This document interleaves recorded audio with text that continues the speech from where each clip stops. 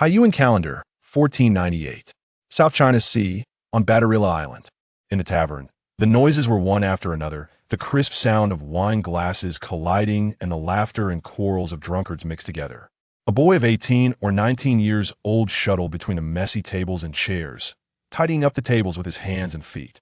However, at this moment, his brows were tightly knitted into a chan shape, and fine beads of sweat also oozed out of his forehead, flickering in the dim light, showing his inner uneasiness and anxiety. It's strange. How come there are so many Marines on the island these 2 days?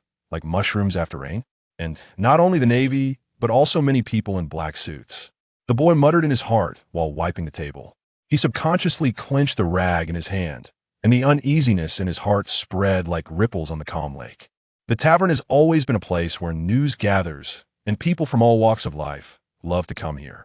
Whether they are tired merchant sailors, cunning businessmen, or wandering travelers, as long as they drink a few glasses of wine. The troubles hidden deep in their hearts on weekdays, or the anecdotes heard from others, are poured out without reservation. But this island has always been peaceful, with no vicious pirates to disrupt the situation, and no earth-shaking events have ever happened. Now, why did these suddenly appearing Navy and mysterious figures in black suits come? The boy's eyes wandered in the tavern, looking at the stern black-clad men in the corner, and glanced at the Marines chatting at the door. The South China Sea, the surging Navy, the black suits, and the news that spread all over the world a few days ago Pirate King Roger was executed in Rogue Town. These scattered clues are like pieces of a puzzle, constantly flashing and combining in the boy's mind, gradually piecing together a terrible guess. Oh my God, could this be the island where the Pirate King's wife Lu Jiu lives? As soon as this thought came up, the boy's heartbeat suddenly accelerated. The boy is not a native of this world. He is originally from Blue Star, and his original name is Chao Tsong. It was an ordinary morning. He was walking on a road as usual. An out-of-control 100-ton truck rushed towards him. The huge impact force instantly broke through the dimensional wall and came to this completely unfamiliar world. When he first arrived here, he was unfamiliar with the place. In order not to expose his identity that was different from ordinary people, he made up an experience for himself. A merchant seaman who drifted here after a shipwreck. In order to make the name less abrupt, he also changed Chao to Chao and only kept the word Song. Chao Tsong. He likes the word Song, two people in bed. As for why he worked in a tavern, the reason is very simple, although money is not omnipotent, but without money is absolutely impossible. Moreover, in this mixed tavern, he could hear all kinds of news, which helped him to understand this world full of unknowns and dangers more quickly. Not long after, relying on his memory of One Piece in his previous life, Song realized that he had traveled to the world of One Piece. Traveling through time may be a wonderful adventure for many people, but for Song, it is more like a nightmare full of dangers. In this world of the survival of the fittest, he has no strong background and cannot get any protection. Second, he has no strength, and when facing danger, he is like a lamb to be slaughtered, and can only be slaughtered. Third, he has no legendary system Goldfinger, which can change his fate. A pirate raid or a demon-killing order from the Navy may make him lose his life in an instant. In view of this, Song worked in the tavern while using his spare time to exercise hard. Whenever night fell, when the hustle and bustle in the tavern gradually subsided, he would come to the beach alone, under the moonlight, and practice physical fitness against the surging waves. At the same time, he also made a plan. When he saved enough money for the boat ticket, he would join the Navy. Song is not a passionate young man with justice in his heart who wants to join the Navy to uphold justice. In his opinion, the justice in this world is too vague and too complicated. But at the moment, Roger has just died, and the current timeline is 22 years earlier than Luffy's departure to sea, so there is no chance to join the protagonist group. If he joins other pirate groups, with his current strength, he will probably be a laborer in his spare time and a cannon fodder in wartime. As for being a captain, it is a fantasy that he dare not even think about. Therefore, joining the Navy has become his best choice at the moment. At least the Navy has a formal training camp where you can learn real skills and will be equipped with weapons. At least you have to learn the 6 styles. As for whether you want to work for the Navy after learning, it depends on the situation. However, if you want to really learn something, the ordinary 4 Seas branch will not work. You have to go to the Navy headquarters Marine Ford. However, plans can never keep up with changes. This is a big trouble. We have to leave here quickly. Song secretly complained. He knew what would happen next. Shortly after Roger's death, the world government followed the clues and suspected that Roger had blood. So they launched a carpet search of the entire island, targeting all pregnant women and babies. Adhering to the cruel principle of killing the wrong person, not letting him go, the island was plunged into a bloody storm for a while, and innocent lives were slaughtered. Those wrong souls also knew who to ask for their lives. Although Tsong was not a pregnant woman or a baby, she would naturally not be the primary target of the Navy and the world government agents. But a soldier is a soldier, and there is no guarantee that there will not be a soldier who doesn't like him and finds an excuse to block the mission and kill him. By then, who can he go to for justice? Tsong is not a fool. He knew that after Roger's death, the Navy came to the South China Sea to find Roger's children. But he still stayed here. It has been so long since the plot of One Piece happened that he could no longer remember the name of the island where Lu Jiu hid. He had been on Batarila Island for several days, but he had never seen the legendary wife of One Piece. Besides, the South China Sea is vast, and Batarila Island is just one of the inconspicuous islands. You can't give up your life in the South China Sea just because the Navy is searching here in the plot. Just like an earthquake occurred on a small island in Asia, you can't stop living in Asia. So, the next day, Tsong resigned from the tavern owner. The boss was a good person. Although Tsong had only worked for a few days, he still paid him the salary happily. This is much better than some companies that don't pay wages during internships or factories that don't pay wages after working for only a few days. Tsong took Bailey, lowered his head, and counted the money carefully while rushing to the dock. Now he just wanted to escape from this place of trouble as soon as possible, and his steps were hurried, almost jogging all the way. Just before turning, he heard a dull thud, and he collided heavily with the person who came. Ouch! The other person screamed. Tsong was a little dazed by the collision, staggered to stand up, and looked carefully, only to see a woman falling to the ground. The woman had a brilliant golden wavy hair, and the hair was dazzling under the sunlight. On her pretty face, the freckles dotted like the stars in the night sky, adding a different charm to her. There was a bright red hibiscus flower in her hair, and the bright color and golden hair complemented each other, making it so beautiful that people couldn't take their eyes off. She was wearing a white long dress, but it couldn't cover her bulging belly. Poor Gasti Lujiu? Tsong was shocked. Sure enough, married woman Zhong Zhong. Ba, what are you thinking about? He cursed himself in his heart, and quickly reached out to help Lu Jiu up carefully. His movements were gentle and cautious, and he was very nervous, fearing that he would accidentally hurt the baby in her belly. Don't let Ace fall. Are you okay? Tsong asked with concern. However, Lu Jiu seemed not to hear his words. Her brows were full of sorrow. Her eyes were empty and confused, and she was worried. She just shook her head slightly, walked around Tsong, and left on her own, leaving Tsong standing there in a daze with a look of astonishment. Tsong didn't want to pay attention to Lu Jiu's abnormality, because at this moment, a crisp and pleasant voice suddenly rang in his mind. Ding! The evil cultivation system is activated. Chapter 2. Is this what you call a heretical cultivation? Tsong could scarcely contain the ecstasy surging within him. At long last, his golden opportunity had arrived. A heretical cultivation system? Could it be that he would wield the soul banner, absorbing and refining all that exists in this world? Marvelous. This was truly in alignment with his desires. Ding. The heretical cultivation system has been successfully activated. Greetings, Master. I am Aileen. A clear, melodic voice, tinged with a mechanical resonance, suddenly echoed within the depths of his mind. Enough with the pleasantries. Quickly, summon the soul banner for me. I intend to refine everyone on this island, turning them into the foundation of my ascent to greatness. Tsong's impatience was palpable. The soul banner? What is that? Eileen's response brimmed with confusion, as if the concept was utterly foreign to her. How could I forget? It should be called the Human Sovereign Banner. Tsong affirmed his understanding. The Human Sovereign Banner? I have never heard of such a thing. Eileen's voice retained its air of ignorance. Could it be? You don't even know about the Human Sovereign Banner? What kind of heretical cultivation system is this? Tsong's tone turned skeptical. Was this system perhaps a counterfeit? Master. It is as follows. I have just detected an exceedingly strong wave of survival instinct.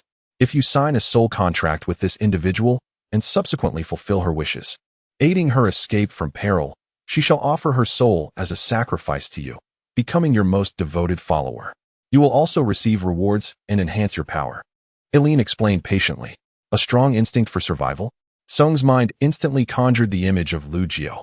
Of course, her survival instinct would be intense.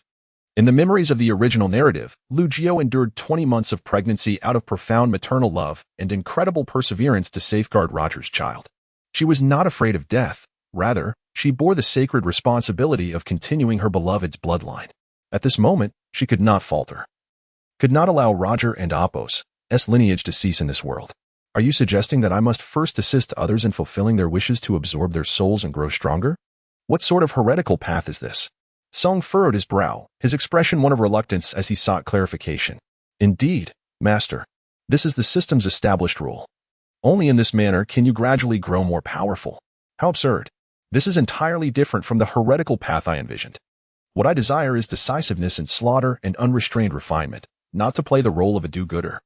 Song decisively shut down the system and turned to race madly towards the dock. After all this time, the system follows such Western rules, requiring me to fulfill others' wishes. Is this truly a heretical cultivation system or an angelic one? Furthermore, with my current strength, how could I possibly save Lu Jiao? It would be tantamount to seeking death. Upon reaching the dock, the sight before Song took his breath away. The entire area was swarmed with naval officers, tightly encircling the premises, armed and on high alert. Now he understood why Lu Jiao had been so troubled, as if shrouded in a veil of despair. The Navy had completely sealed off the island, prohibiting anyone from entering or leaving. Were these sailors out of their minds? If they were searching for Roger and Apos as potential descendants, wouldn't it suffice to seal off the island and restrict women? Why limit the men as well? Could men somehow bear Roger's offspring? Wait. This is the world of One Piece, where there are hormone fruits that can alter gender at will. Who knows what other bizarre devil fruits might exist? There might indeed be men capable of conceiving Roger's child. Aileen, I was overly impulsive and harsh in my demeanor earlier, and I sincerely apologize. Song called out to the system internally, his tone earnest, striving for a change of heart. Please, have mercy on me and do not hold it against me. Could you kindly inform me how I might save Lu Jiao? How do I establish a soul contract with her? I preferred your previous rebellious demeanor. Perhaps you should maintain that attitude. Aileen and Apos' tone conveyed a hint of aloofness and pride. Humph. You were so fierce earlier, and you shut down the system without hesitation. Song only wished to escape this island as swiftly as possible. He was not being paranoid. After all, history has shown that the passage of brigands is as swift as a comb, and the advance of soldiers is as methodical as a comb. Though the Navy and Apos' current operation primarily targeted pregnant women and infants, Song was not naive enough to gamble his life on whether these sailors were virtuous. Indeed, given your current strength, it is impossible to rescue Lu Jiao directly. But do not forget, you have me, your loyal and formidable system. Song quickly replied, I am well aware of my own capabilities. There is no need for repetition. Please tell me precisely what to do, step by step, without omission. Lu Jiao's wish was undoubtedly to ensure the safe birth of Ace, to evade the Navy's pursuit. The question remained, how could this wish be fulfilled? Master, you simply need to persuade Lu Jiao to willingly sign the soul contract with you. Once the contract is successfully established, the system will immediately provide a portal, allowing you both to escape the sealed island safely. Why didn't you say that sooner? It turns out my task is merely to convince Lu Jiao to sign the contract. As for fulfilling her wish, that is the system and Apos' responsibility. I had feared I would have to shoulder all the burdens and resolve every challenge for Lu Jiao. This is much more reasonable, otherwise the system would be utterly unreliable and disappointing. Song quickly inquired, can you accurately locate that intense survival instinct? The Navy's blockade had indeed thrown the island's residents into a state of panic, but they remained oblivious to the true purpose behind the Navy's actions. Only Lu Jiao understood that the Navy and Apos' mobilization was aimed squarely at her and her unborn child. Thus, she alone harbored such a desperate instinct for survival. Yes, Master. Rest assured, I can provide precise navigation for you. Song took a deep breath. Good, let us set forth to find Lu Jiao.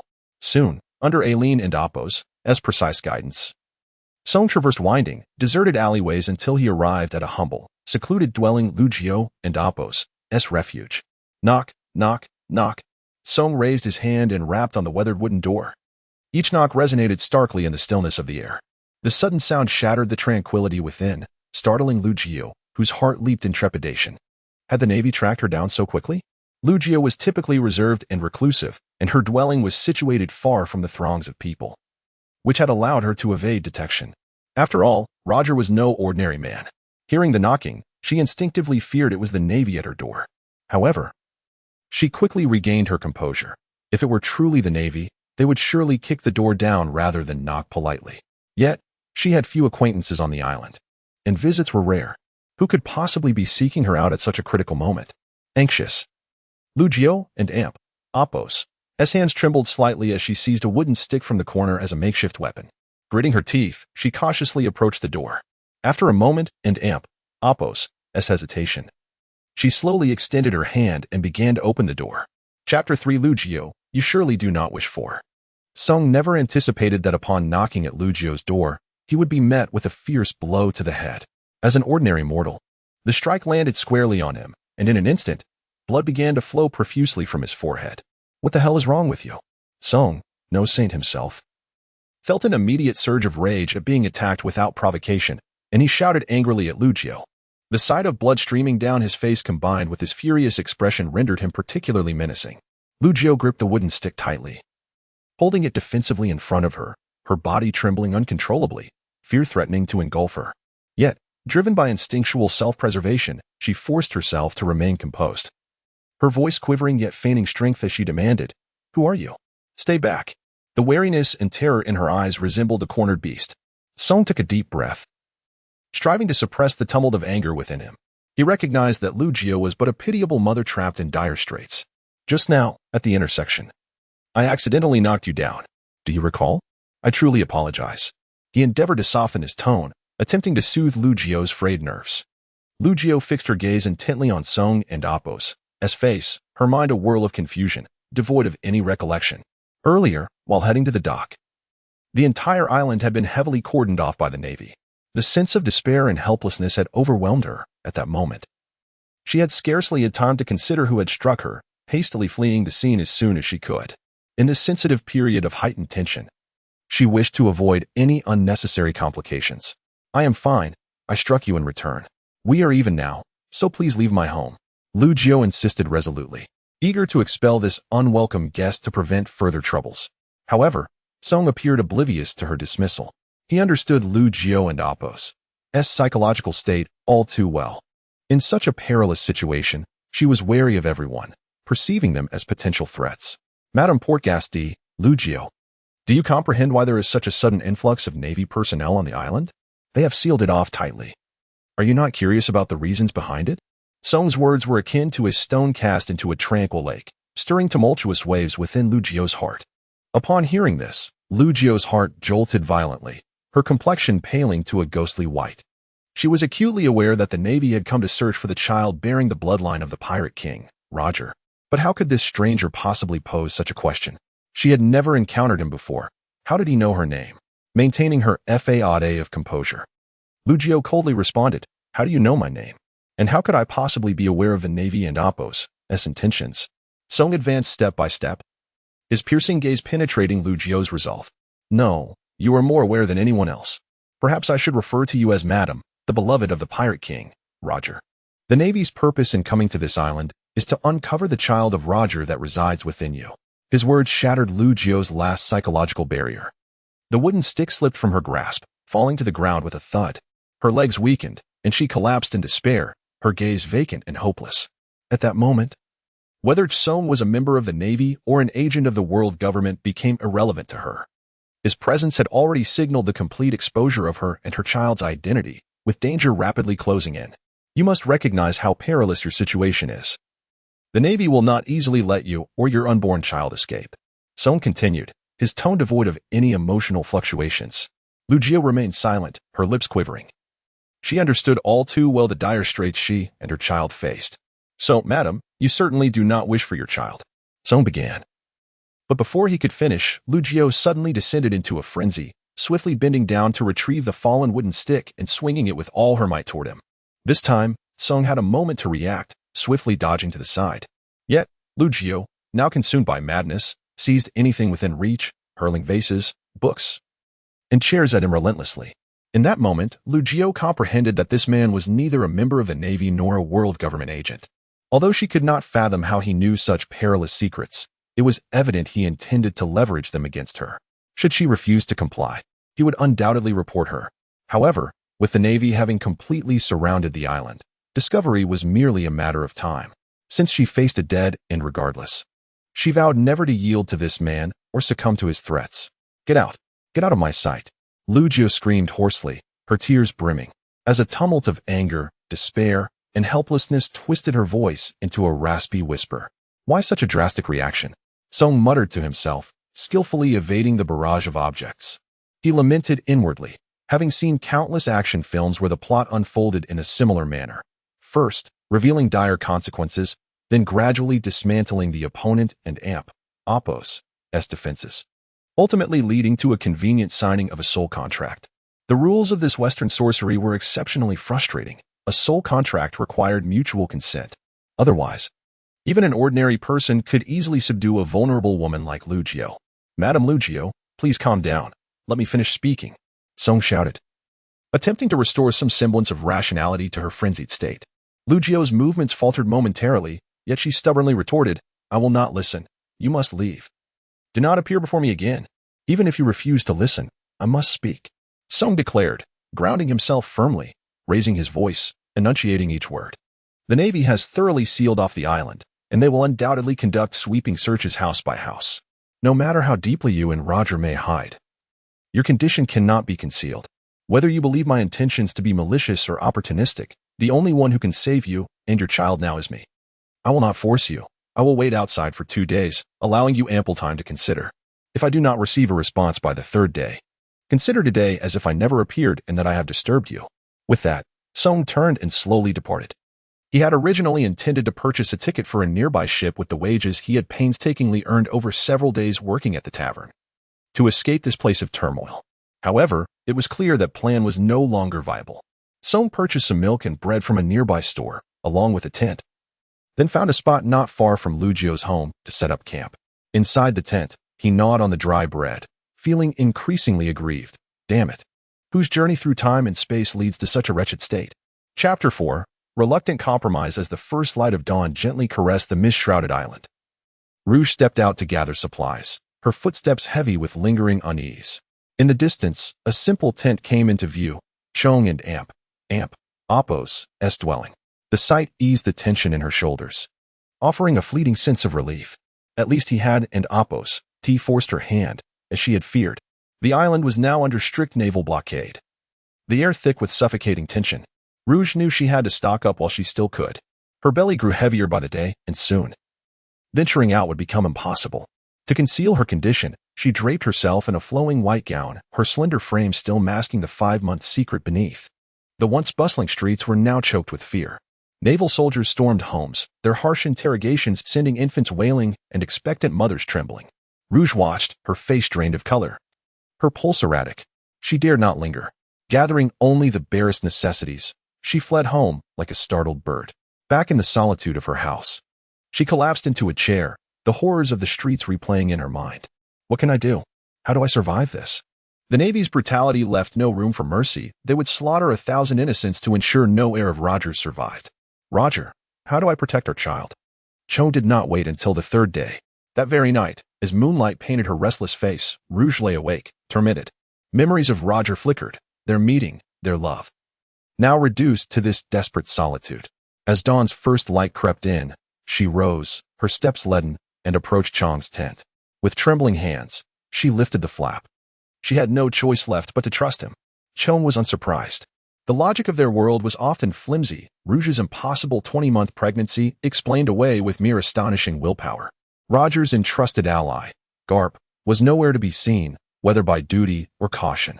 Only after the Navy's hunt would he emerge to claim ace. By then, Rouge would be gone, her life drained by the prolonged burden. But this was no longer a tale bound by ink and whimsy. The Navy and the world government were no fools. A pregnant woman could not hide forever, not for 20 months, not even for 3 years. They would never relent. Have you decided? Chong and Oppos' voice cut through the quiet dawn. Rouge avoided the question. You say you can help, but you and Oppos, read just an ordinary man. How? Chong had no intention of revealing his system. Fortunately, the C and Oppos' myths provided cover. I'm a contract fruit user. A soul pact between us will grant me the power to get you out. A soul pact? Her brow furrowed. Once signed, I fulfill your wish. and you offer me your soul in return. And then, her voice wavered. You become my devotee, my servant, and I, your master. She staggered back. The price was steep. The choice is yours. The pact requires willing consent. I won't force you. And I aid you first. Your surrender comes after. Silence stretched. Then, her hands settled on her belly. Feeling the faint flutter within, a mother and amp, Apos, S resolve burned bright. I accept. Good. In his mind, Chong summoned, Aline, it and amp, Apos, S time. A chime echoed in reply. A radiant glow coalesced in his palm, solidifying into a parchment, soft yet thrumming with power. It floated toward Rouge. Steadying herself, she took it. The terms were clear, her freedom in exchange for her soul. What must I do? Her voice was steel wrapped in fear. Bleed upon it. Chong bit his thumb first. A crimson drop striking the page. Without hesitation, Rouge pricked her finger.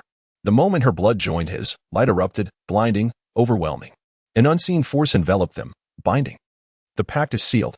Chapter 5. As the dazzling light gradually faded, Lu Jio's heart tightened, her gaze anxious as she swiftly surveyed her surroundings.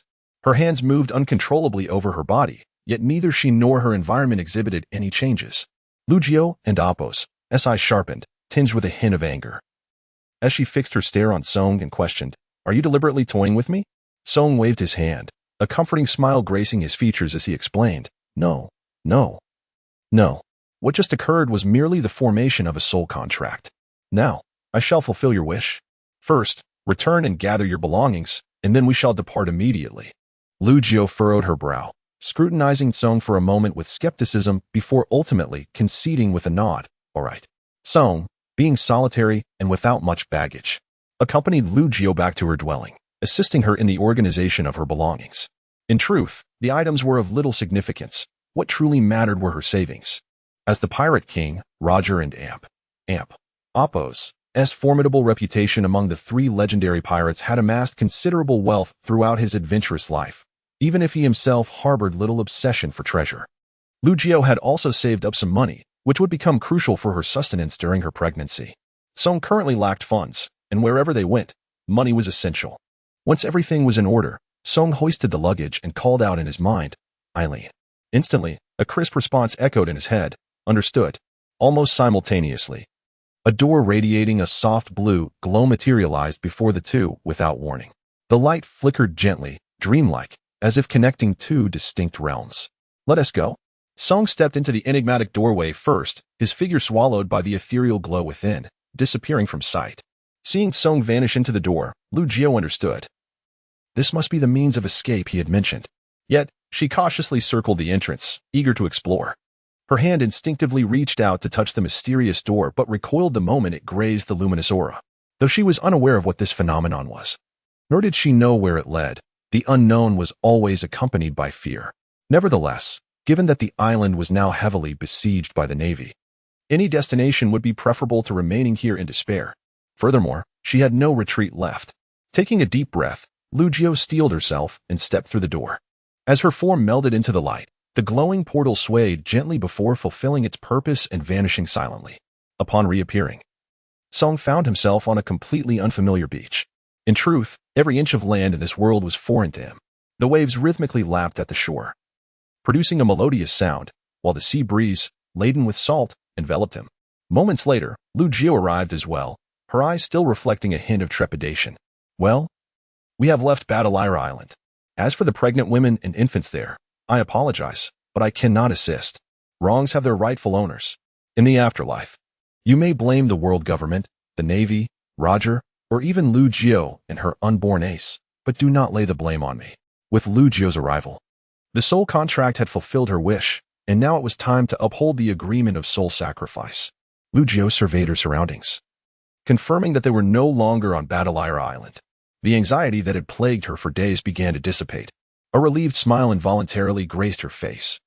Blooming like a flower in spring, brief yet beautiful, Song remained composed, his expression neutral, and softly remarked, Your wish has been granted. And you should be aware of what comes next. Upon hearing Song and Amp, Apos, S words, Lu Jio and Amp, Apos, S expression dimmed instantly, her smile freezing in place. She had perused the contract multiple times. Every clause, every word was etched in her mind, and she understood well what would transpire next. Lu Jio fell silent, slowly nodding. Song and Amp, Oppos, as tone was gentle. Do not be anxious. Try to relax. He then addressed the system in his mind. Eileen, commence operations. Understood. Lugio felt a violent tremor ripple through her soul. As the most precious and core aspect of her essence gradually withdrew, her body began to tremble uncontrollably, her hands clutching her chest, desperate to grasp the fading fragment.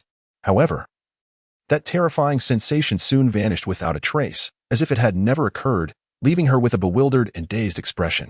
Ding. Congratulations, Master. The soul contract has been completed. Strength elevated to the rank of Rear Admiral in the Navy headquarters. Reward, slippery fruit. Initial completion of the soul contract. Additional reward, flame fruit. Song felt a sense of satisfaction, although the rewards of the devil fruits held little value for him. The slippery fruit was merely an ordinary fruit he had no intention of consuming. The flame fruit, despite being of the Logia type, was still not worth his attention. However, attaining the strength of a Rear Admiral provided him with a measure of self-preservation in this perilous world, preventing him from becoming prey. Song and Amp, Oppos' demeanor was unperturbed as he stated, "All right, let us depart." His tone resembled that of concluding a trivial transaction. Is that it? Was everything that transpired merely an illusion? Lugio was engulfed in confusion, sensing no significant change within herself. She looked down at her hands and touched her face. Everything appeared as it always had. Yet deep within, it felt as though something was amiss. The sacrifice of her soul did not merely entail relinquishing her essence. Rather, it encompassed all that belonged to her, now belonging to Kong. However, she would not transform into a mindless puppet. Her original consciousness would remain intact, though her loyalty would be entirely devoted to Song. Acknowledging him as the ultimate authority, Song had candidly informed her of this beforehand, and the soul contract explicitly noted this aspect, which was a crucial reason for her initial agreement to the contract. Yet, the rapidity of these events left her in a state of disarray. In her imagination, such a momentous act as a soul sacrifice should have been accompanied by a solemn altar and mysterious rituals, not concluding so quietly. Suddenly, Song turned back, his expression serious as he instructed Lugio, "Our current identities are that of a couple, here in this serene and beautiful environment to await the birth. Do you understand?" After all, the combination of a pregnant woman and a man presented the most plausible identity, least likely to arouse suspicion. Lugio instinctively replied, "Yes, Master." The moment the words escaped her lips, she abruptly realized, so this was the transformation following the soul sacrifice? Unbeknownst to her, her subconscious had already accepted Song as her master, the absolute sovereign, binding her existence to him. Song nodded slightly and said, "Let us proceed." Chapter 6. The first encountered Song held his luggage in one hand and strode purposefully towards the town on the island. Lugio followed closely behind, her skirt fluttering gently in the sea breeze, her pace leisurely yet perfectly maintaining the distance between them. From a distance, they resembled a newlywed couple exploring the world together. As they walked, a faint rustling caught their attention. Not far away, 4 small boys were huddled behind a large tree, whispering and occasionally stifling giggles. One boy, crouched low, clutched a bright red tomato in his hand, his eyes gleaming with the thrill of mischief. Seizing the moment, he hurled the tomato towards a little girl sitting on a stump, engrossed in her book. In an instant, Song darted in front of the girl, deftly catching the tomato midair. "Boys are often mischievous," he admonished gently. "You shouldn't bully girls." Almost simultaneously, Lugio rushed to the girl's side. She crouched slightly, a warm smile blooming on her face like the gentle sun of spring, and softly inquired, "Are you all right, little one?" The boys hiding behind the tree showed no shame at being caught. One bolder boy defiantly shouted, "She's not a girl. She's a monster." The others chimed in, Yes. She's a monster who can do magic." With that, they laughed and scattered in all directions. "Monster?" Lugio instinctively repeated, her face etched with confusion as she looked down at the little girl, seeking answers in her expression. It was then that Song took a closer look at the girl before him. She had a neat head of short black hair, strands slightly damp with sweat, softly adhering to her porcelain-like cheeks. Her large eyes resembled a clear blue sky, untainted by impurities, yet deep within them lurked an incongruous sadness for one so young. Her prominent nose stood out on her somewhat slender face, accentuating her uniqueness. She was small in stature, her purple dress faded from washing, appearing particularly fragile in the wind. Robin? Could this be O'Hara? A multitude of thoughts flashed through Song's mind, and he couldn't help but curse the damned system. Had he barely escaped the jaws of one beast only to fall into the den of another? Robin looked up, sensing Lu Jiao and Apos' confusion, instinctively biting her lip and raising her hand slightly. In that moment, something extraordinary happened. Several arms sprouted from both Song and Lu Jiao without warning.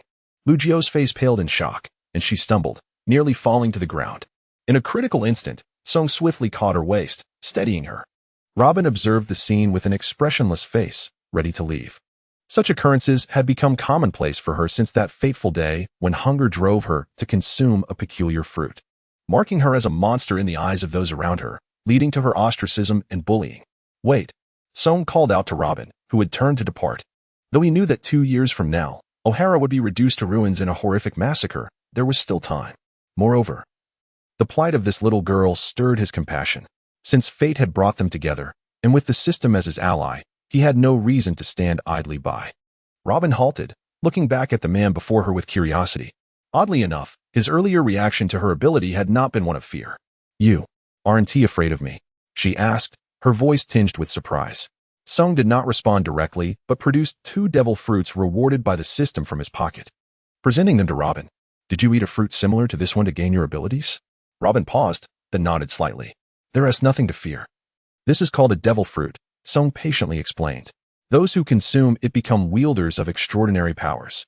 When you grow up and venture into the Grand Line, you'll discover many others like you." "Really?"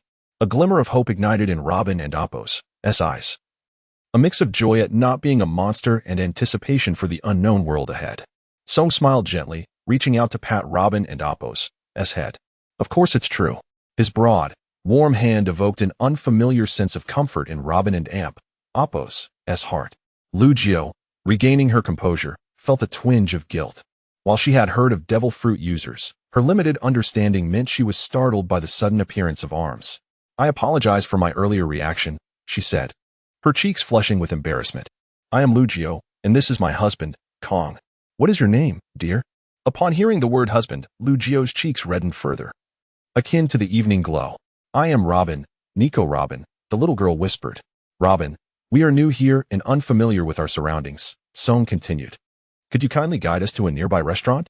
"Wait, Song," Lu Jiao interjected hastily. "What if Robin's parents are worried about her? If she returns late, they might be concerned. Let us find our way ourselves." At the mention of parents, Robin's expression dimmed instantly, her voice turning somber. "My parents are no longer here. My mother is still alive, but she went to sea when I was very small and hasn't returned since. I can hardly remember what she looks like."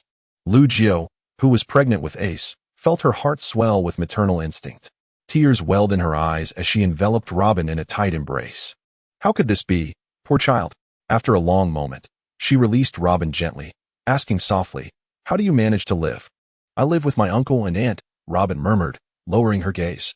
Song frowned slightly and cautiously inquired, "They don't treat you well, do they?"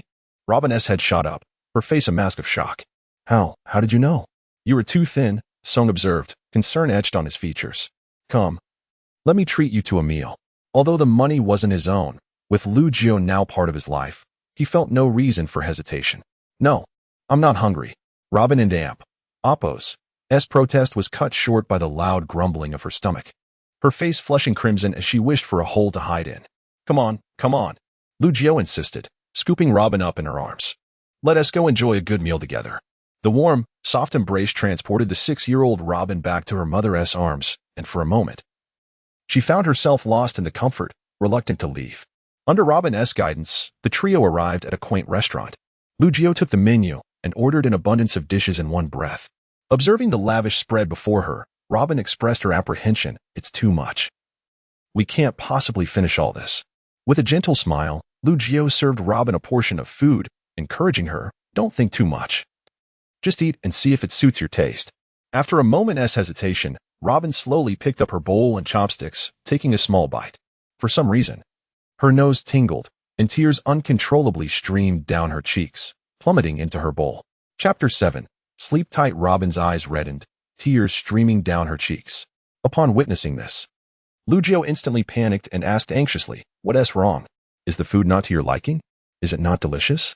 Her concern for Robin mirrored that of a mother towards her child, overflowing with tenderness. With great effort, Robin managed to suppress her sobs. her voice thick with emotion as she replied, "No. This is the best meal I've ever had. I've never tasted so much delicious food."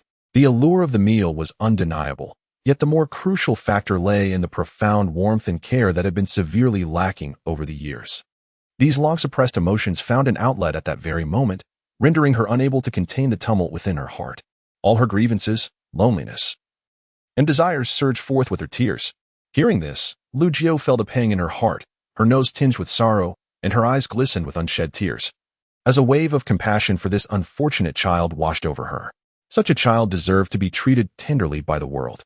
The meal concluded in this heartwarming atmosphere. As Robin's smile gradually blossomed, it resembled a warm sunbeam piercing through heavy clouds, casting a gentle glow upon Song and Lucio's hearts, bringing them a semblance of solace.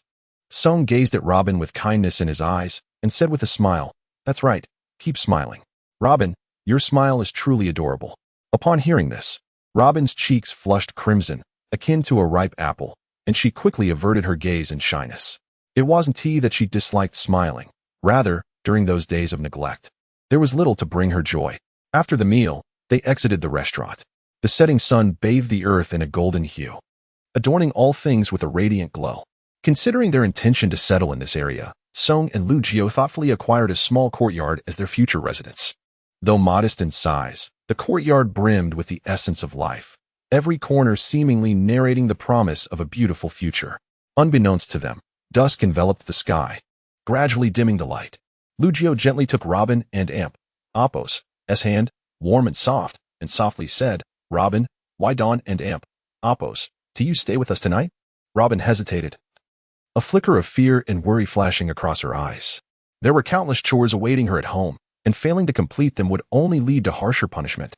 After much deliberation, she politely declined, "Thank you, but I think I should go back home." Song, understanding the importance of patience, smiled and replied, "All right then. It's getting late. We'll walk you home." "Okay," Robin responded obediently, her demeanor endearing. The three of them walked side by side, hand in hand. Lucio walked on the inner side of the path, with Robin nestled between them, feeling as though she were a cherished little bird, enveloped in happiness. In that fleeting moment, she felt as if they were a genuine family, caring for and warming one another. Soon, they arrived at the door of Robin and Amp's uncle and Amp's house. "Brother Song, sister Lucio, I'm home," Robin announced, releasing their hands, her face adorned with a sweet smile tinged with reluctance. Lucio gently patted Robin's head, offering tender advice, "Yes, go inside. If your uncle and aunt scold you for coming home late, we can explain that you were helping us." Robin unlocked the door and stepped inside, her voice barely above a whisper, laced with unease. "I'm back. Sorry for being late, Aunt Raj." Yet, the house was enveloped in silence. No one responded. Approaching the table, Robin spotted a note resting atop it. She reached for it and read aloud, "Dear Robin, today is our daughter's birthday, so our family of 3 has gone out to celebrate. There is some bread at home. Feel free to eat. But remember to use only a little jam. After you eat, please wash the dishes, tidy up, and bring in the clothes before heading upstairs early." Had this been any other day, Robin would have felt little more than indifference towards the note, accustomed as she was to being overlooked by her family. Yet, for reasons unknown, an overwhelming sense of grievance welled up within her today, tears welling in her eyes. She bit her lip, struggling to hold back the tears that threatened to spill. Robin dashed back to the door, forcing a smile as she said, "Brother Song, sister Lucio, I'm home. You should head back too. Your uncle and aunt didn't scold you, did they?" Lucio inquired with concern, her eyes filled with worry. "No, they didn't." Robin replied, shaking her head, feigning ease. Song smiled, saying, "All right then, we'll take our leave. You know where we live, so come visit often." Robin nodded gently, responding with a sweet, "Okay." Song was well aware of Robin's uncle and aunt and Amp's nature from the anime he had seen. Yet he understood that they had only just met Robin and should not rush things. After Song and Lucio departed, Robin slowly closed the door. She knew she had to hurry with her chores, otherwise, it would be disastrous when her uncle and aunt returned. Fortunately, her powers allowed her to multitask effortlessly. Using her abilities, she summoned hands to wash the dishes while simultaneously wiping the floor. As she continued, the grievances she had been suppressing burst forth uncontrollably, tears cascading down her cheeks, each drop falling onto the floor. Brother Song and sister Lucio's future child will surely be very happy. I want a mommy and daddy too. Meanwhile, Song and Lu Jio returned home. Alone together, Lu Jio felt a wave of awkwardness wash over her. Unsure of where to place her hands and feet, her mind in disarray. Her gaze wandered, unable to meet Song's eyes, her fingers nervously tugging at her clothing. In truth, the time spent with Robin today closely resembled the idyllic family life she had long envisioned. In her dreams, it was Roger, the man she had devoted herself to, who would be by her side, with their child being a testament to their love, as they lovingly watched their little one grow in a warm home. Yet now, she had completely devoted her soul to Song, essentially becoming his loyal servant. After much hesitation, Lu Jio finally summoned the courage to speak. Can we wait for the child? Her voice trailed off, trembling with the fear of broaching a sensitive topic. Song immediately grasped her meaning, interrupting her before she could finish. I'm not a beast. Go wash up and rest. Call me if you need anything. Though he said this, Song couldn't shake the feeling of being less than humane himself. Aside from the system, everything seemed to be intertwined with Roger. The house may not belong to Roger, yet the money spent on it was undoubtedly his. Thus, it could be said that he was living in a house purchased with Roger's money, and he would continue to live with Lu Jio, even possibly aiding Ace along the way. No, I'm helping Roger, he reminded himself. Roger, my dear, rest easy. Your wife will be cared for. Do not worry. Lu Jio softly replied, all right. She submerged herself in the bath, warm water enveloping her body. Deep down, she was puzzled. Perhaps it was due to her soul being sacrificed to Song, but she found herself not repulsed by him. Instead, she felt a subtle dependency forming. She had always believed her love for Roger was profound, and being with Song should have induced some resistance, as it was all beyond her control. Yet now, everything unfolds with such natural ease, as though this were always meant to be. Enough of this contemplation. What and amp, oppos, as done is done, and further rumination serves no purpose. I shall retire for the night, for it has indeed been far too long since I've known proper rest. Chapter 8. Apology, Aaron. What the hell have you done? How did you send me to O'Hara Island? Is there a problem? What problem? Are you not aware that O'Hara will be reduced to rubble by the Buster Call in 2 years? But that is still 2 years away. Fair point. But you could have at least given me a heads up before sending me here. You didn't ask. If I didn't ask, how would you know to tell me? Damn it. Can your portal specify a destination? Yes. For crying out loud. How could you not share such crucial information proactively? You didn't ask about that either. Can I use the portal? Yes, but there are limitations. What limitations? This time, the system provides it. But if you use it actively, there's a cooldown. How long? 2.5 years. Such a convenient tool, and you couldn't just tell me? You didn't Shut up. Frustrated, Song abruptly shut down the system. Initially, Song had planned to leave this troublesome place after Lu Jio gave birth to Ace. However, now that he knew the portal could be actively used, his thoughts began to shift. Perhaps there was no need to rush away, and who knows, he might even persuade Alvia to sacrifice herself for him. What is wrong with me? Is it truly because of the surname Chow that I inherited that Chancellor Chow and Appos' peculiar preferences? Why do I find myself constantly preoccupied with married women? Never mind, it's time to sleep. The next day, Robin arrived early at Song and Lu Jio's residence, her petite figure appearing particularly fragile. On this island, she had always been alone, surrounded by people who feared her unusual abilities. Only Song and Lu Jio showed no fear and treated her with great care. From Song and Lu Jio, Robin felt a warmth she had never experienced before.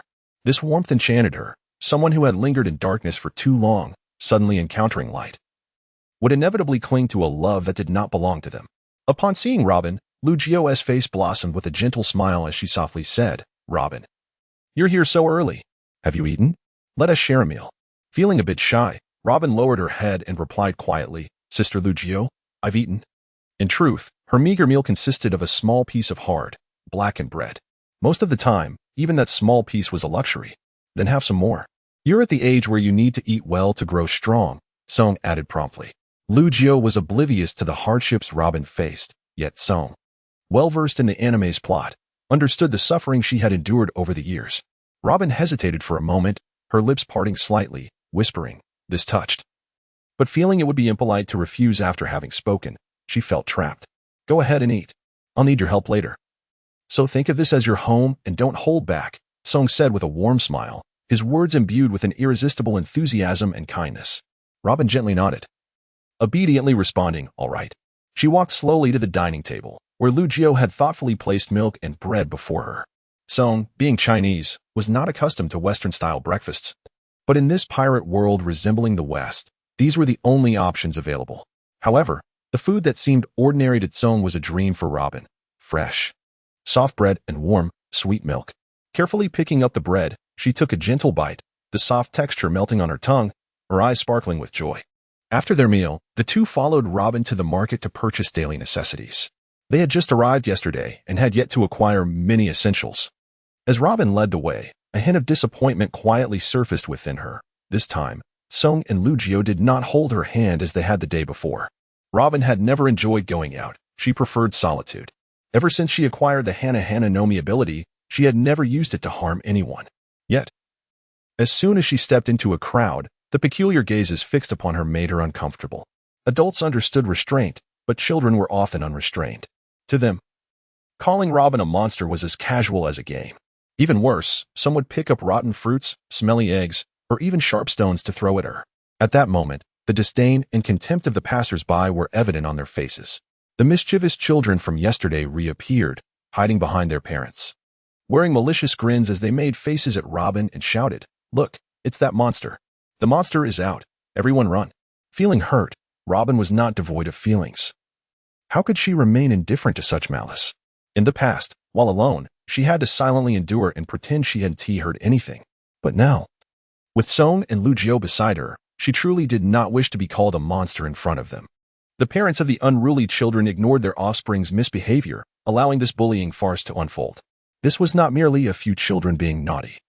It was a collective isolation of a child by the entire O'Hara Island, a display of societal indifference. Lugio witnessed everything, her eyes reddening with sorrow as she tightly grasped Robin's hand. Simultaneously, she cast a pleading glance towards Kong. The moment their eyes met, Song understood the meaning behind her gaze.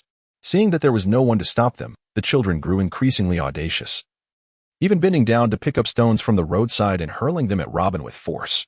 Robin shut her eyes in terror, her body trembling slightly as she braced for the impending pain. However, 1 second, 2 seconds, after what felt like an eternity, the expected agony did not arrive. Song extended his hand and intercepted the flying stone. His expression was stern, exuding a chilling aura as he approached the children step by step. The children, seeing Song's fierce demeanor, hurriedly hid behind their respective parents. These parents, who had previously ignored their children's wrongdoing, suddenly stood up, indignant, and said, "What do you think you're doing? They're just kids." Song's face was as calm as still water, showing no signs of emotion as he coldly uttered a few words. "Apologize. Apologize to Robin. What are you talking about? Why should they?" One parent began to argue. Though Song was not particularly tall, the authority of a naval major was not something an ordinary civilian could withstand. Seeing Song's intimidating presence, the adults quickly urged their children, "Go apologize." Reluctantly, the children, under the pressure of Song's intimidating aura, shuffled forward to Robin, their voices barely above a whisper. "I'm sorry." Song frowned slightly, his tone stern, louder. This time, the children shouted, "I'm sorry." Chapter 9. The joy of welcoming a daughter. Song's gaze was stern as he surveyed the crowd around him, his voice low and commanding. "Listen closely. From this day forth, we are Robin and Appo's family. Anyone who dares to bully her will face the consequences." With that, he forcefully stomped his foot down, creating a shocking crater in the hard stone pavement, shards of broken stone scattering in all directions. Song was not one to show mercy, nor did he believe that the bullying of Robin was a crime deserving of death. He simply wished to live in peace, avoiding unnecessary conflict and bloodshed. Under Song's imposing presence, the passers-by fell silent. He strode back to Robin, gently crouching down to securely cradle the small child in his arms. It was amusing to reflect that before his journey through time, he often found himself smiling at adorable children in short videos, playfully commenting on how he wished to skip over women and have a lovely daughter of his own. Little did he know, this seemingly whimsical desire was about to be fulfilled. Nestled in Song's embrace, Robin instinctively wrapped her arms around his neck, her head resting softly on his shoulder. Having long envied other children as they were lovingly held by their parents, she finally experienced that warmth for herself. This, she realized, was the sensation of being cherished. Robin unconsciously tightened her grip. Song looked down at Robin, his expression softening.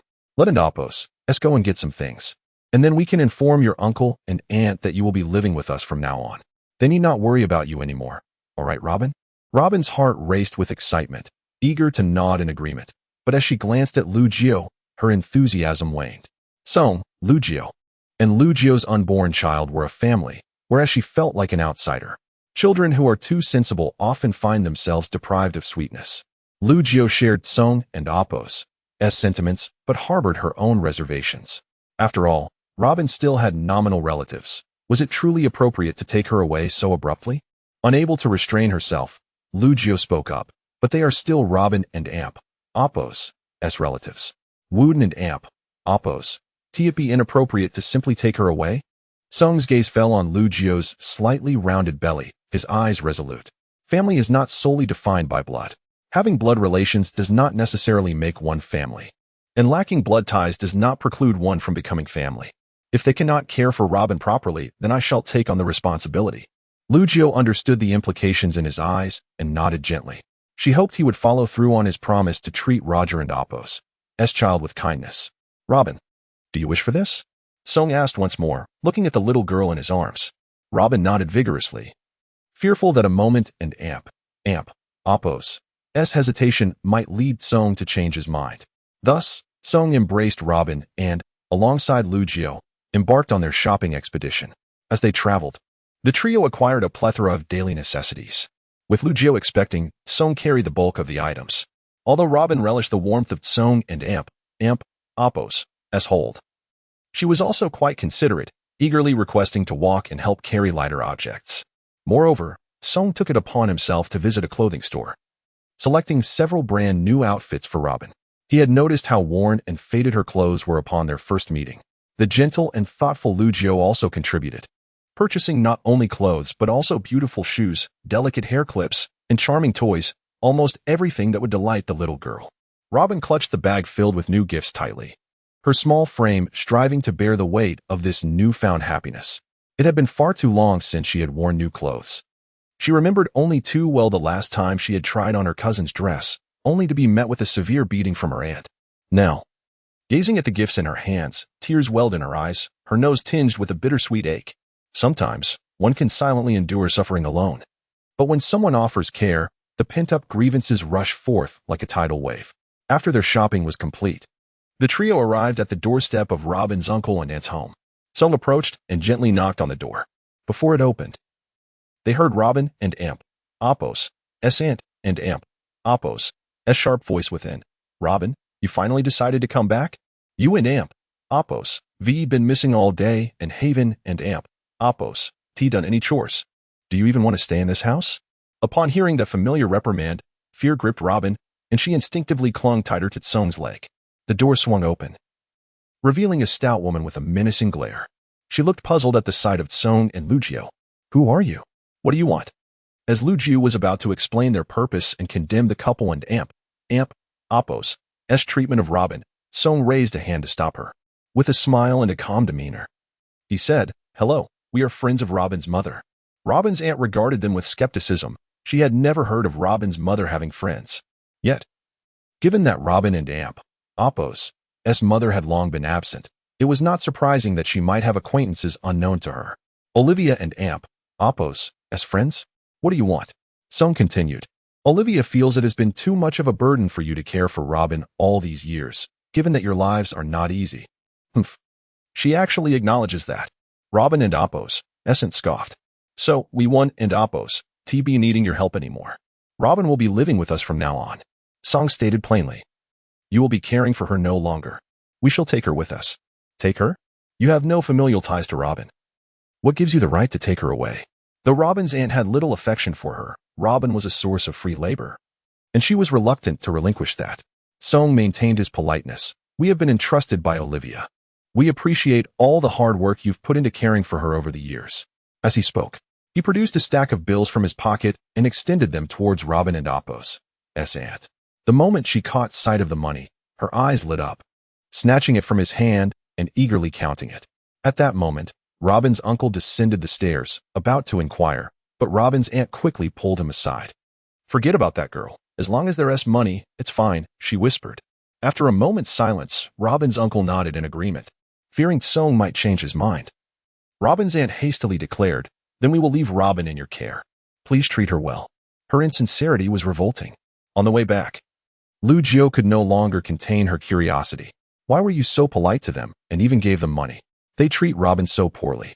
The money was rightfully hers, yet she felt it was excruciating to hand it over. Song chuckled at Lu Jiu's flustered expression, which only fueled her irritation. Why are you laughing? She snapped. Seeing her genuinely upset, Song ceased his teasing and explained earnestly, one must not view matters too one-dimensionally. While it is true that they mistreated Robin, they were also the ones who took her in, providing her with food and shelter. Though Lu Jiu found this reasoning unsatisfactory, she could not argue against it and merely nodded in silence. Song then turned his gaze to Robin, his eyes filled with affection. But Robin, you need not feel grateful to them. They did not treat you well, and that is a fact. I have compensated them. You are no longer indebted to them. Robin nodded vigorously. Neither Lu Jiu nor Robin knew that 2 years hence, under the Edict of Extermination, everyone who had bullied Robin, along with her uncle and aunt, would be obliterated. If that were the case, what harm was there in allowing them to live for another 2 years? Chapter 10. As the sun dipped below the horizon and twilight deepened, the three of them finally returned home after a long day. Lu Jiu stepped into the kitchen and tied on an apron. The flickering flames cast an orange glow that danced across her features, enhancing her gentle allure. Song was not too lazy to let Lu Jiu prepare the meal. Rather, he was preoccupied with a myriad of tasks.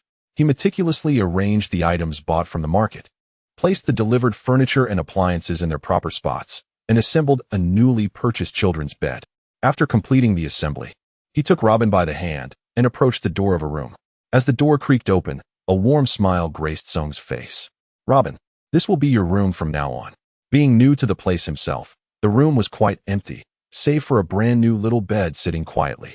However, Robin's eyes sparkled with delight as she joyfully leaped onto the bed, rolling around in the soft bedding, her laughter ringing through the room like silver bells. Downstairs, Lu Jiu's gentle voice called out at just the right moment. Song, Robin, come down for dinner. Received. Song and Robin chimed in unison, their figures happily bounding down the staircase. At the rectangular dining table, 3 sets of chopsticks and bowls were neatly arranged. Robin sat on her chair, her little legs swinging joyfully, her bright eyes fixed on the table laden with fragrant dishes. Lu Jiu, 5 months pregnant, appeared fuller, but her serene elegance remained undiminished. The home-cooked meals she prepared were a feast for the senses. Beautiful, gentle, and a skilled cook, she was the epitome of a perfect wife. After dinner, Robin eagerly dashed into her room with a large bag of decorations, diligently embellishing her little nest. Lu Jiu tenderly caressed her rounded belly and, under Song's concerned gaze, retreated to rest. Meanwhile, Song ventured out to the yard to commence his daily training. As night deepened, the moonlight filtered through the half-drawn curtains, softly illuminating Robin's little bed. Clutching her plush teddy bear, she wore a satisfied smile as she drifted into a sweet slumber. The gentle breeze outside seemed to whisper, carrying her innermost wishes far away. If this were a dream, let time freeze at this moment forever. Thus, Robin settled into Song's home. Her love for books had never waned, particularly for historical texts, which she could read for an entire day. Perhaps inheriting her parents' excellent genes, young Robin exhibited extraordinary talent in the field of historical archaeology. The scholars of O'Hara did not perceive her as a freak, unlike the local residents, nor did they shower her with excessive affection. They were engrossed in their historical research, aware that their studies were not tolerated by the world government, and thus wished to keep little Robin out of it. However, Robin no longer cared about this, for she was no longer alone. Time passed swiftly, and Lu Jiu's belly grew increasingly round, making her movements more cumbersome. Many tasks fell solely to Song, which moved Lu Jiu, yet she felt somewhat guilty. After all, the child was not of Song's bloodline. One day, Song retrieved a slippery fruit from the system space and presented it to Lu Jiu, who looked perplexed. Song patiently explained, "This is the slippery fruit from the Paramecia devil fruit category. True to its name, consuming it can make your skin incredibly smooth, even banishing freckles." Lu Jiu feigned anger, her eyes curving with mirth. "Do you find me unappealing?" Song quickly waved his hands, his expression earnest. "Not at all. I brought this slippery fruit for you to alleviate the pains of childbirth and ensure a safe delivery for our child." This was indeed Song and Appo's intention. He did not wish to see Lu Jiu suffer the same fate as in the anime, where she perished in her youth. The freckles on Lu Jiu's face did not detract from her beauty. Rather, they added a unique charm. However, which woman would wish to have freckles? especially when it meant ensuring the child and Apos' safe arrival. This resonated deeply with Lu Jiao, leaving her unable to find a reason to refuse. She accepted the slippery fruit and softly said, "Thank you." Being cared for so tenderly filled her heart with gratitude. But as soon as she took a bite, her expression soured. It tastes terrible. Yet thinking of the magical effects of the fruit, she endured the discomfort and finished the entire thing. Upon seeing Lu Jiao finish, Song flashed a cheeky grin. Actually, the devil fruit takes effect after just one bite. Lu Jiao realized her previous sentiment was premature. He was indeed mischievous. "You scoundrel!" Lu Jiao exclaimed in a fluster, playfully biting Kong. He exaggeratedly grimaced in response, and Robin, witnessing the scene, couldn't help but giggle. When Robin tasted the flower fruit, she was quite hungry, and indeed, the fruit was unpleasant, yet she ate it all to satisfy her hunger. She had been completely unaware that a single bite of the devil fruit would suffice for its effects. After their playful banter, Song pulled out a mirror and directed it at Lu Jiao's face. "See? I didn't deceive you. Your freckles are all gone." "Robin, don't you think Aunt Lu Jiao is even more beautiful now?" Robin smiled sweetly, her eyes sparkling, and Lu Jiao was already beautiful. Song rolled his eyes at Robin, exasperated by her high emotional intelligence. Meanwhile, Lu Jiao was too absorbed to notice the teasing. Her gaze was captivated by the face in the mirror, both familiar and foreign. She snatched the mirror, gently caressing her cheek. Not only had her freckles vanished, but her skin had also become delicate and silky. 5 months in O'Hara flew by in the blink of an eye. With the aid of the slippery fruit, Lu Jiao successfully gave birth to a baby boy, Ace, arriving in this world a full 10 months earlier than in the original story. Although the slippery fruit spared Lu Jiao from the agony of childbirth, she was still quite weak, her pallor betraying her fatigue as she lay feebly on the hospital bed. Lu Jiao gazed at Song, who tenderly rocked the child beside her, a smile gracing his face. In that moment, she felt that they were truly a family. "Have you decided on a name for the child?" Song inquired softly, concern etched in his eyes. Lu Jiao smiled weakly, a flicker of anticipation in her eyes. "Yes, but don't you want to name him yourself?" Song shook his head, his tone placid. "A name is merely a symbol." He said that if it were a boy, he would be named Ace. If a girl, and Lu Jiao spoke softly, "That and Apos' a lovely name." Song nodded in agreement, never intending to change Ace and Apos' name. Then, with a hint of worry, he added, "But the surname Gold is too conspicuous. Let the child take your surname instead, Port-St. Ace." However, Lu Jiao resolutely shook her head, her eyes filled with determination and tenderness. "No, he will take your surname." Seeing the earnestness in Lu Jiao's gaze, Song gently nodded in acquiescence. Chapter 11. Home. The door to the hospital room creaked open, the metallic hinges emitting a sound that resonated sharply in the silent corridor, where one could almost hear the rhythm of a heartbeat. Robin, who had been eagerly awaiting outside, gently waved to the figure emerging from within. In that fleeting moment, the girl and Apos' eyes sparkled like a constellation of brilliant stars, radiating joy. She could hardly contain her excitement as she rushed into the room. O'Hara Island, now distanced from the marauding pirates, had seen the once bullying islanders retreat in deference to Robin, who was no longer subject to their disdain. Yet, even amidst this newfound peace, Robin could not shake her concern for the child left at home. Thus she remained by her side. Moments ago, the doctor had exited the room with a reassuring smile, proclaiming the mother and child safe. At that instant, an overwhelming impulse surged within Robin, compelling her to rush into the room to meet Nico and the newly born life. However, her astute and empathetic nature quickly tempered her excitement. She understood that Nico and Thorn likely had many heartfelt sentiments to share during this special time. Suppressing her impatience and yearning, Robin adorned her face with a gentle smile and softly ushered Thorn into the room, while she herself stood quietly at the threshold, patiently waiting. At times, Robin's understanding could be heart-wrenching. Finally, Thorn emerged, signaling that she could enter. Unable to contain her elation any longer, Robin dashed into the room. Upon entering, Robin's gaze was immediately drawn to Nico, who lay on the bed, her complexion slightly pale. Concern flooded Robin's heart as she hurriedly approached, her voice laced with urgency. "Nico, are you all right? Does it still hurt?" In preparation for this new life, Robin had dedicated considerable time and effort to studying several parenting books, which detailed the excruciating pains of childbirth. This knowledge had kept her anxious, and her trepidation now peaked. Nico shook her head gently, a tender smile gracing her pale features. "Pain? Not at all. Thorn was lying. The slippery fruit truly spared me from the agony of childbirth. Ace came into the world seamlessly. Even the experienced doctors were astonished. My pallor is simply a result of postnatal weakness. I'm fine, don't worry. With Nico's reassuring words. Robin's gaze was drawn to the small crib beside her, where a tiny figure lay. The little bundle, with its delicate pink skin and sparse hair, had not yet fully unfurled its features, yet it radiated an innocence and charm that stirred a profound affection within her.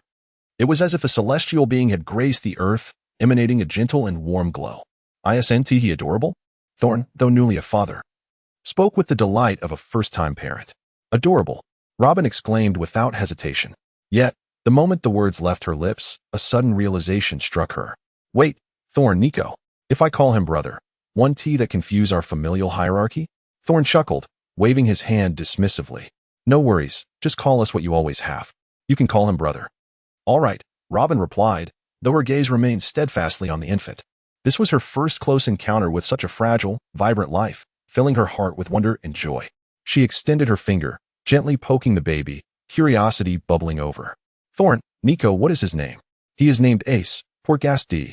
Ace, Nico answered softly, her eyes sparkling with maternal love. Hee, Ace, I am your big sister, Robin. Robin cooed, leaning closer to the infant, her voice rich with affection and warmth. In the days that followed, Thorn remained devotedly by Nico's side, meticulously caring for both her and the child. With little time to prepare meals, they opted for gourmet meals delivered from upscale restaurants, a fitting tribute to the legendary pirate Roger's legacy, compensating for his past transgressions against this mother and child duo. As Nico recovered from childbirth, Thorn found himself vigilant, almost ceaselessly keeping watch, fearing any unforeseen mishaps. Without the lengthy ordeal of a 20-month pregnancy or the excruciating pains of labor, coupled with ample nourishment and Thorn's attentive care, Nico swiftly regained her vitality. The sterile hospital environment and the pungent scent of antiseptics only deepened her longing for the warmth of home. Though Thorn held reservations, he ultimately acquiesced to her desires. After arranging for the doctors to conduct thorough examinations, confirming Nico's complete recovery, he led their family back home. Now, revitalized under Thorn's tender care, Nico radiated health and happiness, her face aglow with a rosy hue, embodying a captivating charm as she walked ahead with a lightness in her step. The apprehensions of the world government and Navy pursuit had faded into the past. Ace had arrived, and now she was ready to embrace the beauty of life. Robin trailed closely behind, burdened with a large bag of baby supplies, while Thorn carefully cradled Ace, the three of them forming a heartwarming tableau. As they strolled, Nico suddenly turned, stepping backward while casting a tender gaze at Thorn, Robin, and the baby in his arms, her eyes shimmering with affection. How wonderful it is. I wish to live like this forever, Nico mused silently, a satisfied smile gracing her lips. Then, with genuine concern, she inquired, Robin, are your things heavy? Would you like me to help carry some? No, thank you, Nico. I can manage, Robin replied, her posture straightening with determination, pride illuminating her face. Thorn shook his head in amused disbelief, unable to fathom how someone who just gave birth could act so childlike. He gently admonished, walk carefully, watch your step, and be mindful not to trip. Understood, understood. I am a user of the slippery fruit. How could I possibly fall? Nico responded playfully, her laughter ringing like silver bells, echoing along the tranquil path. Chapter 12. Are you ready? The four finally arrived at their cherished home. As the door swung open, Lucio eagerly discarded her shoes, her delicate feet gliding lightly across the floor. The abilities bestowed by the slippery fruit allowed her to move with the grace of a nimble fish, and in an instant, she slipped into her room. She flung herself onto the soft bed, burying her face deep into the fluffy quilt and letting out a contented sigh. There is no comfort like home. Robin deftly set down her belongings and rolled up her sleeves, preparing to head to the kitchen. Although the warmth of home was often created by Lucio or Tsong's culinary skills, having grown up in someone else and Appo's home, she was well versed in the intricacies of cooking and household chores. However, Tsong gently stopped her with a tender yet firm gaze, insisting that children should enjoy a carefree childhood. Leaving the trivialities to him, he handed the sleeping Ace to Lucio and softly instructed, I and Appo's, go prepare dinner, you take care of the baby. Oh. And I've arranged for the baby chair to be delivered, remember to sign for it. Okay, dear, Lucio replied naturally, her tone playful and soft. Tsong, caught off guard, felt his ears flush slightly and hurried into the kitchen, his steps a bit quicker than usual. After all, he was merely a 19-year-old boy. ill-prepared for the teasing of a mature sister.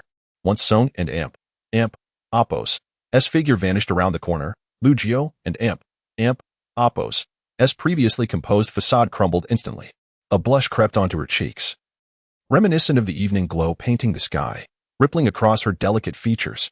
Despite her own shyness, she wished to appear nonchalant in his presence. The aroma wafting from the kitchen spread throughout the room. A table laden with steaming dishes awaited. Robin skillfully arranged the bowls and was preparing to serve rice for the two.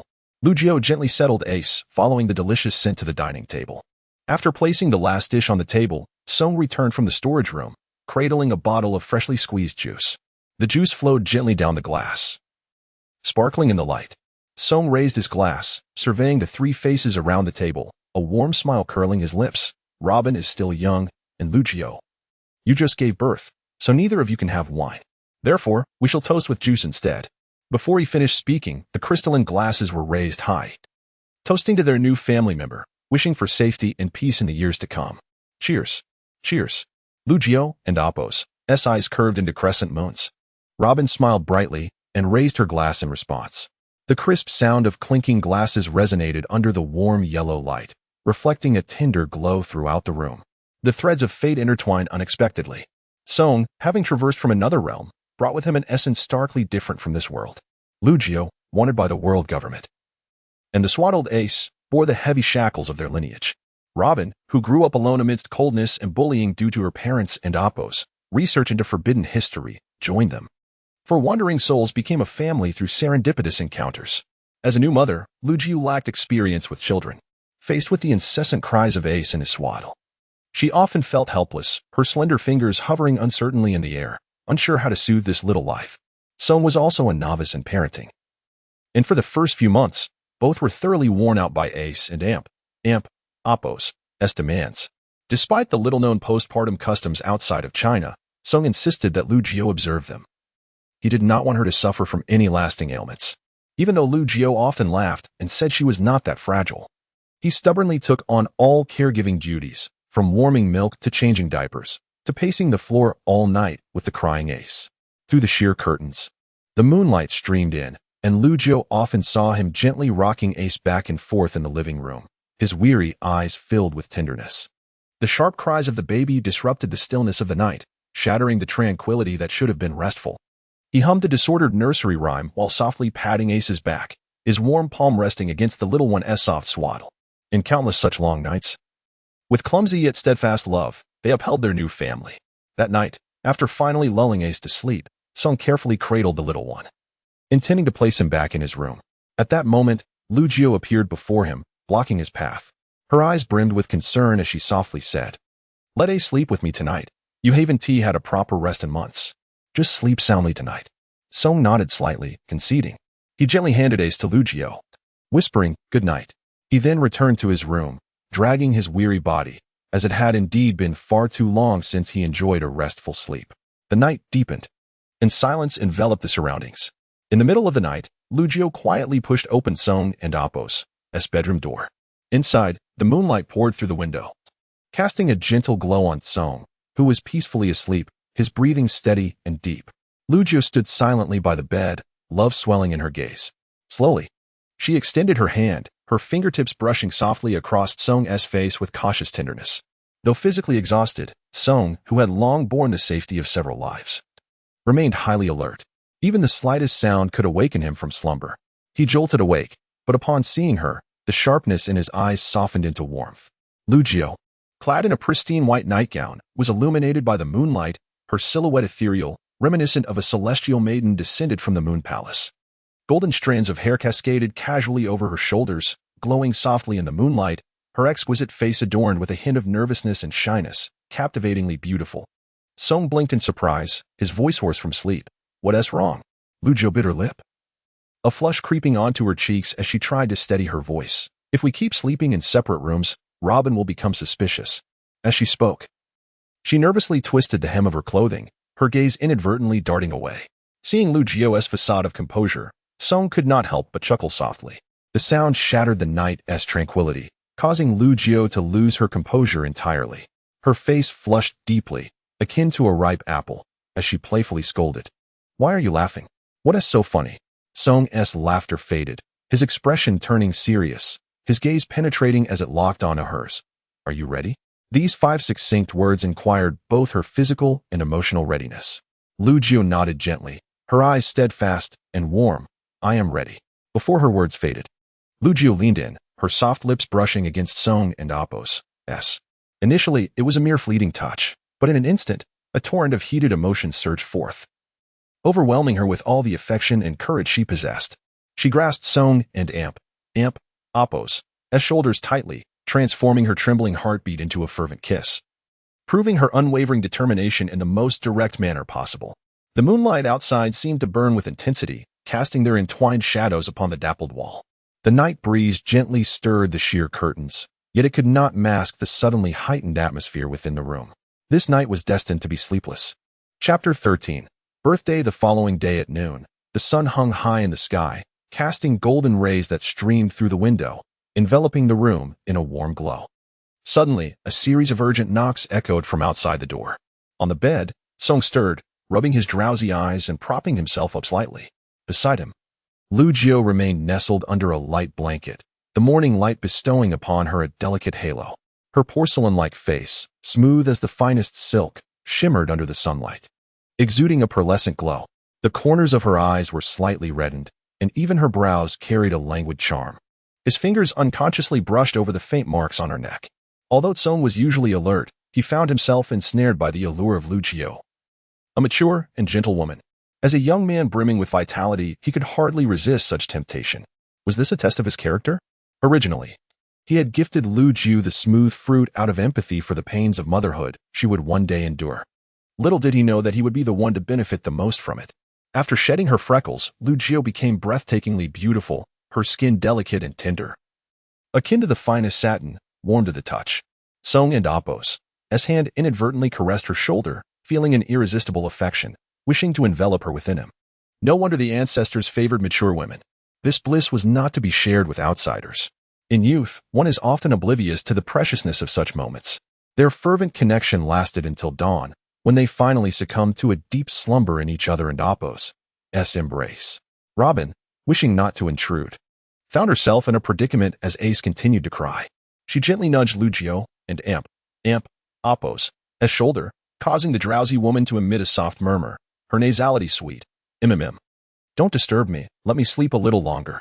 Her lashes cast fluttering shadows beneath her eyes, her rosy lips slightly pouting, embodying the laziness of a pampered cat, so endearing it sent shivers down Song and Apos' spine. He too refrained from waking her, though he understood that one must consider both parties and Apos' physical conditions. With a soft sigh, he gathered his scattered clothes and donned them haphazardly, exclaiming, I and Apos' coming. Upon awakening, Lu Jiu moved directly into Song and Apos' room, transforming her former quarters into a dressing room. Everything felt so natural, so inevitable. I'm back, Robin exclaimed, tightly clutching a book borrowed from Dr. Clover, as she jubilantly pushed open the door to her home. The island and Apos' inhabitants always regarded her with a prickly demeanor. Apart from the scholars at the Archaeological Institute, none wished to draw near her. Naturally, she enjoyed their company, yet they were perpetually shrouded in mystery, engrossed in their research, unwilling to include her, which left her feeling quite forlorn. However, everything had changed now. She finally possessed a genuine home, filled with loved ones, brother Song, sister Lu Jiu, and their adorable child, Ace. In her heart, this home radiated warmth that surpassed any other place, and she preferred to remain there, relishing the comfort brought by family. Typically, each time she opened the door, she was greeted by the warm smiles and affectionate responses of Song and Lu Jiu. Yet today, silence enveloped the house, the dark surroundings inciting unease, with not even a light illuminating the space. The scene before her instantly evoked unpleasant memories from her past. Once, during birthdays and holidays, her uncle and aunt would take her cousin out to dine, leaving her alone at home, and that feeling of abandonment mirrored her current sentiment. Could it be that brother Song and sister Lu Jiu had taken Ace out to celebrate? A fleeting thought crossed Robin and Apos' mind, but she quickly shook her head in denial. No, that couldn't be. They wouldn't go out without telling me, nor would they leave me behind. She continuously reassured herself. Yet her steps grew frantic as she rushed inside, eager to find Song and Lu Jiao, to prove that her earlier thoughts were mere figments of her imagination. However, just as she took a few steps, the lights suddenly flickered on. Colorful balloons cascaded from the ceiling, and golden ribbons swayed gently in the breeze, adorning the room with a delightful atmosphere. Song and Lu Jiao emerged from a corner, pushing a grand cake cart, their faces radiant with joy. "Robin, happy birthday," they chorused. This unexpected scene left Robin utterly speechless. At 7 years old, this was the first time anyone had celebrated her birthday. In the past, she could only watch enviously as other children enjoyed unforgettable birthdays with their parents. On occasions when her cousins celebrated, she wasn't even present, left to imagine the joyful scene of her uncle, aunt, and cousin dining together. Overwhelmed by these thoughts, tears streamed down her cheeks uncontrollably, like a flood breaking through a dam. Upon seeing this, Lu Jiao hurried forward, gently comforting her. "What's wrong, Robin? Don't cry. If someone has upset you, tell Sister Lu Jiao, and I'll have Song take care of them." Robin wiped her tears incessantly, but they wouldn't cease. She choked out, No. I'm just so happy. I thought you didn't want me anymore." Thank you. Lu Jiao, hearing this, shot a playful glare at Song, scolding. "This is all your fault. You had to pull this stunt and scare Robin." Song awkwardly scratched his head, chuckling as he explained. "I just wanted to give Robin a surprise." On the dining table, a magnificent cake adorned with 7 bright candles illuminated the entire room, casting a warm glow on every smiling face. Lu Jiao gently placed a birthday hat on Robin, softly encouraging, "Our Robin is 7 now. Make a wish and blow out the candles."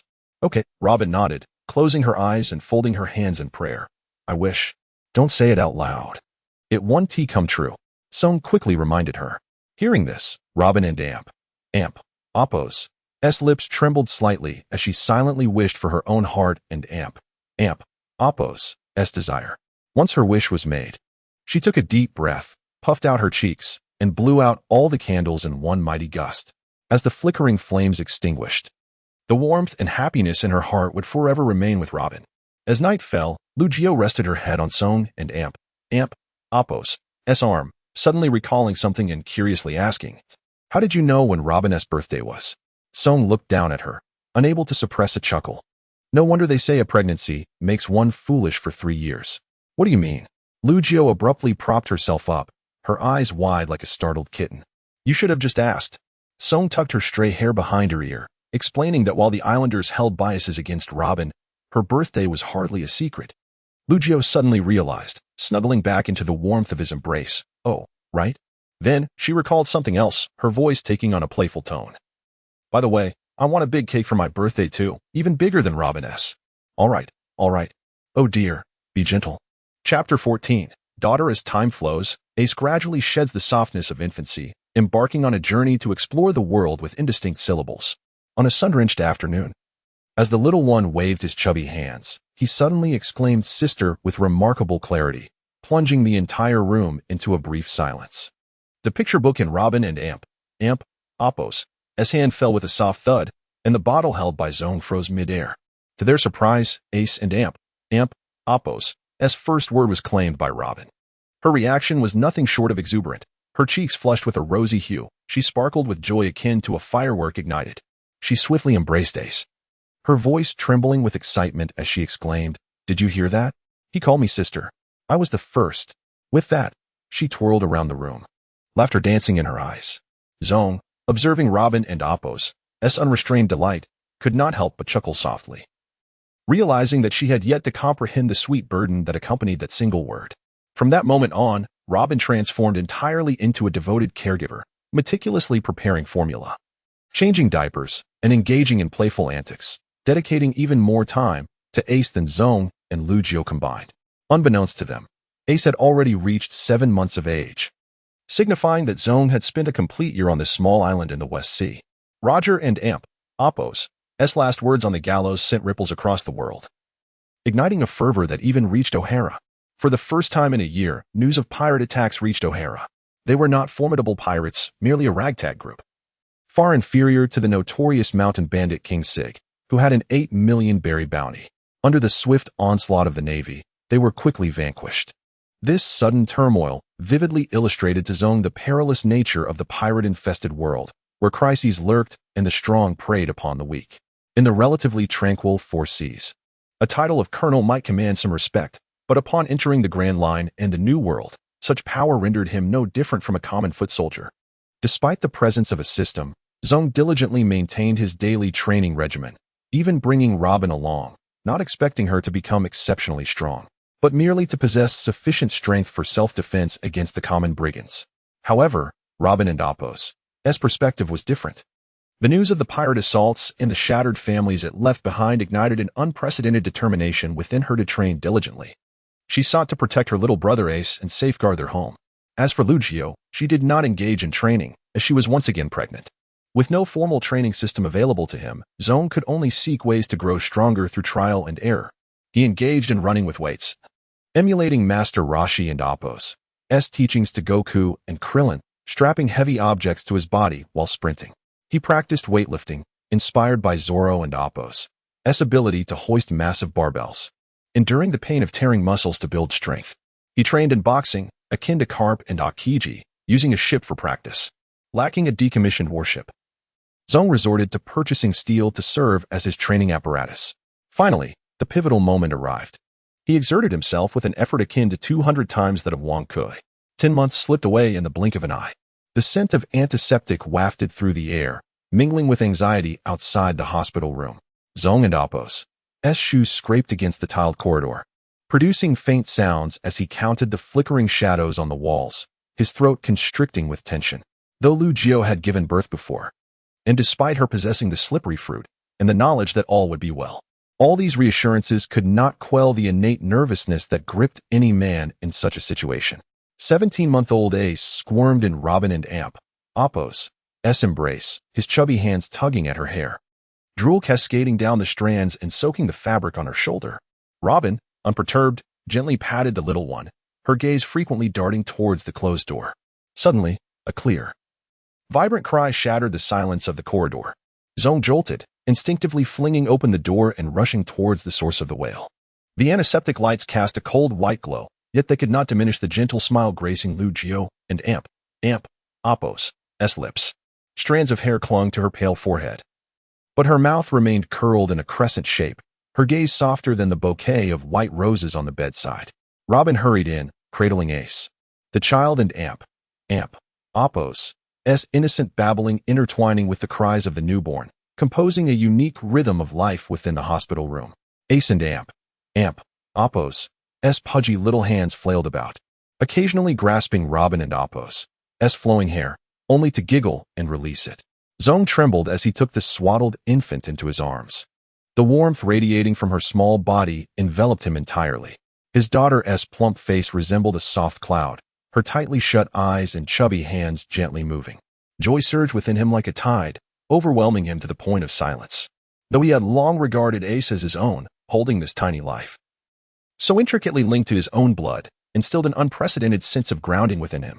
The warm little body nestled against him provided a sanctuary for his wandering soul in this foreign world. Despite her pale complexion, Lu Jio and Apos' face was adorned with a tender smile.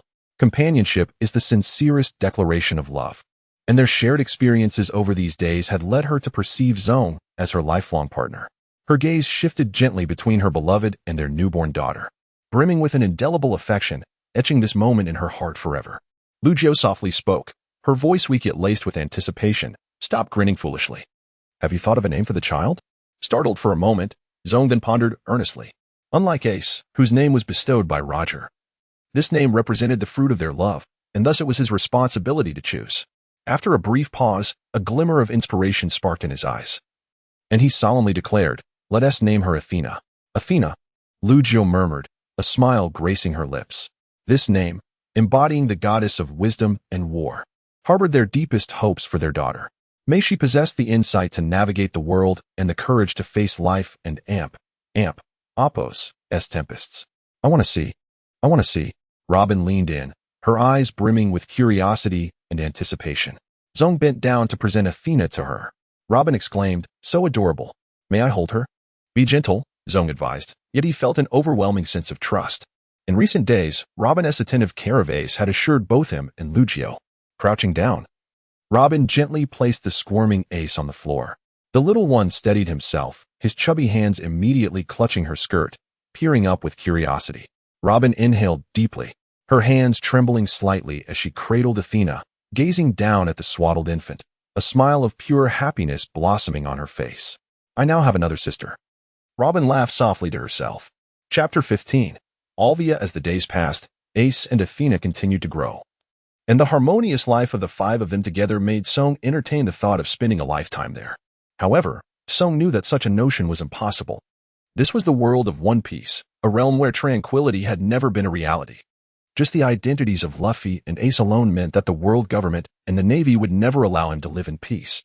Moreover, it was only a matter of time before O'Hara faced its impending doom. Truthfully, after 2 years of living here, Song felt a twinge of reluctance to leave. For as humans, they were capable of forming attachments, and he held many cherished memories in this place. Yet, there was no way around it. His current strength was insufficient to protect the island of O'Hara. Due to the presence of Song and Luffy, the young Robin had grown averse to visiting the seaside alone, and thus had never encountered the giant Saul. Nevertheless, regardless of whether she had met Saul or not, the fate of O'Hara was already sealed. Inside the Tree of Knowledge, tranquility was abruptly shattered. Alvia hurriedly entered, closing the door behind her. The scholars, upon seeing Alvia after 6 years, gasped in astonishment. Alvia. Her voice was hoarse, tinged with a guilt that was hard to conceal. I am deeply sorry to bring you bad news so soon after my return. But what I am about to say is the truth. Dr. Clover felt a sinking feeling in his heart. He could already guess what Alvia was about to reveal. Had the government taken notice of this land? Time was of the essence. And Alvia quickly explained, have you all seen the newspapers? The historical text expedition team that departed from O'Hara 6 years ago, consisting of 33 members, has met with disaster. With the exception of myself, I was captured by the Navy, and after meticulously examining my companions and Appo's belongings, the government deduced that we hailed from O'Hara. I am truly sorry for the crisis our presence has brought upon this land. Seeing Alvia and Appo's remorse, Dr. Clover reassured her, do not blame yourself. This is not the fault of any one individual. Whether they ventured out to sea or remained here, we are all interconnected. It is you who have suffered.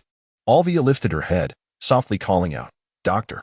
Dr. Clover and Appo's expression turned serious as he slowly spoke, because of the presence of capable scholars. The world government has always regarded us as a threat. A scholar clad in white furrowed his brow, stroking his chin, and added, they must be thinking they finally have a handle on us. They will not let this opportunity slip by. Indeed, it is fortunate that we learned of this news promptly. Their ultimate goal is to eliminate all scholars from O'Hara, so we must flee immediately. Alvia urged everyone to leave. However, Dr. Clover remained unfazed, finding a chair to sit in. Yes, it seems this time we cannot evade their investigation as we have before, especially if the government is intent on our extermination. Alvia insisted urgently, then we must escape. Dr. Clover shook his head resolutely. But Alvia, I cannot abandon the wealth of knowledge that humanity possesses simply to save myself. You understand, Don and Appo's, to you? The scholars present nodded in unison. We feel the same, Alvia. Faced with the unwavering gazes of the scholars, Alvia found herself at a loss for words. Everyone, while they were unaware of the world government and Appo's intentions, they could not simply run away. They would do everything in their power to resist. Dr. Clover looked at Alvia, his gaze softening. Above all, you still have someone you care for, don't you? At this, Alvia and Appo's expression turned pained, but I cannot see her. After a moment, she could not help but ask, is Robin well? Dr. Clover sighed softly. At first, it was difficult for her. The children in town bullied her. And your brother and sister-in-law were not kind to her. She was small and frail, and you could often see the scars on her body. Before Dr. Clover could finish, tears streamed uncontrollably down Alvia and Appo's face as she covered her face with her hands, choking on her words. How could this happen? Seeing the heartbroken Alvia, Dr. Clover offered a gentle smile and reassured her. Do not worry. 2 years ago, a young couple came to the island. They got along well with Robin and later adopted her. Your daughter is being well cared for. She has grown plump and healthy. Every time she comes here to borrow books, she wears a smile, eager to return home, scarcely wanting to linger even a moment longer with this old man. Upon hearing this, Alvia slowly lowered her hands, a look of relief washing over her face as she repeatedly murmured, "That is good, that is good." "Doctor." Clover gazed kindly at the weary Alvia and softly asked, "One and Amp, Oppos, do you go see her? She misses you dearly." Alvia and Amp, Oppos' body trembled slightly, a fierce yearning flashing in her eyes, only to be overtaken moments later by deep resignation and sorrow. Biting her lip, she spoke with a tone both resolute and tinged with bitterness. "No, having chosen this path, I must sever my ties with her. I cannot allow her to be the child of a criminal." No one could fathom the depth of her longing as a mother. 6 years ago, she had resolutely embarked on that ship to fulfill her late husband's wish, and not a moment passed that she did not yearn for Robin. Having never fulfilled her responsibilities as a mother, how could her fugitive status under the world government endanger her child? As long as Robin was healthy and happy, that was enough. The wooden door of the Tree of Knowledge swung open once more. A scholar stumbled in, breathlessly reporting, "Dr. Clover, a ship bearing the world government and Oppos' flag has arrived." Dr. Clover and Oppos' tone became grave. "A ship from the world government has come all the way to the West Sea." "This is truly troubling." Alvia's complexion drained of color as she rushed to the bookshelf, forcefully pushing it aside. As the bookshelf slowly moved, a row of neatly arranged firearms was revealed. Alvia randomly picked up one of the guns, her hand trembling slightly yet filled with determination. She turned, her eyes resolute, proclaiming, "Listen carefully. I am neither your companion, nor do I know you. Remember this, no matter what happens." With that, she brandished the gun and dashed outside, her figure a fleeting shadow as hurried footsteps echoed behind her. It was evident that Alvia was unwilling to let the scholars fall into danger because of her. Seeing this, Dr. Clover called out urgently, "Wait, Alvia, what are you doing?" Chapter 16. We are not pirates. O'Hara Island is diminutive. A single refuge vessel can accommodate all its inhabitants. In such a minuscule expanse, even the slightest disturbance becomes evident. When the ships of the world government docked at O'Hara, the entire island was soon engulfed in an atmosphere of trepidation. Holding the swaddled Athena, Lucio caught sight of the world government and Oppos' vessels once more and felt an overwhelming fear. She hastily turned at Song, her eyes brimming with panic. This man was her sole anchor in this moment of uncertainty. "Song, are they here to capture us?" Lucio and Oppos' voice was laced with unmistakable anxiety. Song shook his head. "No." "Then how?"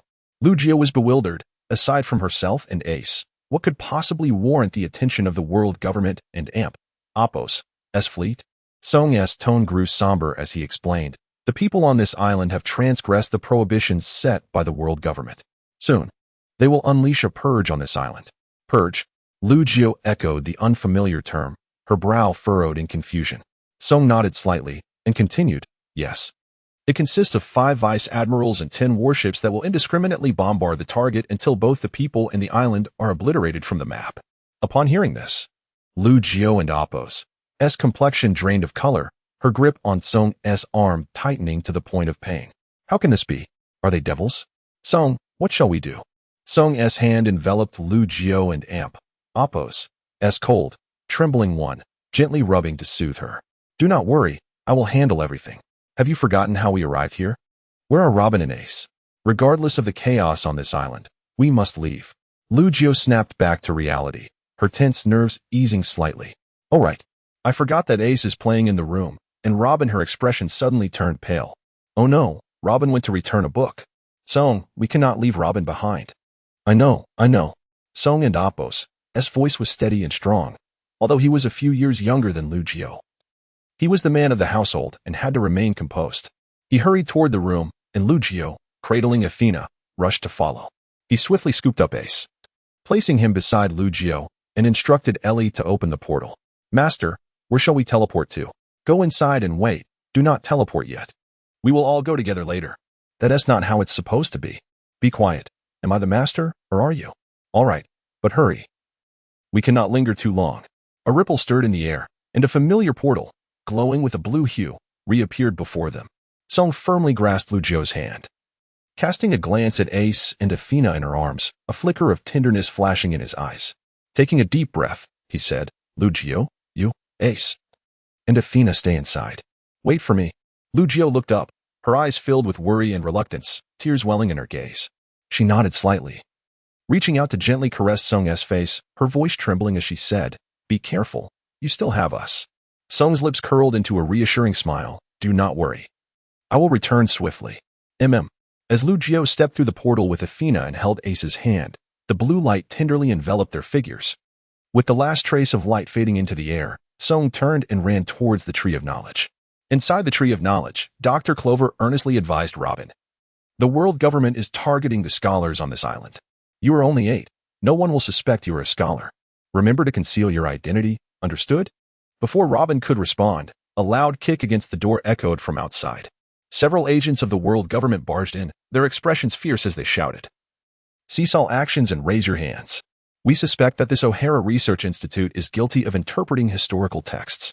We are conducting a thorough search. Everyone, gather outside immediately. Faced with these menacing agents, Dr. Clover remained unfazed, stepping forward with resolute authority. Everything here is invaluable, treasures beyond your imagination. Do not destroy anything recklessly. The agents dismissed him with disdain, impatiently barking, I don't have time for your nonsense. Take them away. They roughly herded the scholars outside. Simultaneously, the agents announced to the entire island through loudspeakers, due to the scholars on this island defying the world government and Oppo's orders by privately studying historical texts. We will now conduct a mass search. All individuals unrelated to archaeology, bring relevant proof and proceed to the refuge vessel immediately. The residents of O'Hara were filled with confusion. Unable to comprehend why the investigation of scholars necessitated their evacuation to the refuge vessel, they attempted to inquire about the reasoning. But the agents remained indifferent. We're merely informing you of your obligations. If you do not comply, you will bear the consequences. Seeing the agents' apathetic demeanor, the residents finally grasped the gravity of the situation. Panic ensued as they rushed back home, frantically gathering their belongings and heading towards the refuge vessel. Meanwhile, Alvia stood alone, gun in hand, confidently aiming at Spandam. As a gunshot rang out, the bullet grazed Spandam's sleeve. Terrified, he rolled on the ground, convinced he had been shot. Incoherently muttering about his last wishes, Alvia emerged, gun raised. She could easily eliminate Spandam, but refrained, unwilling to jeopardize the island. Her intention for revealing herself was solely to compel Spandam to capture her, thereby sparing the scholars. Upon seeing Alvia, a cunning glint flickered in Spandam's eyes as he sneered. You, who have consistently denied any connection to O'Hara, now appear here, effectively declaring this as your homeland. The scholars here share your same crimes. Alvia remained composed, retorting, my mere presence here does not constitute evidence. Spandam laughed triumphantly. You are a clever woman. You must have devised a plethora of excuses. But it matters not.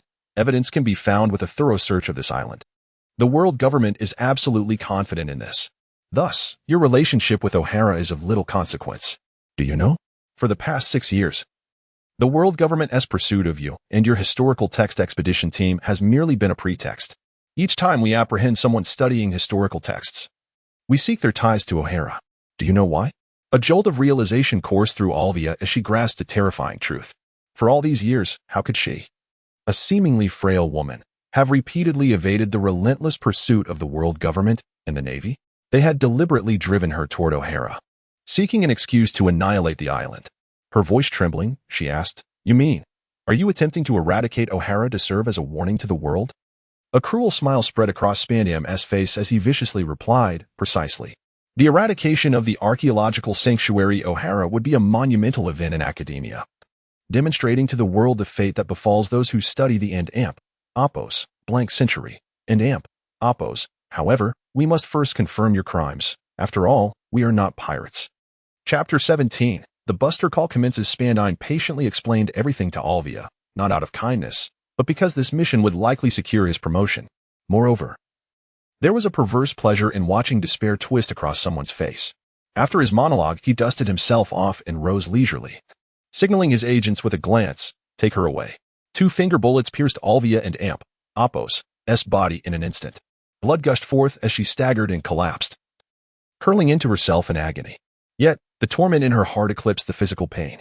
To these agents, she was nothing more than a helpless chick. How could she have truly evaded them for 6 years? They had merely herded her toward O'Hara. Spandine hoisted Alvia carelessly over his shoulder and strode toward the Tree of Knowledge, wondering if his men had uncovered any evidence yet. At that moment, beneath the great tree, the scholars sat in tense silence, encircled by armed agents. The air was thick with suffocating dread.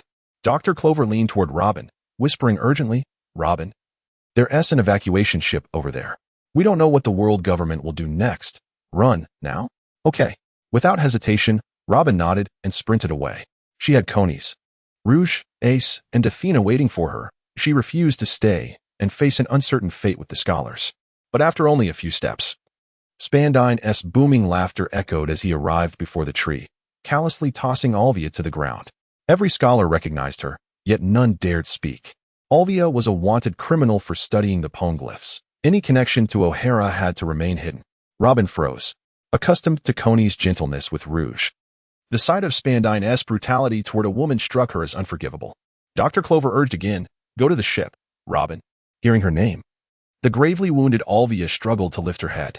Tears spilled uncontrollably as she glimpsed Robin, her daughter, now grown, before forcing her face back into the dirt, stifling her emotions. Then, an explosion rocked the Tree of Knowledge. The scholars erupted in outrage. "What have you done to the library?" Spandine's den mushy rang.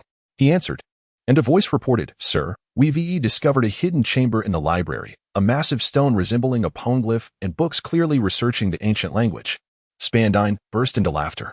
"Scholars of O'Hara, your crimes are undeniable now." With evidence secured, he contacted the 5 elders.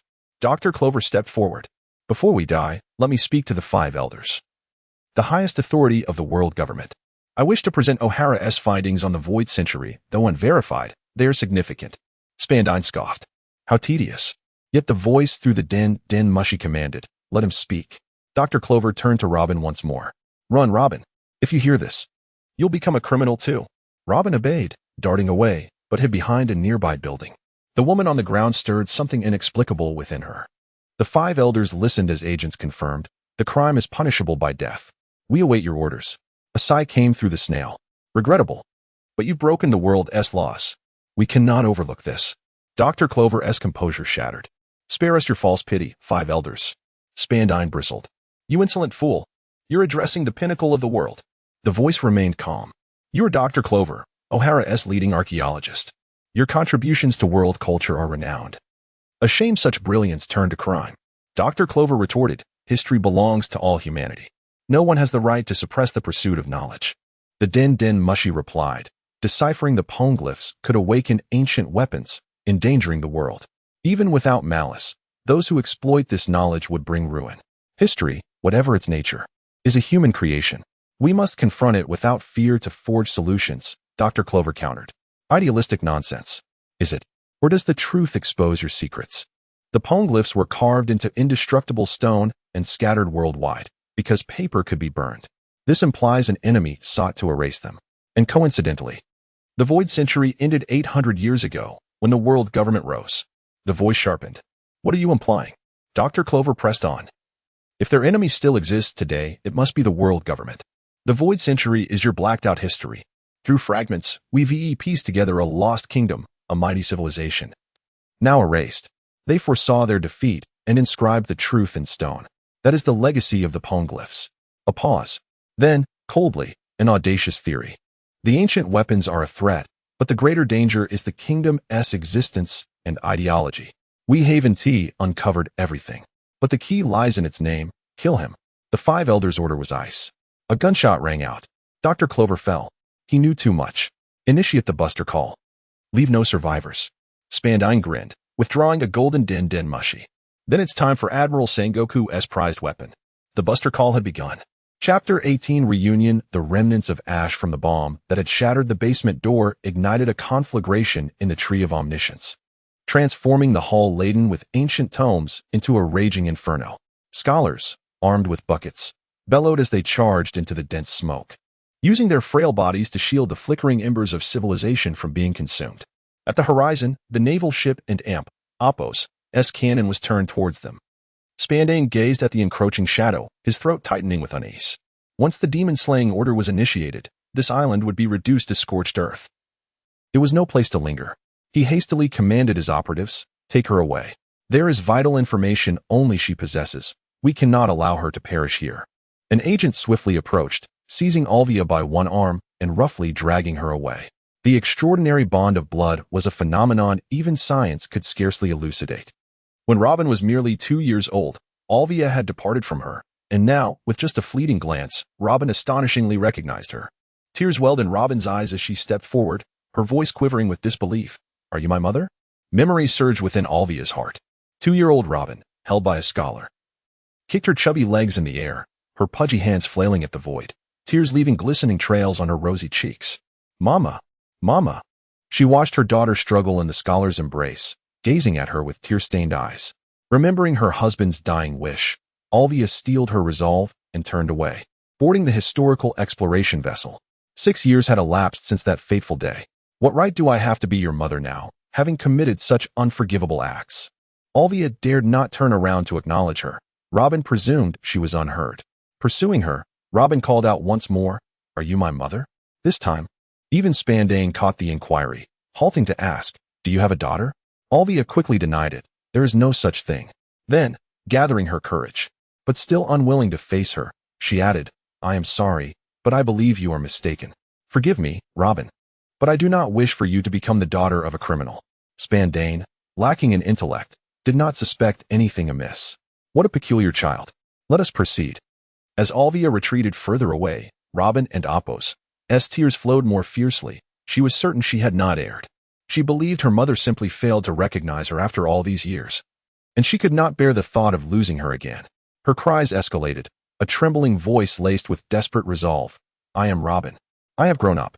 Do you not recognize me? I have waited for your return. Are you truly not my mother? Which mother could withstand such careful confirmation from her daughter?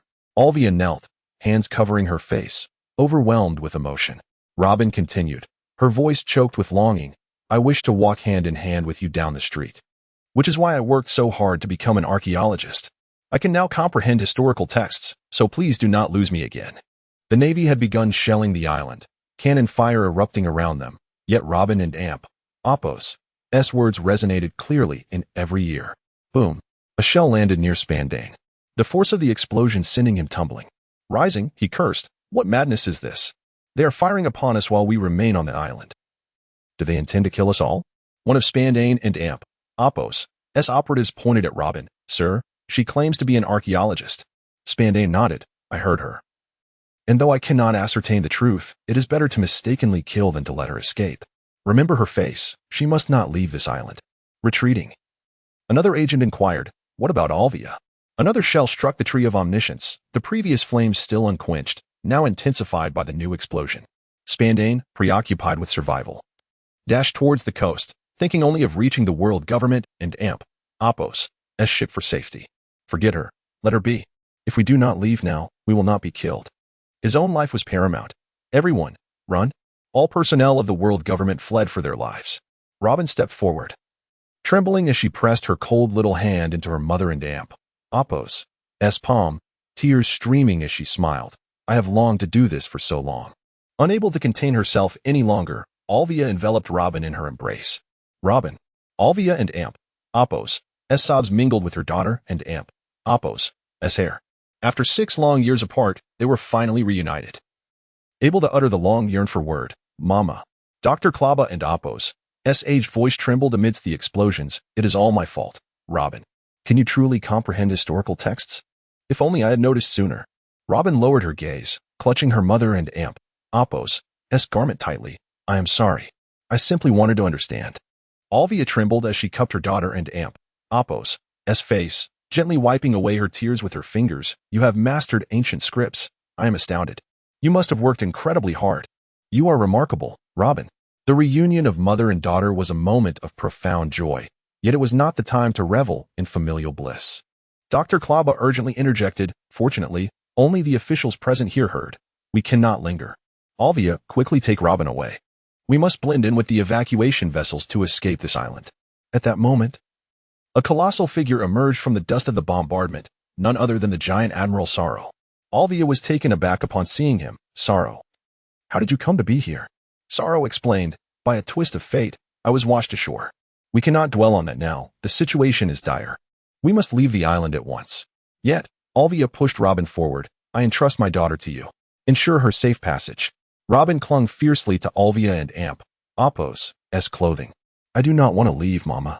Will you not come with us? Sorrow and Apos' deep voice echoed. Alvia, what about you? Alvia and Apos' S expression turned resolute. There are things I must do here, even if it costs me my life. Robin was adamant, unwilling to release her grip. 6 years without her mother had been unbearable.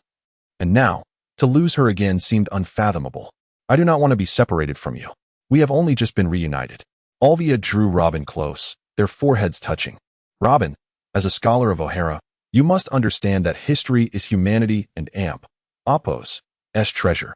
It will illuminate your path ahead. However, if the legacy of the past cannot be preserved, it will vanish. O'Hara does not seek to expose history, but to safeguard the voices of our ancestors. Though our research may conclude here, even if O'Hara were to crumble, we shall forge a path for your future. Robin shook her head vehemently. I do not understand. She did not wish to comprehend. She simply did not want to part from her mother. Olivia took one last, careful look at Robin, realizing this might be the final glimpse she would have of her daughter. One day, you will understand. How admirable, how admirable. Even a villain like me is nearly moved to tears. I do have one question that piques my curiosity. History is but a maiden dressed by the whims of its narrators. The victors and Apos' accounts cannot be wholly trusted. What makes you believe that the narratives of the vanquished are any more authentic? Chapter 19. What does history mean to ordinary people? Yang's tall figure slowly entered the sight of the crowd. Hope ignited in Robin's eyes like fireworks, and she stumbled forward, clutching Ying and Apos' thigh tightly. Brother Ying, please save my mother. Her voice trembled with sobs, warm tears quickly soaking Ying and Apos' pant leg. Olivia gazed at the affectionate scene before her, and, piecing together Dr. Clover and Apos' description, she understood. This man should be the one who adopted Robin. Yet, as her eyes swept over his youthful and refined visage, she couldn't Apos' help but be momentarily taken aback. He exuded a calm aura. Yet his features still bore the distinct angles of youth, suggesting he was no older than his early 20s. Ying looked down at Robin, whose tear-streaked face was pressed against his pants, leaving large wet marks. He instinctively raised a hand to ruffle her fluffy hair, but hesitated, fearing it might heighten her distress. Ultimately, he simply sighed silently. It was a pity he had Apos' brought a camera. He truly wanted to capture Robin in this disheveled state. For when she grew older and saw it, she would likely be mortified. Am I being too cruel? Ying couldn't help but chuckle inwardly, shaking his head in self-mockery. He then glanced toward Olivia not far away. Her silver hair cascaded like a waterfall, her pale complexion glimmering in the sunlight, and her exquisite features radiated a chilling beauty.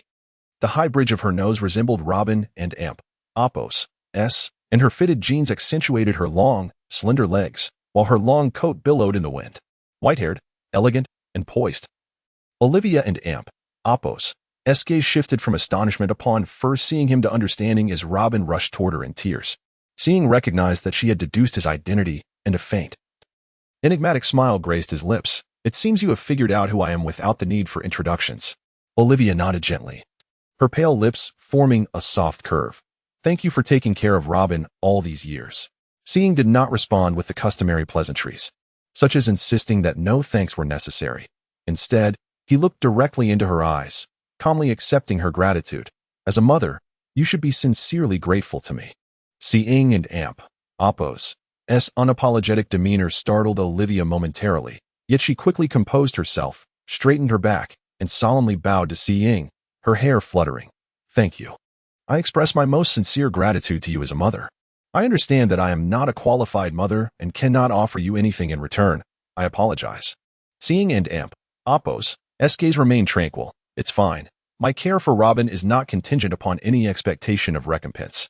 After a brief pause, he arched an eyebrow and added, By the way, Ms. Olivia, may I ask you to answer my earlier question? Why do you believe that the history left behind by the defeated is necessarily true? Olivia tilted her head slightly, her eyes reflecting determination and tenacity as she replied without hesitation, ISN and Apos, the stance of the world government indicative enough? Dr. Clover, injured but resolute, echoed her sentiment. Indeed. Ying shook his head gently, his gaze deep and austere.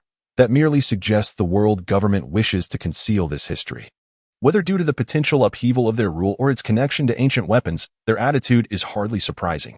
Some minority groups still engage in literary purges. What clarity can one draw from that? Olivia opened her mouth to retort, but Ying raised a hand to interrupt her. Even if we were to concede that such histories were true, what then? His voice was low and grave. Olivia and Apos, eyes sparkled with defiance, standing tall. History is humanity and Apos, treasure. We have a responsibility to seek and safeguard it. Treasure? Seeing scoffed coldly. I do not share that sentiment. Can you guarantee that those with ulterior motives will not awaken ancient weapons? You cannot, for you are too weak. The might of these ancient weapons, though unseen, is well documented as being capable of annihilating the world. Today, Roger's last words have spurred countless individuals to become pirates. Have you considered what will become of this world if those ambitious souls acquire ancient weapons? In such a case, you would be their greatest accomplices. Determination and unwillingness flickered in Olivia and Apos' eyes as she challenged Seeing. Are you suggesting that we should abandon our pursuit of history simply because of this? The glorious deeds and profound thoughts of our ancestors should not fade silently into the river of time, unknown to the world. Dr. Clover added, we only wish to uncover the truth of history. We never intended to harm anyone. Seeing and Apos' expression turned icy, filled with frustration at their naivety. And he sharply retorted, at this point, you remain obstinately blind. If you wish to study history, you must possess the strength to confront the world government. Lacking sufficient power while defying the government and Apos' prohibitions on historical research, do you truly believe yourselves to be noble? You have already caused the deaths of all the residents of O'Hara. How many more must perish? Dr. Clover trembled slightly, disbelief etched on his face, his voice weak yet stubborn. What do you mean by and Apos? All the residents of O'Hara and Apos. The world government is only targeting us scholars. Seeing's anger transformed into a sardonic smile. His face filled with scorn. Have you lost your senses in your quest for history? Do you not understand the concept of rooting out the problem? Do you think the world government would spare the others on the island? Olivia's complexion turned pale, her eyes wide with disbelief as she trembled. That is impossible. This has nothing to do with them. Seeing scoffed coldly. Impossible? Then open your eyes and look closely. And you, dear giant friend, with your towering stature and broad perspective, take a good look at that so-called escape vessel. Will it truly leave O'Hara safely? Before Seeing could finish, Saul's face was already etched with shock and disbelief, his eyes wide as he shouted, impossible. What kind of justice is this? Seeing narrowed his eyes slightly, his expression stern as he surveyed the crowd before him, slowly stating, you need not await my explanation. From his expression, you should already glean what he has witnessed. You believe you bear a noble mission, willing to sacrifice your lives to delve into historical texts, determined to unearth the truth of history for humanity. But have you considered that the ordinary residents of O'Hara, and indeed all of humanity, care little for the truth of history? Many may not have even read a book. Recognizing only a handful of characters, what does history mean to them? All they seek is the simple desire to live peacefully and safely.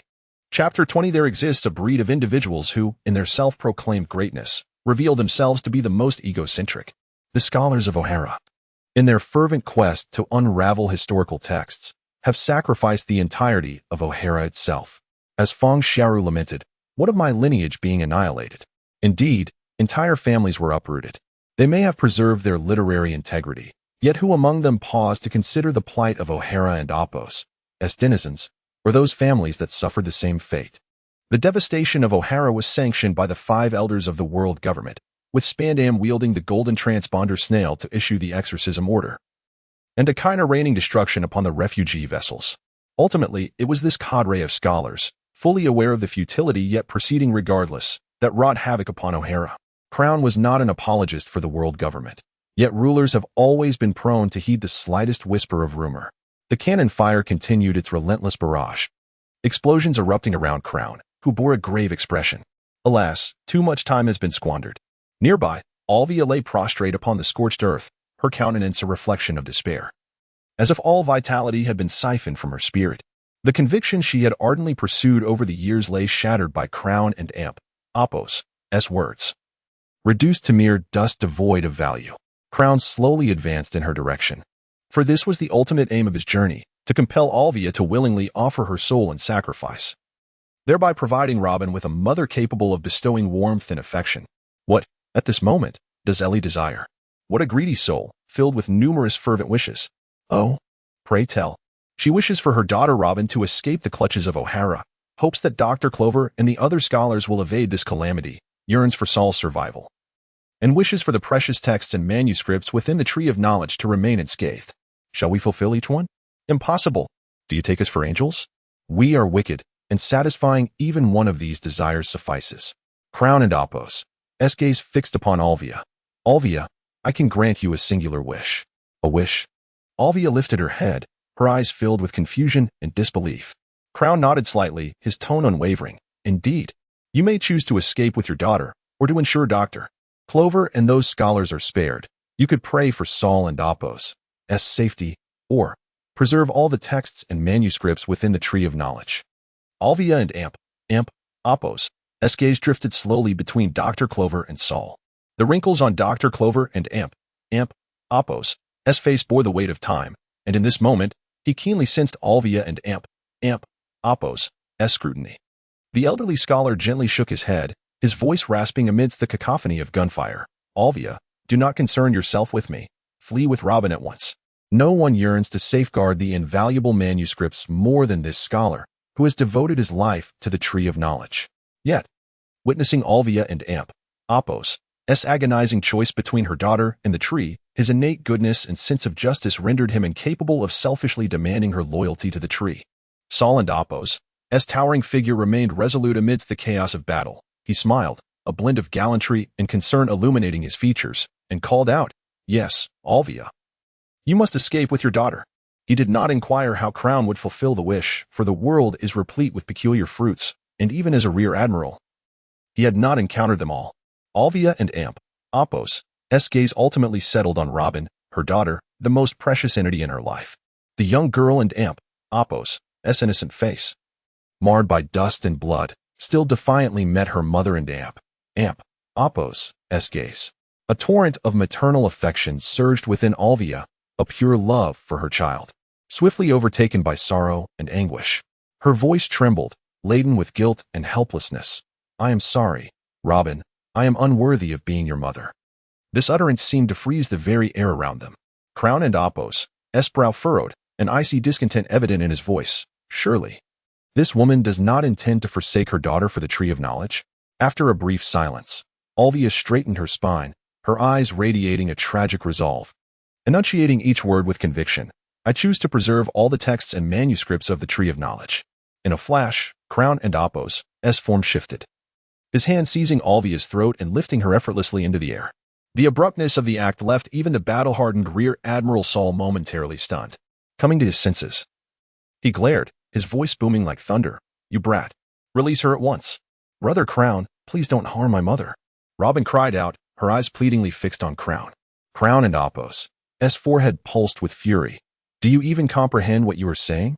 Have my words fallen on deaf ears? Despite her flushed complexion and labored breathing, Alvia's gaze remained unwavering. No matter what you say, I believe the texts and manuscripts of the Tree of Knowledge are paramount. They are the culmination of countless historians' blood, sweat, and tears. If there exists even the slightest chance, I would never allow them to be reduced to ashes. You bastard. The pressure of his grip intensified. Alvia and Apos' delicate form quivering in the air, her breath becoming shallow and labored, punctuated by sporadic coughs. Yet, Alvia did not waver. A flush from oxygen deprivation suffusing her pale face, her eyes locking onto Crown's. You asked me to choose, can you not fulfill your own words? Humph. Crown scoffed, casting her aside like a rag doll. No wonder they call scholars obstinate. They are all the same. Alvia tumbled to the ground, and upon regaining her freedom, she erupted into a fit of violent coughs, her frail back heaving with each spasm. Robin, frantic and distressed, rushed forward, kneeling beside her mother. With trembling hands, she gently patted Alvia's back, her voice thick with tears. Mother, mother. Alvia greedily inhaled the air, the purple hue of her face gradually fading, returning some semblance of color. Crown loomed over her, his gaze piercing. I can preserve all the texts and manuscripts of the Tree of Knowledge. Do you understand the price you must pay? Alvia struggled to lift herself, her hair matted with sweat against her forehead. Yet she defiantly held her head high. Whatever the cost, I will accept. At her words, a flicker of complex emotion crossed Crown and Apos' eyes, leaving him uncertain whether to admire or ridicule her. A smirk played at his lips as he coldly uttered, How bold. Chapter 21. Can you even consume devil fruits? Gunpowder smoke swirled in the air, the flickering flames casting erratic shadows. Alvia hung her head low, strands of disheveled hair obscuring half her face.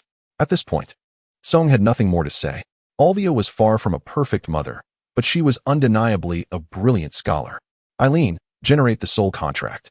Understood. A luminous contract materialized from rippling space, drifting slowly toward Alvia. Crossing his arms, Sung fixed his gaze on her, a cryptic smirk playing at the corner of his lips. With your intellect, I and Oppos, am sure you can decipher the terms without explanation. Spare me the trouble, if you agree. Prick your finger and seal it with blood. Dr. Clover and the others exchanged uneasy glances. To them, it was merely an indistinct glow, its true form obscured. Only Sung and Alvia could perceive the contract in its entirety. Alvia studied every line with unwavering focus. Once she reached the final clause, she didn't hesitate, lifting her hand. She bit her fingertip. A crimson droplet splashed onto the parchment. The contract flew back. Sung caught it, punctured his own finger, and let his blood merge with hers. An invisible force erupted from the contract, enveloping them both. Ding. The contract is sealed. Then get to work. Must I spell out everything? Why snap at me? I didn't upset you. Ding. Detecting Alvia's wish to preserve all the texts within the Tree of Knowledge.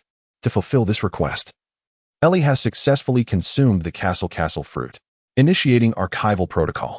A castle manifested midair. A deep, resonant hum echoed through the Tree of Knowledge. Countless books tore free from their shelves, swirling through dust and embers as they surged toward the floating fortress. Even volumes ravaged by fire and can of fire were restored. Charred pages unfolded anew. Riddled tomes mended their wounds, and fresh ink rose from ashes. Flames guttered out mid-burn. Blackened paper regaining luster. Scattered fragments reassembled under an unseen force, stitching themselves back into whole manuscripts. Alvia's eyes widened in disbelief. She had expected, at best, to salvage what remained. Never had she imagined that even the destroyed text could be resurrected by this miraculous power. Her lips trembled, eyes shimmering with awe, rendering her speechless. Dr. Clover removed his glasses with shaking hands, wiping the lenses repeatedly. In all his decades, he had never witnessed such divinity, nor had the well-traveled Saul. Sung, however, was unfazed. Systems were bound to wield extraordinary abilities. What truly caught him off guard was, you fed yourself a devil fruit. MHM my foot. Since when can you consume devil fruits? What is so strange? Even weapons can. Why not me? Besides, I did it to fulfill her wish. Fine. Ellie would never admit she de-exploited a loophole. Her system space was a formless void. By piggybacking on Alvia's request, she de-cheated her way into devouring the castle fruit. No more solitude in that abyss. Now she have an entire castle to herself. Then relocate Rouge and her children inside. Wah. I never said you could use it. Can I or can't I? You can. But I didn't agree. Fine. Opportunism was second nature to Kong. He coveted this fruit for ages, but if the system claimed it, he just treat it as gaining a pocket dimension. Within moments, every last book vanished into the castle, which then dissolved into nothingness. Eileen, open a portal. Right away. The air rippled once more, a swirling azure gateway materializing. By now, the onlookers were numb, nothing could surprise them anymore. Sung shrugged. Her wish didn't include saving you lot, but I'm feeling generous. Come along. The portal was open. They could figure things out later. Dr. Clover shook his head. Go without us. Doctor. Alvia cried desperately. Preserving the tree was her priority, but saving Clover was also her wish. His expression darkened. This island's people died because of us. If the instigators survive, it'd be the cruelest irony. Sung had no words for these scholars. You stubborn old, he turned to Saul. And you, giant? Leave me be. Saul offered no explanation. Sung didn't ask or persuade. He was obligated to save them. The offer was a courtesy. Take it or not, he couldn't care less. Explosions rocked the surroundings, shock waves hurling debris and scorched earth. Sung scooped up Robin with one arm and seized Alvia's wrist, hauling her toward the portal. She writhed violently. Let go. I want to leave. His grip tightened. Impatience flashing in his eyes. Remember the contract. Your life isn't yours to throw away. It belongs to me now. As they neared the threshold, Clover's voice rasped from behind. Alvia. She froze. Sung halted, brow furrowing. What else did this obstinate old man want to say? I still hope, one day, you'll uncover the Void Century's secrets, without endangering the innocent. Doctor. Alvia's voice shattered into a sob. Enough eulogies. Move. This time. She didn't resist, letting Sung drag her through the portal. Watching them disappear, Clover slowly sat down. Firelight bathed his face as death loomed. Yet his eyes held no fear. Gazing at the crumbling Tree of Knowledge, he smiled, a smile of peace. Master, where to? Let me think. Let us go to Burka. As you wish. Chapter 22. White Tiger Baika is one of the many sky islands. Small in size and with a population of less than 1,000. The purpose of Song's visit here is straightforward. Any traveler who arrives before Inara consumes the Rumble Rumble fruit would not overlook this fruit, deemed invincible, to avoid unnecessary troubles. Ellie always chooses remote and uninhabited locations for her teleportations. As the teleportation light dissipates in Baika, Luigi stumbles out, cradling the startled Athena, who emits frightened cries. Without hesitation, Luigi throws herself into Song and Appo's embrace, her fear palpable. The chaos within the portal had left her trembling, clutching Athena tightly while holding Ace and Appo's hand, too anxious to move. Later, she inexplicably finds herself transported into a castle. When Luigi sees Song again, all her taut nerves shatter. Unable to contain her emotions, she desperately wishes to be held tightly. Her trembling arms wrap around Song and Appo's neck as she buries her face in his shoulder, warm tears silently streaming down and soaking his clothing. Song gazes down at the quaking figure in his arms, understanding her distress and feeling a pang of heartache. He gently lifts his hand, tenderly patting Luigi's shoulder. This silent comfort gradually dispels her apprehensions and fears, and her sobs begin to subside, though she is reluctant to release her hold around his neck. Nearby, Alvia, having narrowly escaped danger, can no longer suppress the maternal love surging within her. She suddenly embraces her daughter Robin tightly, and the two weep together. Not far away, the nearly 2-year-old Ace bites his finger, his round, innocent eyes filled with confusion. Observing the tightly embraced group, he tilts his little head, drool trickling down his chubby hand. The little one does not comprehend why everyone is being held, yet no one comes to embrace him. After a while, once Luigi's emotions have calmed, Song finally speaks. All right. It's okay now, let's head home. Luigi lifts her head, her red-rimmed eyes reflecting a hint of bewilderment. Home? Indeed. Song replies with a smile, snapping his fingers, causing ripples to form in the air. In the next moment, a castle gradually materializes before everyone. Song and Appo's gaze settles on Robin as he gently says, Come on, Robin. Hold Ace's hand. This will be our home from now on. Robin nods eagerly, leaps from Alvia's arms, and runs to Ace, grasping his little hand. Then she pulls him to their mother, extending her left hand to firmly hold Alvia's palm. Let's go, Mommy. Alvia's eyes glisten with moisture as she nods again. The three of them, hand in hand, slowly step into the castle. Watching them enter, Song suddenly bends down and scoops up Luigi and her daughter in a princess carry. Luigi, startled by the sudden action, gasps, Hey, what are you doing? Be careful not to drop Athena. Instinctively, she tightens her hold on her daughter. Song chuckles lightly from above. Don't worry, I know what I'm doing. Once everyone has entered the castle, it vanishes, leaving behind only a desolate patch of grass. Inside, the castle is adorned with exquisite decorations. However, Alvia and Appo's immediate instinct is to search through the rooms for the previously stored books and documents. She finally pushes open a grand wooden door, revealing a ceiling soaring high above, where countless books are neatly arranged on the shelves. Alvia's breath quickens as she steps forward, her fingers gliding over the rows of books until she carefully extracts one. Upon opening it, her eyes begin to glisten with moisture. Yes, it is the literature from O'Hara. With her tense nerves finally relaxing, she gently places the book back, a smile of relief unconsciously appearing on her lips. When she returns to the hall, the others are still curiously exploring the mysterious castle. Song looks around and softly says, All right, no need to linger here. Each of you go find a room you like. Hearing Song and Appo's words, Robin and Appo's eyes sparkle as she pulls Ace and Appo's hand excitedly, saying, Come on, Ace, let an Appo's find the prettiest room. Luigi gazes down at the sleeping Athena in her arms, the baby's delicate cheeks glowing softly as her tiny mouth unconsciously purses. Raising her head, she looks at Song with gentle eyes. I and Appo's take Athena to rest first. Song nods lightly, reaching out to gently stroke Athena and Appo's little head. Watching as Luigi carries her child towards one side of the corridor. At that moment, Alvia returns from the library to the hall, standing before Song, feeling slightly awkward. Stop standing there like that. You should choose a room you like too, he encourages. As Song stands alone in the center of the hall, observing everyone dispersing, he opens the system again. You've taken over my nest. How inconsiderate. Why say it so harshly? What's yours is mine. Arin and Appo's. To you ashamed? This is my castle. All right. I'll just refrain from using the system in the future. You said it. Yes, I did. By the way, where's my reward? Why hasn't it been issued yet? Oh, it's coming right up. He had been too focused on decorating the castle. He hadn't even collected Alvia's soul yet. As Alvia stands near the library, she suddenly feels her soul tremble violently. Something precious and core to her essence slowly withdrawing. Congratulations, Master, you have completed the soul contract. Awakening dual hockey, armament hockey, observation hockey. Reward fruit, Zoan-type cat fruit, mythical beast white tiger form. Mythical beast white tiger? Sohn wonders if he is hallucinating. Is the system actually showing some conscience? Ellie, on what basis are the rewards given? It and Oppos, random. Random? So any fruit could potentially appear? Not quite. Any already consumed devil fruit cannot be used as a reward. But everything else is possible. Ah, that makes sense. It wouldn't do for the system to strip away powers that have already been consumed. All right, I understand. Quickly bring me the white tiger fruit. Previously, Song had no desire to consume the slippery fruit or the flame fruit, but this time is different. Who could resist the divine beast white tiger? This is a godly fruit on par with the azure dragon. All right, Master, the devil fruit has been issued to you.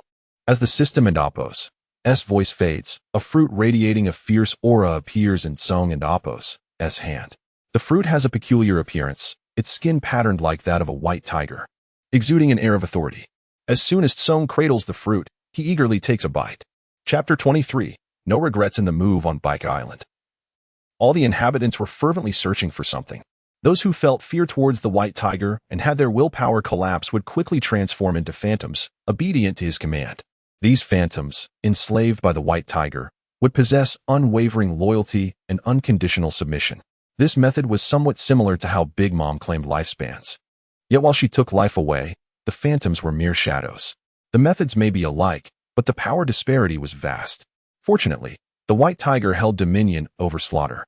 His innate aura of menace and authority, though not akin to the legendary conqueror and imp, Oppos' hockey, was still formidable enough to be hard for ordinary people to withstand. After gradually mastering the powers of the white tiger fruit, he brought the entire island and imp, Oppos' populace under his control. Thankfully, the thunder fruit was on Bike Island, which was small and sparsely populated, with the residents generally lacking in strength. Had it been the Sky Island that Luffy later visited, with its vast population and expansive land, attempting to control the entire island would have been but a delusion. Soon, a figure approached swiftly. A young boy carefully cradled a fruit adorned with peculiar spiral patterns in his hands, with a roll of yellowed blueprints tucked under his arm, respectfully presenting them to him. It was the thunder fruit and the blueprints for the Arc Maxim, which he had long coveted. The boy's long earlobe swayed gently with his movements, a characteristic unique to only one person in the world of One Piece. A smile of understanding crept across his lips. It was no wonder that Enel had consumed the fruit, as he had personally sought it out so expediently. With the fruit and blueprints in hand, he entrusted them to Eli for safekeeping. Then, with a snap of his fingers, he released his control over the crowd and vanished before their eyes. Having just consumed the fruit, his control over time was limited. Fortunately, he found them quickly. Otherwise, he would have needed to search several more times. The people of Baika Island awoke from their stupor, bewilderedly surveying their surroundings, having forgotten what they were doing moments before. As common folk, I am truly, genuinely delighted today. He hummed a tuneless melody, his steps filled with a buoyant joy. Looking at her partner's beaming demeanor, Luigi couldn't help but smile. It seems he has found a treasure, how joyous he is. Before she could finish her thought, he cheerfully leaned in and planted a kiss on her smooth cheek. I and Oppos am happier than finding money, and soon we will be able to pick up coins. The Sky Island also holds a city of gold. Isn't that akin to picking up money? I wonder if Eli can gather the entire city of gold. The unexpected affection caused Luigi and Oppos' ears to flush a rosy hue, even though they were already a married couple. Such explicit displays of love in front of the children overwhelmed her, and she chided him, saying, "No need for such behavior, the children are here." Nearby, Robin Kuden and Oppos' suppress a chuckle, hastily covering both her and Ace and Oppos' eyes. "We saw nothing, you may continue." Luigi, embarrassed and annoyed, "Then why are you laughing?" After dinner that evening, he strolled to the library and knocked on a wooden door. Before the sound of the knock faded, there were soft movements from within. And then Alvia, wearing round glasses, opened the door. The golden chain of her glasses fell gracefully against her fair neck, the dim light of the corridor accentuating her sharp jawline, adding an air of cool, reserved beauty. "Goodness, Those glasses only enhance her commanding presence. Luji was a gentle and sentimental woman, viewing family as the essence of her life. When with her, he didn't mind taking his time to cultivate their relationship. Yet Alvia was entirely different, even at the crossroads of life and death. When faced with a choice between her daughter and historical texts, she resolutely chose the latter. Such an almost obsessive commitment led him to believe she could never love him, so he decided not to waste time on gradual persuasion. After all, the terms of their established contract were mutually agreed upon, each taking what they needed, making the pretense of niceties unnecessary. In the dim light swaying within the room, their faces were illuminated. He slightly raised an eyebrow, his gaze scrutinizing Alvia. "You must know why I am here." Alvia pushed her glasses up with her fingertip, her eyes behind the lenses calm and unruffled. "Yes, I was mentally prepared. Just didn't he expect you to take a few days before arriving?" Her tone steady, devoid of any emotion. The air hung heavy for a moment. Then he suddenly lost his smile, his voice lowered. "Before we proceed, I must ask, have you ever regretted your initial choice?" Upon hearing this, Alvia slightly raised her chin, a glimmer of resolve flashing in her eyes. "No regrets in my move. Once I have made a decision, I shall not waver. Even if given the chance to choose again 100 or 1,000 times, I would still make the same choice. As long as you have no regrets." For reasons unknown, despite already being aware of Alvia and Apos' inherent obstinacy, witnessing her demeanor now ignited a nameless frustration within him. He felt increasingly agitated. He couldn't even comprehend what was bothering him, suppressing the tumultuous emotions within. He slowly approached the bed. As he leaned down, his heated breath brushed against her cool collarbone, yet it failed to stir even a flutter of her eyelashes. In the room, the creaking of the bed beneath their weight sounded like a grotesque lament. His gaze remained fixed on Alvia and Apos' expressionless face, his breaths quickening and growing heavier. His hands unconsciously tightening, his actions becoming increasingly rough. However, Alvia still kept her eyes shut, her body rigid and unresponsive to his movements. Eventually, this storm of emotions began to calm, but Alvia remained expressionless on the bed. Silently, he rose and swiftly donned his clothes. Striding toward the door and slamming it behind him, he arrived with eagerness but departed in disappointment. Remaining still and silent, what was the difference between her and a doll? Or a corpse? When the resounding bang of the door finally faded into the silence, Alvia seemed to awaken from a long slumber, slowly propping herself up. Her movements bore an imperceptible stiffness, every inch of her skin whispering of exhaustion. Her lowered gaze gradually swept over her body, marked with bruises and bite marks, her fingers lightly tracing a contusion. Ouch! The slight pain at her fingertip made her eyelashes tremble. A bitter smile soon appeared at the corners of her lips. After a long while, she let out a soft sigh. Chapter 24. Gone Fur. With the thunder fruit finally in his possession, Song had no desire to squander time on the dilapidated island of Baika. Lacking a vessel, he resolved to transform into a white tiger and soar across the waters. Fortunately, the distance between the two islands was not great. Once he confirmed the location of the Sky Island, a silvery brilliance cascaded from his body like a torrent of stars. As the light dissipated, a majestic tiger adorned with golden patterns emerged, standing proudly in the void, the golden markings shimmering against its silver fur. With the spirit of the dragon and the might of the tiger, the moment the white tiger manifested, the very heavens shifted. A tempest arose, sweeping up grit and stones.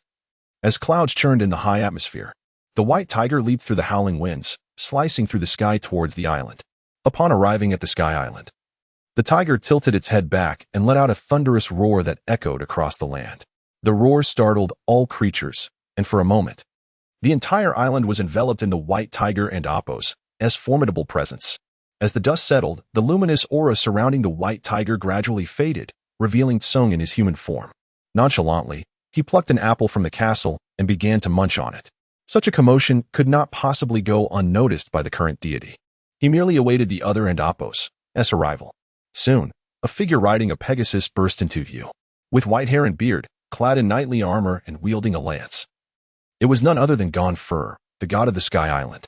However, why did he suddenly appear so aged, and why was his Pegasus so unappealing? Gone Fur, atop his steed, wore a grave expression, his brows furrowed, as his heart sensed that the newcomer was no ordinary foe. Yet, as the deity of the Sky Island, he could only confront the challenge head-on. He dismounted and introduced himself. "Greetings, I am the god of the Sky Island. You may call me Gone Fur." Song took a bite of his apple, a hint of mockery in his gaze. "A god? You? Gonfer hastily waved his hands. No, no. Please do not misunderstand. God is merely a title for the ruler of the Sky Island, akin to the king of Qinghai. Damn. Why are the people of Qinghai always so particular about this? Song was merely attempting to intimidate the old man. What was the elder's purpose in approaching him? Was it to challenge him? Nay, I have traveled a great distance. As the ruler of the Sky Island, I merely came to welcome you. Very well. I accept your challenge. Are you out of your mind? First time at such heights, and you lose your wits? This is my territory. You intruded. Song ceased his words, and the power of the white tiger fruit erupted instantaneously. His fingers elongated into sharp claws, glinting ominously as 5 blades of air rushed toward Gonfer and Amp, Apos' throat. The deity's heart raced, alarms blaring in his mind. Yet the assault was too swift to evade. Instinctively, he crossed his lance before him to block, the tremendous force numbing his grip, nearly robbing his arm of sensation. In the next moment, Song and Amp, Apos' claws latched onto the lance, and with a fierce surge of strength, he swept Gonfer away. The god crashed heavily to the ground, rolling several times in a disheveled state. The Pegasus, Pier, let out a distressed cry, swooping down to his master's side. Ignoring his pain, Gonfer swiftly mounted his steed. Pier spread his wings, ascending rapidly, attempting to create distance. Aerial combat? I accept that too. Song scoffed, silver light radiating from him as he chased after them through the tempest. Are you insane? Accepting what? His tiger claws, adorned with golden patterns, lashed out once more. Although Gonfer anticipated the trajectory of the attack through his heart network, Song's speed, bolstered by the power of the winds, surpassed all expectations. With a muffled thud, Pier cried out in anguish. Gonfer and his steed plummeted like a severed kite, crashing into the ground and carving a deep trench. Dust erupted around them. Song hovered in midair, silver winds swirling around him as the golden patterns on his claws gradually faded. He gazed down at Gonfer, who struggled to rise amidst the dust, yet made no move to deliver a final blow. He had no intention of killing the old man. It was merely an opportunity to test his prowess after 2 years in this world. Though the system had bestowed him with strength, he had yet to engage anyone in combat. Disappointment washed over Song, for the elder's strength was evidently lacking. He had hoped to gauge his own abilities through this encounter. Yet the old man proved to be an inadequate benchmark. Slowly, Song descended to stand beside Gonfer. At that moment, Gonfer clutched his chest, spitting out a mouthful of blood, the crimson droplets staining his armor. Yet, seasoned by hardship, he keenly sensed that the young man bore no ill intent. Suppressing the agony in his chest, Gonfer lifted his gaze to Song. Pain etched on his face, yet a hint of acceptance lingered. If you require anything, please speak freely. This old body cannot endure much more. Although the elder appeared quite beleaguered, he had sustained no grave injuries, and Song was well aware of this. Furthermore, the old man remained remarkably sturdy, likely to endure for another 2 decades. Besides, Song was no stranger to confrontation. With arms crossed before him, Song regarded Gonfer with a calm demeanor and spoke in a serene tone. Rest assured, I have no interest in your divine title. I plan to stay on the Sky Island for a while. I will handle my own accommodations. You need only provide ample food and supplies, and arrange for a few attentive maids to assist me. Gonfer nodded slightly. Though fatigue lingered on his features, he did not dare to slacken his efforts. Of course. Shall I bring them to you, or? Song and Apos' gaze drifted into the distance, as if contemplating something, before he replied, I have matters to attend to. Bring the people and supplies here, and I will return shortly. Gonfer acknowledged with a nod. Very well, I shall prepare. Song waved his hand dismissively. Yes, go ahead. Gonfer turned toward his Pegasus, mounting swiftly before guiding the creature into the sky. Once Gonfer and Apos' figure completely vanished into the depths of the clouds. Silver light enveloped Song once more as he ascended into the heavens. The second treasure a traveler must acquire, the golden city of the Sky Island. To forsake such divine fortune would be folly. With such an astonishing quantity of gold, it was nearly impossible to remain undetected. In the high altitude, Song narrowed his eyes, meticulously searching for the legendary golden city. At that moment, the scorching midday sun cascaded down like a waterfall, casting a dazzling glow over the entire Sky Island. Suddenly, a location on the island erupted with a blinding golden light, almost impossible to gaze upon directly. The golden radiance surged continuously, undulating like waves, unmistakably indicating that this was no ordinary structure reflecting such brilliance. Song and Apos' eyes sparkled with excitement as he felt an uncontrollable thrill surging within him. I found it. No sooner had the words left his lips than his aura transformed dramatically, propelling him swiftly toward the direction of the resplendent golden light. Chapter 25. The Maid When Anime Intersects with Reality. The astonishment witnessed through the screen pales in comparison to the experience of seeing it firsthand. Song inhaled deeply, lifting his gaze to behold a panorama of golden splendor. The entire town appeared to be crafted from gold, reflecting sunlight in a dazzling display that left one utterly entranced. Such an astounding wealth of gold, should it flow into Qinghai, would inevitably incite a tumultuous wave of inflation within the economy. However, it would not remain hidden for long, as pirates would eventually stumble upon it. Once wealth is acquired, individuals tend to indulge in extravagant spending, resulting in a deluge of gold flooding the market, leading to a rapid devaluation of the currency in the hands of the common folk, rendering it as worthless as scrap paper, even depriving them of the means to purchase bread. And a lack of bread could very well trigger a small mustached figure to rally in a tavern, igniting a global conflict. How terrifying, how dreadful. Alas, the burden of this world weighs heavily upon me. I shall reluctantly take it upon myself to safeguard it for now. Aaron. Yes, my dear master. Look at you, my loyal servant. Do you have a fondness for gold? Oh, my. Who doesn't he cherish gold? Yet this exceeds the size of your castle. It cannot be contained. Who says it can Adapos? T? Once my fruit awakens, I can easily store hundreds of these golden cities. You can awaken your fruit? Of course. Have you forgotten who I am? I am the system. And the system is synonymous with power. Okay, you win. You are indeed correct. Let us collect it all. Very well. With a ripple of energy, the entire golden city vanished without a trace, including the golden bell and historical texts. Oh, and the snake still has some within. Let us collect that too. Understood. All the gold was amassed by Aaron as Song entered the castle, intending to take a look around. Upon entering, he found nothing had changed. It was exactly as it had been before. Where's my gold? What have you done with it? It is stored in the expanded space. You have hoarded all the gold for yourself, and nothing has changed for us. Song still wished to experience the luxury of a golden toilet. I am safeguarding it for you. Do you understand? If you suddenly possess so much wealth, you will undoubtedly spend it recklessly. And even a mountain of gold cannot withstand your expenditures. When you require funds, simply come to me. I am not withholding it. That familiar tone reminded Song of his mother when she would cunningly keep his pocket money. Forget it. Aaron cannot spend it anyway, so let her keep it. Song calculated the time and estimated that Gonfoer should soon arrive with supplies at the designated location. Wasting no time, he transformed into a fleeting shadow, speeding towards the previously mentioned clearing. Before he landed, he saw Gonfoer standing with his hands clasped behind his back, waiting patiently, surrounded by neatly arranged items.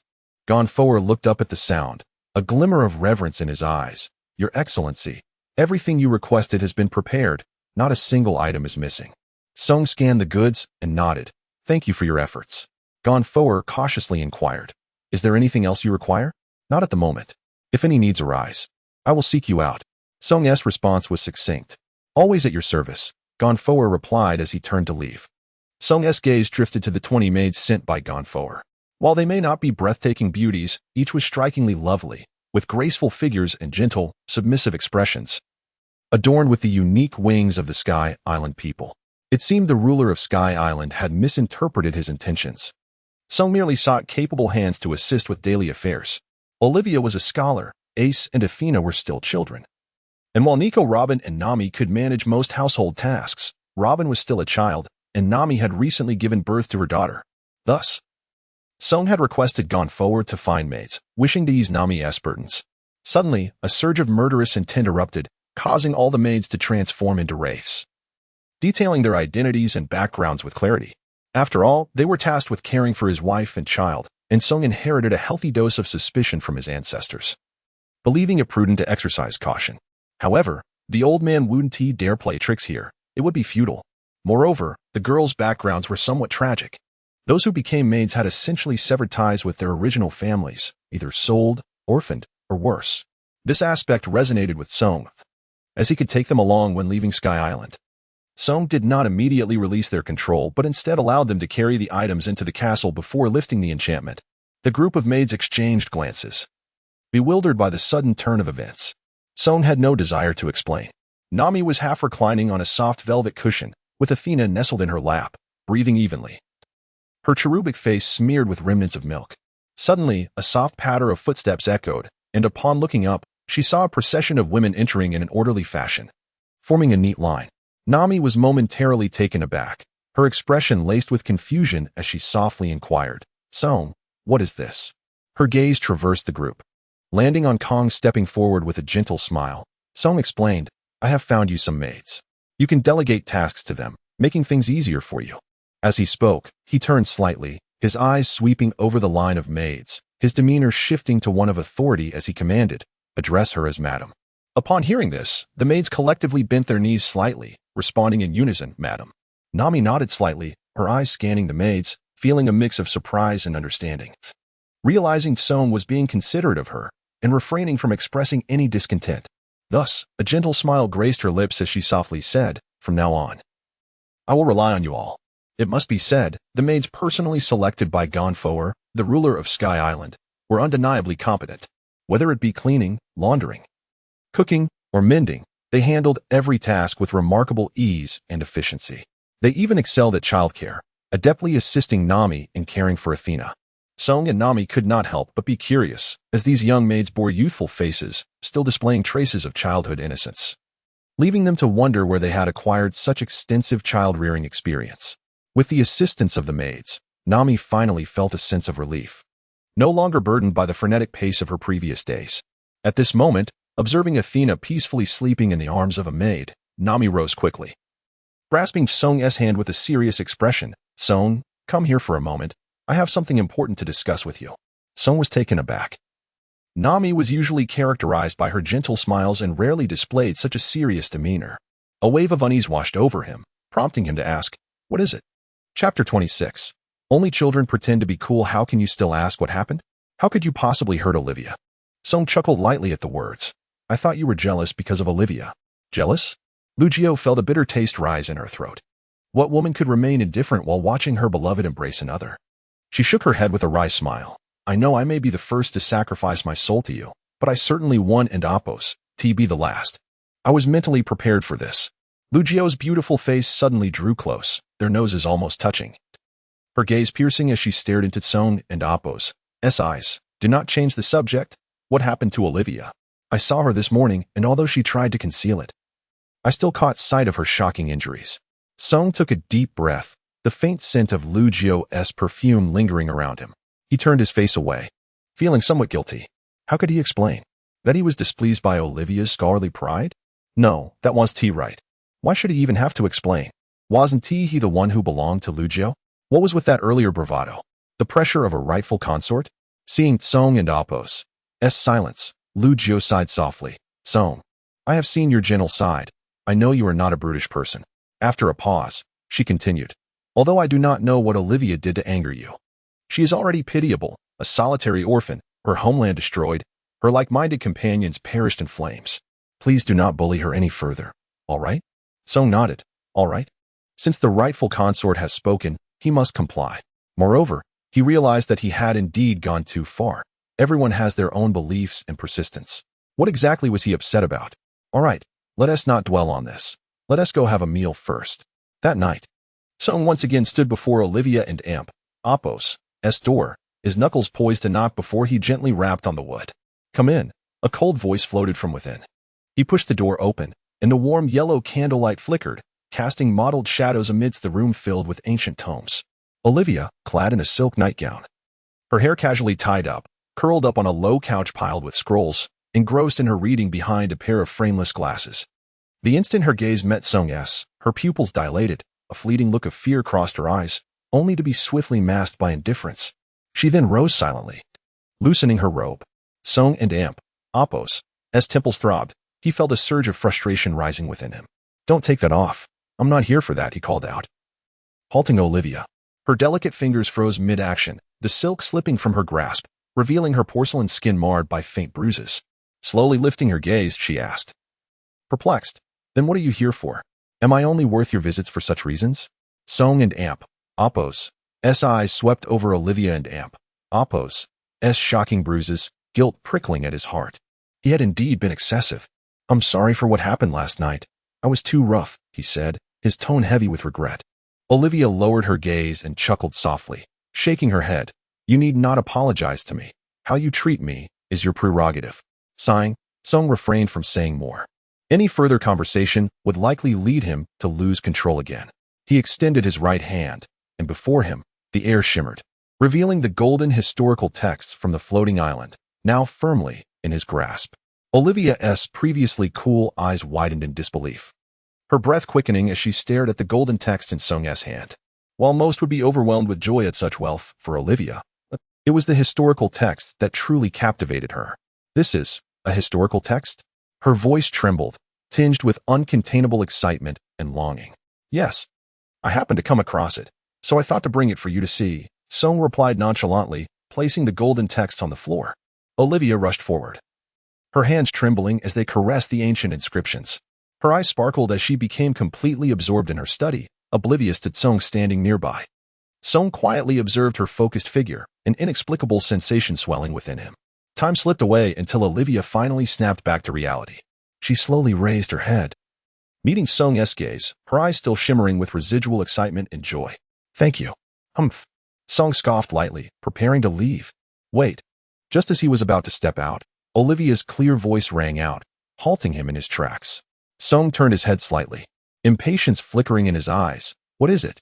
Olivia bit her lips slightly, a glimmer of anticipation in her eyes. Could you bring me another historical text to my room?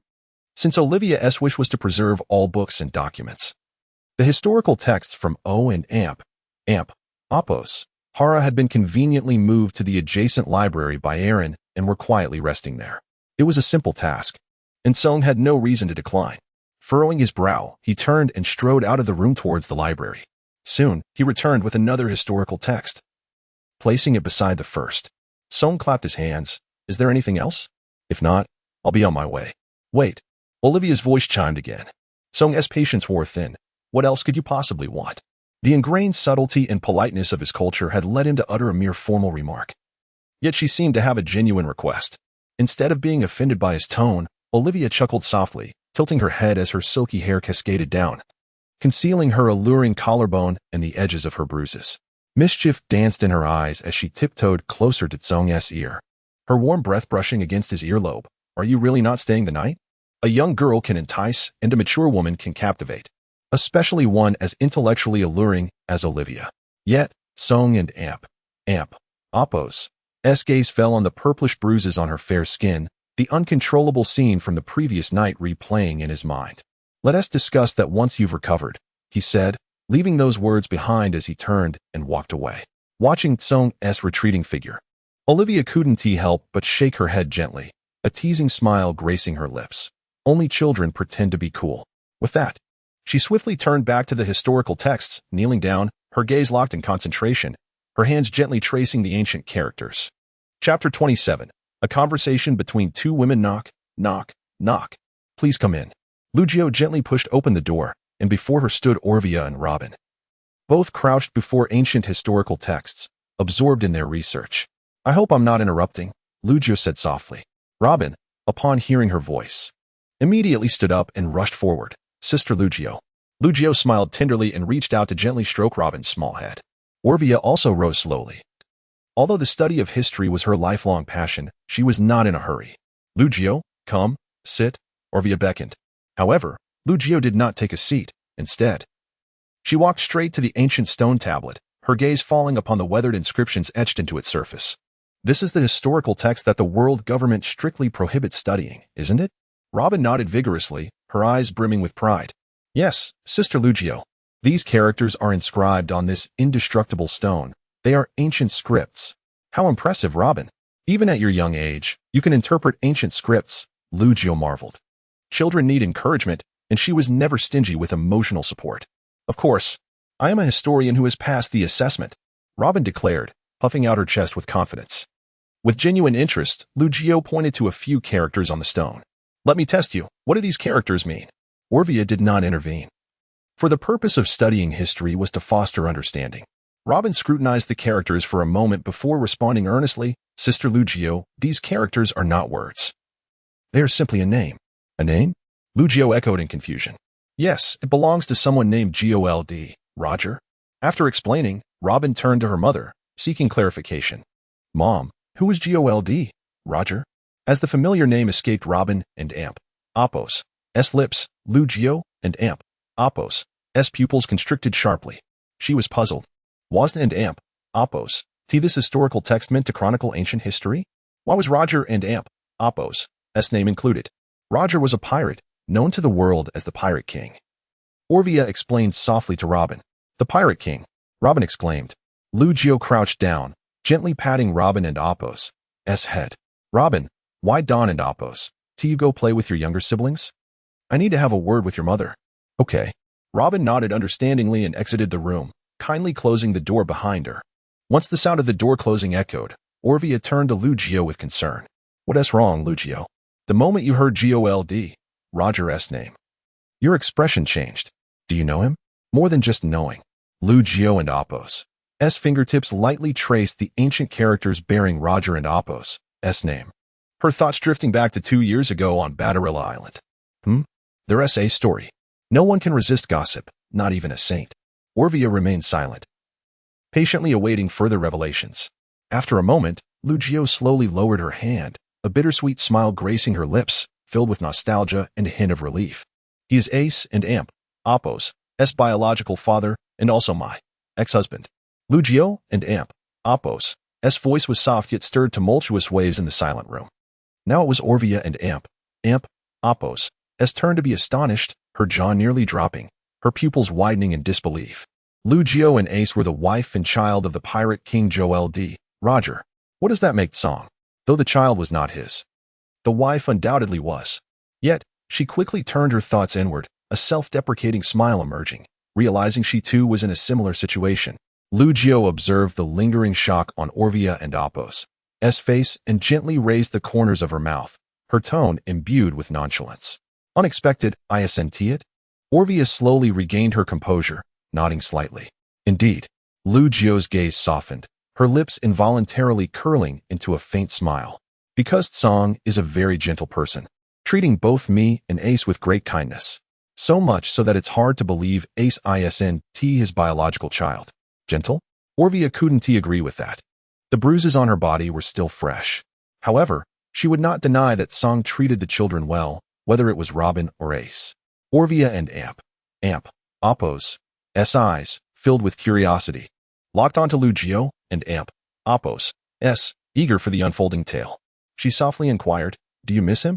Lu Gio was taken aback for a moment before firmly responding, no. No? Orvia repeated, her voice laced with skepticism as she tilted her head, attempting to discern the truth from Lu Gio's expression. Indeed, I do not miss him, Lu Gio reiterated. Understanding that Orvia might not believe her, Lu Gio laughed softly and elaborated, I once loved him deeply, passionately. Despite our significant age difference and his terminal illness, I fell hopelessly in love. I wanted to bear his child, fully aware that he was the Pirate King. Aware that the world government and the Navy would pursue me and my unborn child. Yet, I faced every storm unafraid, for I loved him. This was beyond Orvia and Oppos' comprehension. You speak of love, yet how can you not miss him? Therefore, Orvia curiously questioned, then why do you say you Don and Amp, Oppos' miss him? Lu Gio chuckled self-deprecatingly. Because I later realized that he did not love me. Really? Orvia was even more puzzled. What leads you to that conclusion? Seeing the normally astute scholar now wearing a confused expression made Lu Gio want to smile.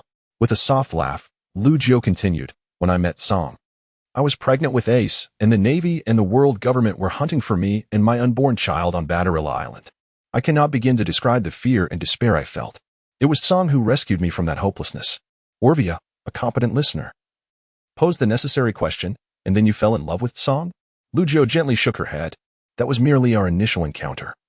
Tsong and I were together for 2 years. He truly was kind and gentle, attentive to me and treating Ace as his own. From him, I learned what it meant to love. To love someone is to never place them in danger. So, everything was just my one-sided affection. Roger knew his time was limited and understood what I would face after his death. If he truly loved me, he would never have placed me in such peril. I may have simply been the last gentle harbor in his decades-long journey and adventures, nothing more. As for whether her ex-husband was good or bad, or what he thought, it mattered little. Lu Gio was destined to return home. Chapter 28.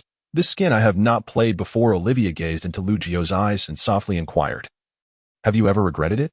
Lu Jiu lowered her eyelids, her lashes casting delicate shadows on her cheeks.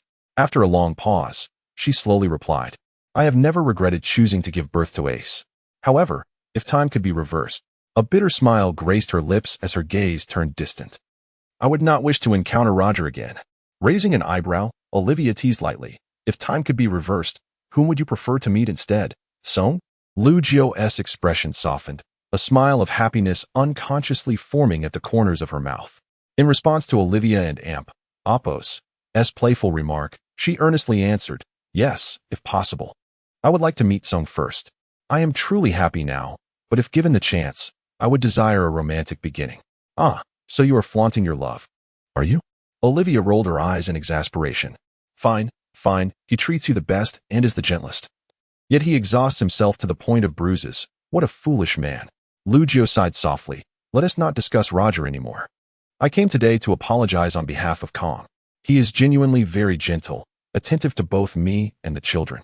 She paused, carefully choosing her words. Yet for some reason, he seems to have completely transformed around you. Olivia shook her head gently, her expression warm. You really don't need to apologize to me. I have never held anything against him. Lu Jiu hesitated before asking then, do you hate him? Olivia suddenly laughed, a hint of bitterness in her chuckle. Hate? Not at all. Sighing deeply, her voice seemed to drift from a distant place. This is all my own doing. Tilting her head, Lu Jiu looked at Olivia. Confusion evident in her beautiful eyes. Olivia began to recount the nightmarish past of O'Hara. She never regretted her choices, but understood the profound harm her decisions had inflicted on Robin. She owed Robin so much, even if Robin appeared indifferent. Olivia could comprehend Song and Apos' attitude towards her. It stemmed from his frustration over how she treated Robin. As Olivia spoke, Lu Jiu began to grasp why Song and Apos' demeanor towards Olivia was so harsh. Their first child was not Ace, but Robin. Having raised him for so long, they had developed deep feelings. The child had endured so much suffering and injustice. It was no wonder Song was angry. As a mother, Lu Jiu found it difficult to understand Olivia and Apos' choices and could not emulate them. Yet, seeing Olivia with her head bowed, her shoulders trembling slightly, the words of reproach that had been on her lips suddenly faltered. It's all in the past. You have already sacrificed for history. Lu Jiu and Apos' voice was like a gentle spring breeze, soothing and calm. Observing Olivia and Apos' somewhat haggard appearance, she continued, now that you have also signed a soul contract with Song, you should cherish your time with him and Robin. Song is truly a wonderful person. Olivia nodded slightly, a complex light flickering in her eyes. For her, Song could hardly be deemed gentle. Yet, she would never deny that he was indeed a good man. Under the bombardment of O'Hara, Song had granted her a single wish. But ultimately, he not only preserved all the historical texts of the Tree of Knowledge, but also saved both Robin and herself. Even at the last moment, he attempted to rescue Dr. Bartholomew and Saul, and she could distinctly feel Song and Apos' disdain for her pursuit of history, yet he did not obstruct her. In fact, just last night, he had personally delivered historical texts to her. I know, I will. A few days later, one evening, the dinner hour had passed, and the clamor gradually faded. In the world of One Piece, eating a lot does not necessarily equate to being strong, but surely, the strong do eat a great deal. Song sat at the dining table, indulging heartily. Across from him, Olivia sat quietly, her elbow resting on the table, chin cradled in her hand, her gaze fixed on Song. Her expression complex with a hint of shyness. Song casually looked up, meeting Olivia and Apos' eyes. He raised an eyebrow and smiled nonchalantly. What's the matter? Not full. Olivia and Apos' expression instantly darkened, frustration evident. This insufferable man, how could he be so oblivious? After all her mental preparation, his flippant remark nearly shattered her resolve. Taking a deep breath to suppress her exasperation, she slowly rose and walked over to Song, her footsteps light. Leaning down, her warm breath brushed against Song and Apos' ear as she whispered, come to my room tonight. Without waiting for Song and Apos' response, she straightened up and hurriedly left the dining hall, her shoes clicking against the floor in a flurry. Watching Olivia's retreating figure, Song's lips curled into a knowing smile, offering a night together. Are we? I like that. As night enveloped the world, Song, unable to contain his excitement, knocked on Olivia and Apos' door. Come in. The door is unlocked, came Olivia and Apos' cool voice from within. Song gently pushed the door open, the hinges creaking softly. Looking up, he found Olivia seated in a chair, slowly turning as the chair swiveled. For a moment, Song and Appo's breath caught in his throat. Before him stood Olivia, her cascading white hair framing her porcelain skin, making her look even more ethereal. Her features were exquisitely sculpted, resembling a finely crafted work of art. Perched on her delicate nose was a pair of gold-rimmed glasses, adding an air of intellect and allure. She wore a pristine white shirt, the collar slightly open, revealing her elegant collarbone. Below, a black pencil skirt hugged her figure, accentuating her graceful curves. On her feet were high-heeled shoes, their slender heels further elongating her already statuesque legs. Moreover, Olivia had sensibly chosen to wear black stockings, her legs encased in the silky fabric, exuding an irresistible charm. Song and Appo's gaze became fixated on Olivia, a burning intensity igniting the air around them. As Olivia turned her face away, a flush crept up her neck. "What are you staring at? Have you never seen this before?" Olivia reached to adjust her slipping glasses, her fingers trembling slightly, causing the frame to tilt on her nose. "Indeed, I have seen it all, but I have yet to experience this particular skin." Song and Appo's Adam and Appo's apple bobbed, his eyes reflecting an uncontrollable desire. He suddenly closed the distance between them, not allowing Olivia a moment to react. One arm encircled her slender waist while the other cradled her leg, and he swiftly lifted her into his embrace. Olivia let out a brief gasp, instinctively wrapping her arms around Song and Appo's neck, her body quivering in his hold. Her cheeks flushed a deep crimson, her eyes a blend of panic and shyness. Strands of hair fell chaotically around her, brushing against Song and Appo's face, igniting a fervor within him. "Enough of the pleasantries. The night is fleeting. Damn you. At least let me take off my heels." Take off what? Chapter 29. The eldest son. As the clouds drift gracefully across the sky, time flows quietly by. The Song family has spent a full year on this sky island suspended in the heavens. This island is devoid of a world government or navy, and certainly lacks pirates. Otherwise, the city of gold could not have persisted for centuries amidst human greed. After Song rang the golden bell, the Sandians and the angels laid down their centuries-old grievances and shook hands in reconciliation. For the Song family, this place is the long-desired paradise beyond the mundane world. Though the family resides in a castle, Song is reluctant to confine his loved ones within its walls. He often takes Lu Jiu, Olivia, Robin, and Ace, cradling Athena in his arms, to stroll among the clouds, frolic on the beach of clouds, and picnic beneath the towering ancient trees. Fate is always replete with surprises. Soon after, with a gentle smile gracing her cheeks, Olivia announced to the family the arrival of new life. After 10 months of anticipation, as the first rays of dawn pierced the clouds, a clear and bright cry echoed forth. Song rushed into the delivery room and received the small bundle from the midwife's hands. It was a boy, his firstborn son. The infant's wrinkled face still glistened with moisture, his tightly shut eyes fluttering gently, while his delicate lips emitted faint whimpers. Song and Appo's fingertips brushed softly over the tender hair. He gazed out at the brightening sky, recalling the mythic king of thunder. "Let us name him Zeus." It was time to depart. Song initially came to the Sky Island in pursuit of the Thunder Fruit and the City of Gold. Later, he briefly settled on the island to master the art of observation hockey.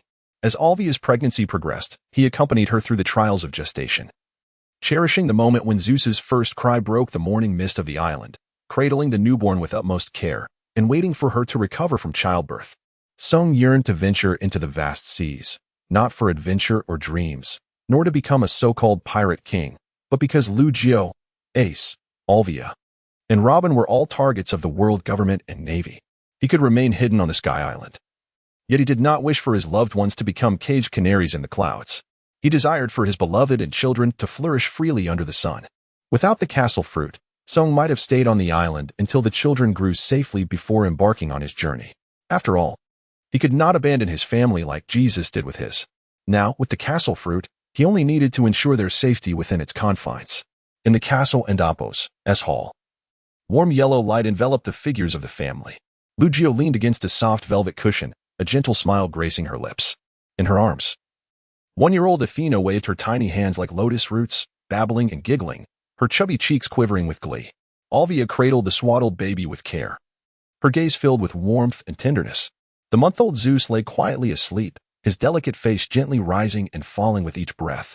9-year-old Robin sat quietly nearby, her eyes brimming with wisdom and curiosity, occasionally lowering her gaze to fiddle with her skirt while stealing glances at Song and Apos' serious expression, pondering why her brother had summoned everyone. 3-year-old Ace, raised in an atmosphere of love, was particularly lively and cheerful. His bright eyes darted about, his chubby hands grasping the nuts on the table, swinging his legs and occasionally twisting about, exuding boundless energy and vitality. Song's gaze swept over each familiar face, taking in the heartwarming scene before him. His throat tightening. I have put you all through so much. It seems we will need to live in the castle for a considerable time. Dad, where are you going? Aren't and Amp, Apos, do you coming with us? Ace suddenly looked up, his innocent words laced with confusion and reluctance. I'm going to secure a place for you all to live. Song squatted down to meet Ace's gaze, his voice low yet imbued with an imperceptible tenderness.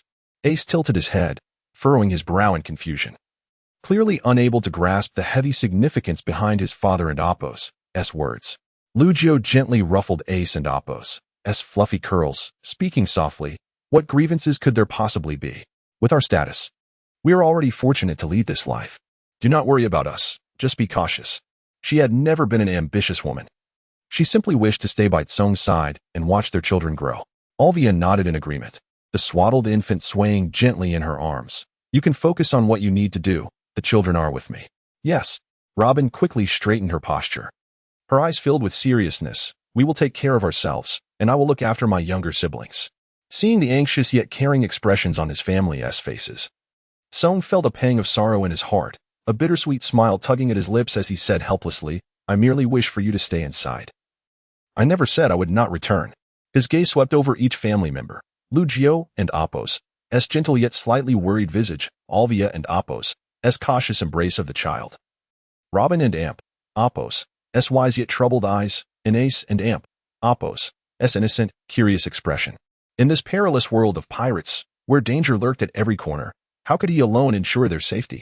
Moreover, Lugio and Ace were the widow and child of pirate King Roger, while Alvia and Robin bore the stigmas of the O'Hara scholars. These sensitive identities, if revealed, would undoubtedly attract endless trouble and peril. They would remain safely in the castle while he ventured out alone, able to return to them at any moment. As dawn broke, Song gently kissed Lugio and Amp, Apos' still sleepy brow, turning to transform into a white tiger and soaring towards the temple of Gonfowl. Inside the temple, Song managed to procure a substantial amount of supplies from Gonfowl, who stood by, hesitating to speak. Kin and Amp, Apos, fight, Kin and Amp, Apos, fight. Forget it, it and Amp, Apos, as time to leave.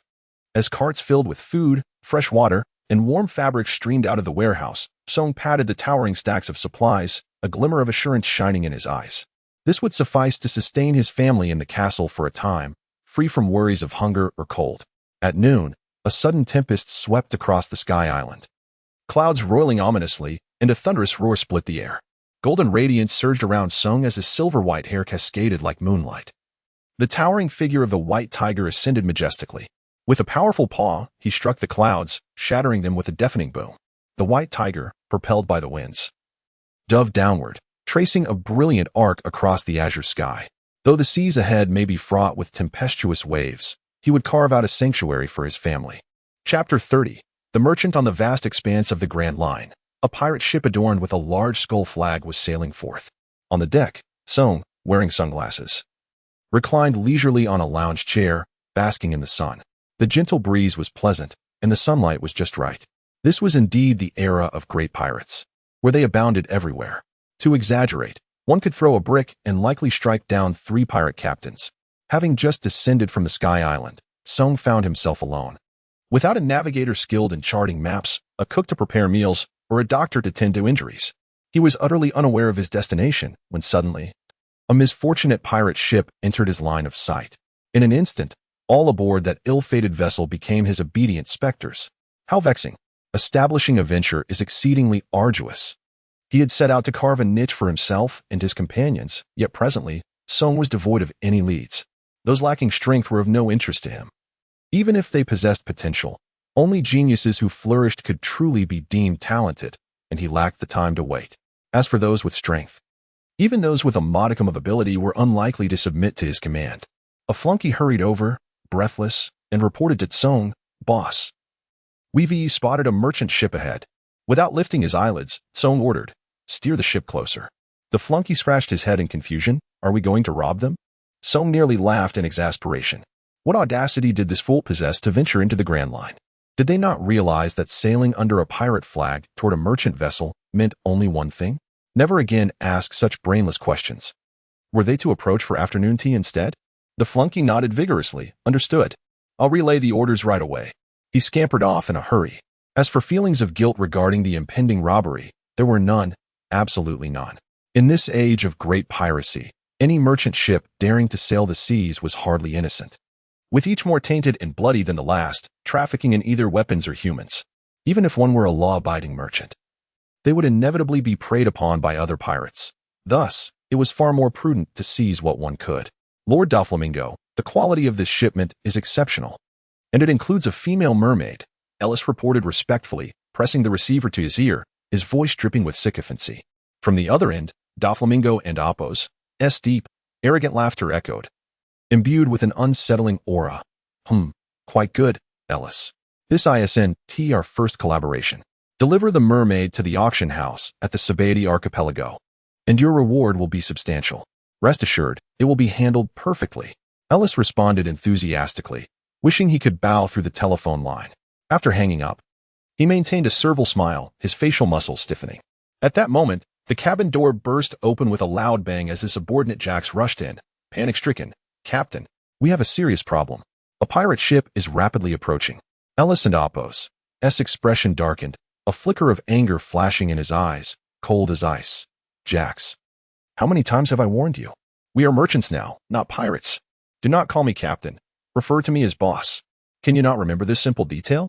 His fingers tapped rhythmically on the table, a futile attempt to mask his inner agitation. "My apologies, Captain." Jax hurriedly apologized. How could this fool not comprehend simple instructions? Ellis silently cursed inwardly. Were it not for Jax's loyalty and decent combat skills, he would have tossed him overboard to feed the sea creatures long ago. Suppressing his irritation, Ellis coldly inquired, "Did you ascertain who they are?" "Indeed. Based on their pirate flag, it's the Fierce Tiger Pirates. And their captain has a bounty of 5 million berries." Jax reported hastily, panting heavily from his rush. Ellis scoffed, a disdainful smirk gracing his lips. "Such insignificant figures. There's no need to report back next time. Just sink them." "Understood, Captain. I will ensure the task is completed," Jax pledged before departing. His footsteps fading down the corridor. The cabin fell silent once more, leaving Ellis to contemplate, stroking his chin, his gaze deep and frigid. He had once been a pirate himself, indulging in plunder across these waters, with a bounty that once soared to 30 million berries. At that time, a bounty of 30 million was no trifling matter. Even Crocodile, who could match Barrett, later held a bounty of only 79 million. As for seeking the One Piece in the New World, he had little interest. That realm was fraught with peril, no matter how great the treasure. One had to live to spend it, rather than gamble on danger. It was far more sensible to steadily seize resources on his home turf and relish the fruits of his labor. The transformation from pirate to merchant began 2.5 years prior. At that time, he still bore a bounty of 30 million berries and roamed freely. During one plundering expedition, he targeted a 3-masted vessel flying a standard merchant flag. In the eyes of a pirate, it appeared to be ripe for the taking. He accelerated to pursue it, kicking the lookout aside, his binoculars revealing the merchant ship and Apo's deck piled high with crates of goods. However, as the pirate ship drew near, the cannon ports of the merchant vessel suddenly swung open, and with a roar, iron balls erupted from the sea, sending plumes of water skyward amidst the chaos. As splinters flew, the cries of his crew echoed in Ellis's ears. This was no ordinary merchant ship. It was a heavily armed floating fortress. Finally boarding the merchant ship, Ellis was taken aback. A man behind gold-rimmed glasses sat regally in a velvet chair, cigar smoke curling around him. "Captain, name your price." The man's calm demeanor caused Ellis to hesitate. He gritted his teeth and blurted out a figure he deemed exorbitant, expecting a negotiation, only to see the man snap his fingers indifferently. "Deal." Amidst the bodies sprawled across the deck, still warm, Ellis neglected to tally his spoils. He pulled up a chair and gestured for his men to bring forth wine and meat. "Brother, what kind of business do you run that is so lavish? Take me along." As they drank and conversed, the man polished his silver cutlery, and his words stunned Ellis, causing him to sober up considerably. This was a slave ship.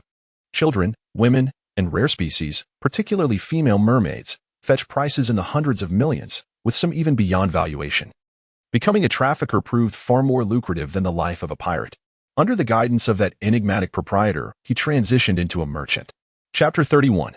And Amp, Oppos, S.U. Boss. The enemy and Amp, Oppos, S firepower is too fierce. We can and Amp, Oppos, T hold on much longer. Should we retreat for now? A subordinate reported, trembling.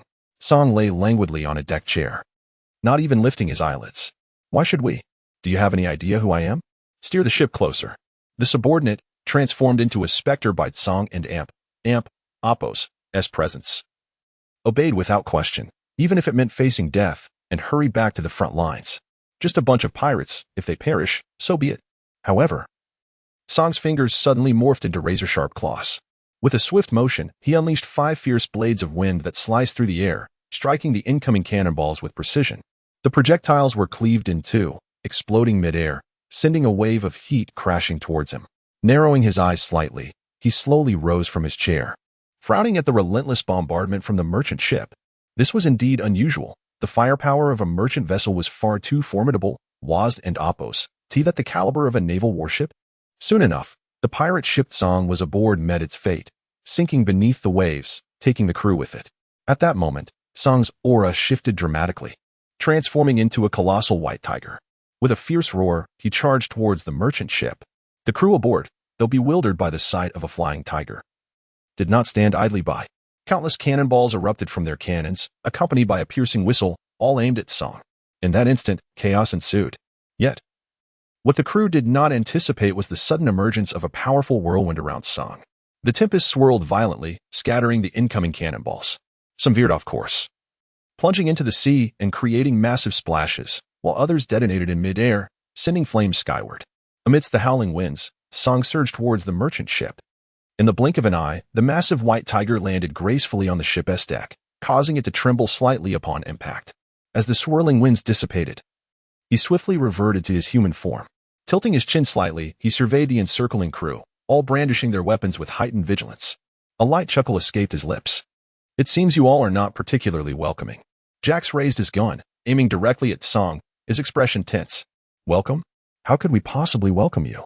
At that moment, a commanding voice rang out from the crowd. Wait. Ellis stepped forward, parting the throng with purpose. Stripped of his former arrogance as a 30 million bounty pirate, he now wore an expression of contrition. We misjudged you and have offended you, not realizing you possess the powers of a Zoan-type devil fruit. A bounty of 5 million is simply an insult. Name your price, and consider it our apology. To think that throwing money could be so exhilarating. Song recognized that Ellis had mistakenly taken him for the captain of the Tiger Pirates, likely due to his transformation into a white tiger. What a mere coincidence. Yet, Song had no desire to clarify. With a side tinge with nostalgia, he remarked, "They are all my companions." Ellis scoffed, a mocking smirk playing on his lips. Do pirates truly care about such things? Song replied earnestly, "You misunderstand. They are my beloved friends and brothers. I expect a higher price." Ellis was momentarily taken aback. Wait, can it be done like that? Why had he not thought to demand more for fallen comrades from that merchant captain? A lesson learned. Go ahead and name your price. Ellis conceded readily, for he still had a mermaid aboard his ship. Delivering her to the auction house of Doflamingo at Sabaody Archipelago would yield a handsome fortune. There was no need to engage in conflict with the Zoan user. 10 billion, Song replied casually, tilting his head. Ellis's face flushed crimson, veins bulging on his forehead.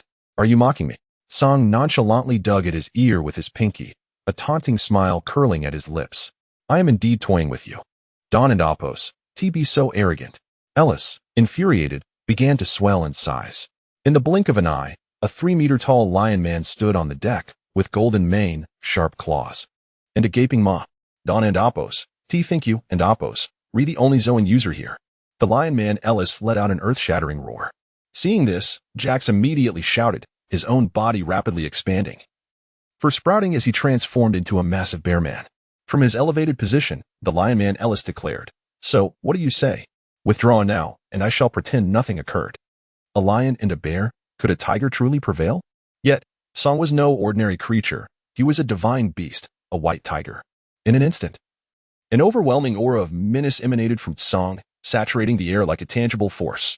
The crew, save for Ellis and Jax, succumbed to the oppressive energy, turning their weapons against Ellis and Jax without hesitation. With arms crossed, Song exuded an invisible pressure, a confident smile gracing his face as he echoed Ellis and Apos' earlier words. It truly is impressive that you both managed to infiltrate my merchant ship. Now, if you would kindly retreat, I can overlook this matter. Ellis's eyes widened in disbelief as he stared at Song, shouting, "What have you done?" Song's tone remained indifferent. "You need not know. Fire." As the command left his lips, the crew, now transformed into specters, pulled their triggers, unleashing a hail of bullets toward Ellis and Jax. In the first half of the Grand Line, hockey was rarely utilized, so even as Zoan users, Ellis and Jax could only evade the onslaught of bullets. Yet, they were not the type to sit idly by. While dodging, they retaliated. The Lion Man Ellis leapt into the air, claws extended, and in an instant, a crew member was reduced to mere fragments. Jax, now a towering bear, swept his paw across the deck, obliterating sailors and their weapons into a pulp. The deck was engulfed in a blood mist, mingling with gunpowder as screams and the cracking of bones echoed. In mere moments, the ground was littered with twitching remnants. A dark red river of blood flowing towards the sea through the drainage holes. Breathing heavily, Ellis glanced at Song, a disdainful expression etched on his face. "Do you truly believe they could defeat us?" Song and Apos' smile remained enigmatic. "Not at all. I merely wish to witness you turn upon one another. I must admit, your ruthlessness is quite impressive." Ellis snorted dismissively, shaking the blood from his claws. "Humph, they were merely pawns. We shall recruit more once they are gone." Chapter 32. Area deep beneath the ocean, at the depths of Fishman Island, amidst vibrant coral reefs, the pink-haired mermaid girl, Uni, gracefully swayed her tail as she silently glided through the water. Her mischievous gaze locked onto Area, the blue-haired mermaid ahead, and she suddenly accelerated, playfully tapping Area on the shoulder. Area was evidently startled by this unexpected action, her entire body quivering slightly, her tail instinctively stirring the water into small ripples. Upon realizing it was Uni, she shook her head in resignation, yet a hint of affection sparkled in her eyes. "Uni, what brings you here so suddenly?" Uni mischievously blinked her large eyes, a sly smile curving her lips as she gently swayed her tail. "I just came to check on our beautiful lady. Wondering what you've been daydreaming about all day." Area pouted slightly, pretending to be annoyed as she retorted, "I am not daydreaming." Uni raised an eyebrow, unconvinced. "Not at all. You and Apos, been staring at the sky for ages. Are you perhaps longing to visit the surface?" Area hastily waved her hands, a flicker of panic flashing in her eyes. "I'm not. I haven't thought about it. Don't say such things." Observing Area and Apos' reaction, Uni chuckled and nodded. Yes, it's just my wild imagination." Then, Uni swam beside Area and settled down slowly. The surroundings fell into a tranquil silence, with only the gentle sound of water flowing echoing in their ears, occasionally interrupted by the shimmering little fish darting past them. After a considerable pause, Uni finally spoke softly, her voice laced with yearning. "Area, what do you think the surface is like? What wondrous sights would the sky and forest hold?" Area sighed gently, a hint of bewilderment flickering in her eyes. "If you ask me, I have no idea." Uni rested her chin on her hand, her face brimming with longing. "I wish I could see it with my own eyes." Area's expression grew serious as she spoke earnestly. "Don't be foolish, Uni. You should understand how alluring we are to humans. Those vile human traffickers are always hunting us down. Your parents and mine. They perished at the hands of humans, remember? The surface is a perilous forbidden land for us." Uni lowered her head, her voice barely above a whisper. I know. Suddenly, Uni mischievously blinked her eyes and playfully tapped Area and Apos' tail with the water stirred by her fin. "Area, do you have someone you like?" Area paused, her clear eyes reflecting a moment of calm as she gently shook her head. No. Uni clearly had no intention of letting the matter rest. Tilting her head closer, she inquired, "Then you must have a type, right? What kind of person do you like?" Area pondered for a moment, a slight smile gracing her lips as a glimmer of yearning shone in her eyes. "A hero." "A hero?" Uni's eyes widened in confusion, her face a canvas of curiosity. "What kind of hero? Is it someone brave and fearless, or wise and clever? Do tell me." I can't quite say." Area and Apos' voice was so soft it was nearly swept away by the current, her ears tinged with a faint blush.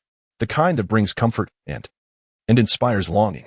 Uni and Apos' eyes sparkled with mischief as she grinned. "Do you think my brother fits the bill?" "Fits for what?" Arya asked, bewildered. Well, such a gentle tone. Yet such a cruel answer. Seems my brother doesn't he stand a chance. Elsewhere beneath the sea, Unni swam energetically towards her brother, calling out loudly from afar. Brother, brother, I have news. Arya likes heroes. Carl, a robust whale fisherman, paused in his tasks, puzzled. A hero? Unni swam closer, panting slightly. Arya said she can't quite describe it herself. Carl scoffed. So you asked a question in vain. Not at all. Unni quickly shook her tail, circling around Carl. Arya really yearns for the surface. Carl chuckled dismissively. Well, that and Oppos, that's obvious. Whether mermaids or fishmen, who doesn't he long for the land? Frustrated, Unni swam up to him, poking his sturdy chest. You silly, Ken and Oppos, do you understand? If you could take Arya to the surface, let her see the sun and the forests. Wouldn't you become her hero?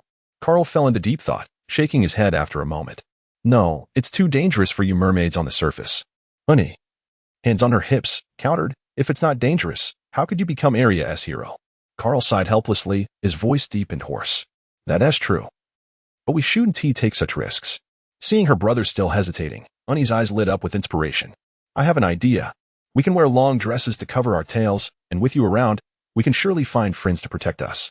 Fishmen are 10 times as strong as humans. Carl frowned. You want to go too? Unni stuck out her tongue, grinning as she linked her arm with his. Come on, brother, let us go together. I want to see the land too. Carl contemplated, then asked, if you cover your tails, what about us? We can't just swagger around on land. Unni laughed playfully, batting her eyelashes. You fishmen are not worth much. Carl and Oppos' voice took on an annoyed tone. The slave market has clear price tags. Fishmen of either gender are worth 100,000 berries, while male fishmen are worth 1,000,000 berries and female fishmen can reach an astonishing 70,000,000 berries. And that's just the starting bid. Once a mermaid is up for auction, it attracts nobles from all around. Even celestial dragons come to bid. And prices often soar into the billions. Although it's true that fishmen are not as valuable as mermaids. Carl could not accept the notion of humans treating their kin as mere commodities with price tags. Noticing Carl and Oppos' displeasure, Unni quickly amended her words. Oh, you can wear a dark cloak. Just blend in with the crowd. No one will notice. Before Carl could respond, Unni eagerly said, all right then. It and Oppos' settled. I'm off to find Arya and discuss this with her. With that, she flicked her tail and swam away joyfully, leaving Carl behind, shaking his head in resignation. Chapter 33 Do Not Fear. Eris. Have you lost all sense of decorum? Decorum? What decorum? I am here to make my way in this world. What decorum matters to me? What exactly do you wish to achieve? Quite simple. Let us divide the 2 mermaids between us. Impossible. Absolutely out of the question. Very well.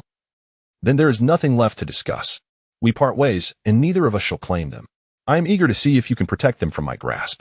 Wait, do you have anything else to say? You must compensate me for my losses. Many of my men perished in the pursuit. Fine. What about the fishmen? Do you want them? Valueless creatures. Only you would bother to capture them. I would have killed them on the spot. Even a mosquito and Oppos' leg is still meat. In the meeting hall, heated words flew like arrows. Arya, Unni, and Carl, along with 3 other fishmen, were bound tightly with heavy iron chains to stone pillars. Unable to move, 2 groups of slave traders bartered for their worth, each word piercing the hearts of those present. Carl and Oppos' veins bulged, and his eyes nearly burst with fury as he struggled violently, the chains clashing against the stone, producing a cacophony that sent sparks flying onto his bleeding wounds. The other fishmen also fought desperately, their heavy breaths filled with despair, yet the chains tightened further, digging cruelly into their flesh. Unni hung her head low, her long hair concealing her tear-streaked face, silent tears falling to the ground. She bit down hard on her lip, nearly drawing blood, filled with regret. If only she had not been so arrogant and stubborn, perhaps they would not have fallen into such dire straits. Beside her, Arya stared vacantly at the ground. Her eyes hollow, the light within extinguished, leaving only an unshakable sorrow and resignation. At last, an agreement was reached. Eris and Oppos' men strode forward, callously seizing Arya and dragging her away. Be gentle, you brute. If you harm this mermaid and she fetches a poor price, I will have your head. Eris's voice rang out. Arya did not resist, allowing the chains to pull her along. She understood her impending fate. She would face relentless torment in darkness. a suffering that may never cease. In the ship and Amp, Oppos, S hold, Area and Amp, Oppos, S cage appeared luxurious compared to the squalid, cramped, and filthy cells of the other slaves. Unlike the others, she was confined in a room specifically chosen by Eris, for this mermaid was a valuable prize. And Eris did not wish to risk illness due to unsanitary conditions. Such losses would be significant. However, this semblance of luxury meant nothing to Area. A cage is still a cage. The collar clamped tightly around her slender neck, the cold chains heavy upon her shoulders, scraping against her skin with every movement. Area curled into a corner, her blue tail coiling into a fragile arc, clutching her trembling tail with both hands, burying her face in the cool scales. Hot tears silently cascading down the crevices of her fins. Memories surged like a relentless tide. The moment she set foot on land, her eyes sparkled with dreams and anticipation of a new world, the briny sea breeze carrying the scent of the unknown, filling her with joy. But that beauty vanished in an instant as the slave traders descended upon her like ravenous wolves, forcing her and her companions to flee frantically through unfamiliar streets. The horrors of the meeting hall lingered like a nightmare. The fishmen were bound by chains, their bodies bruised from their struggles, and he was dragged away. Her heart-wrenching cries echoing in the empty hall. What? Area trembled as she whispered, broken sobs escaping her throat. The islands above Fishman Island. The Shambao Archipelago are notorious slave markets, and the chilling tales of the New World and Oppos, as dangers were well known. They had carefully chosen to embark on the first leg of the Grand Line. But why, having concealed their identities and selected a relatively safe path? Were they met with such a fate? As despair enveloped her, she thought of the dark, unending life of slavery that awaited her.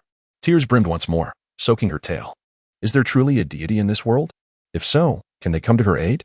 Yes, there are brothers, indeed. Eris and Jax were no match for Song, who, at this moment, with his own strength, combined with the dual-colored Conqueror and Oppos, S-Hockey, and the powers of the mythical Zoan White Tiger fruit, could contend with even the average Marine Rear Admiral. However, the likes of Karp, Akainu, and Aokiji were exceptions, despite their ranks. They could eliminate ordinary Rear Admirals in an instant. After defeating the two, Song strode directly to the room where Area was imprisoned, forcefully kicking open the door. The deafening sound echoed violently.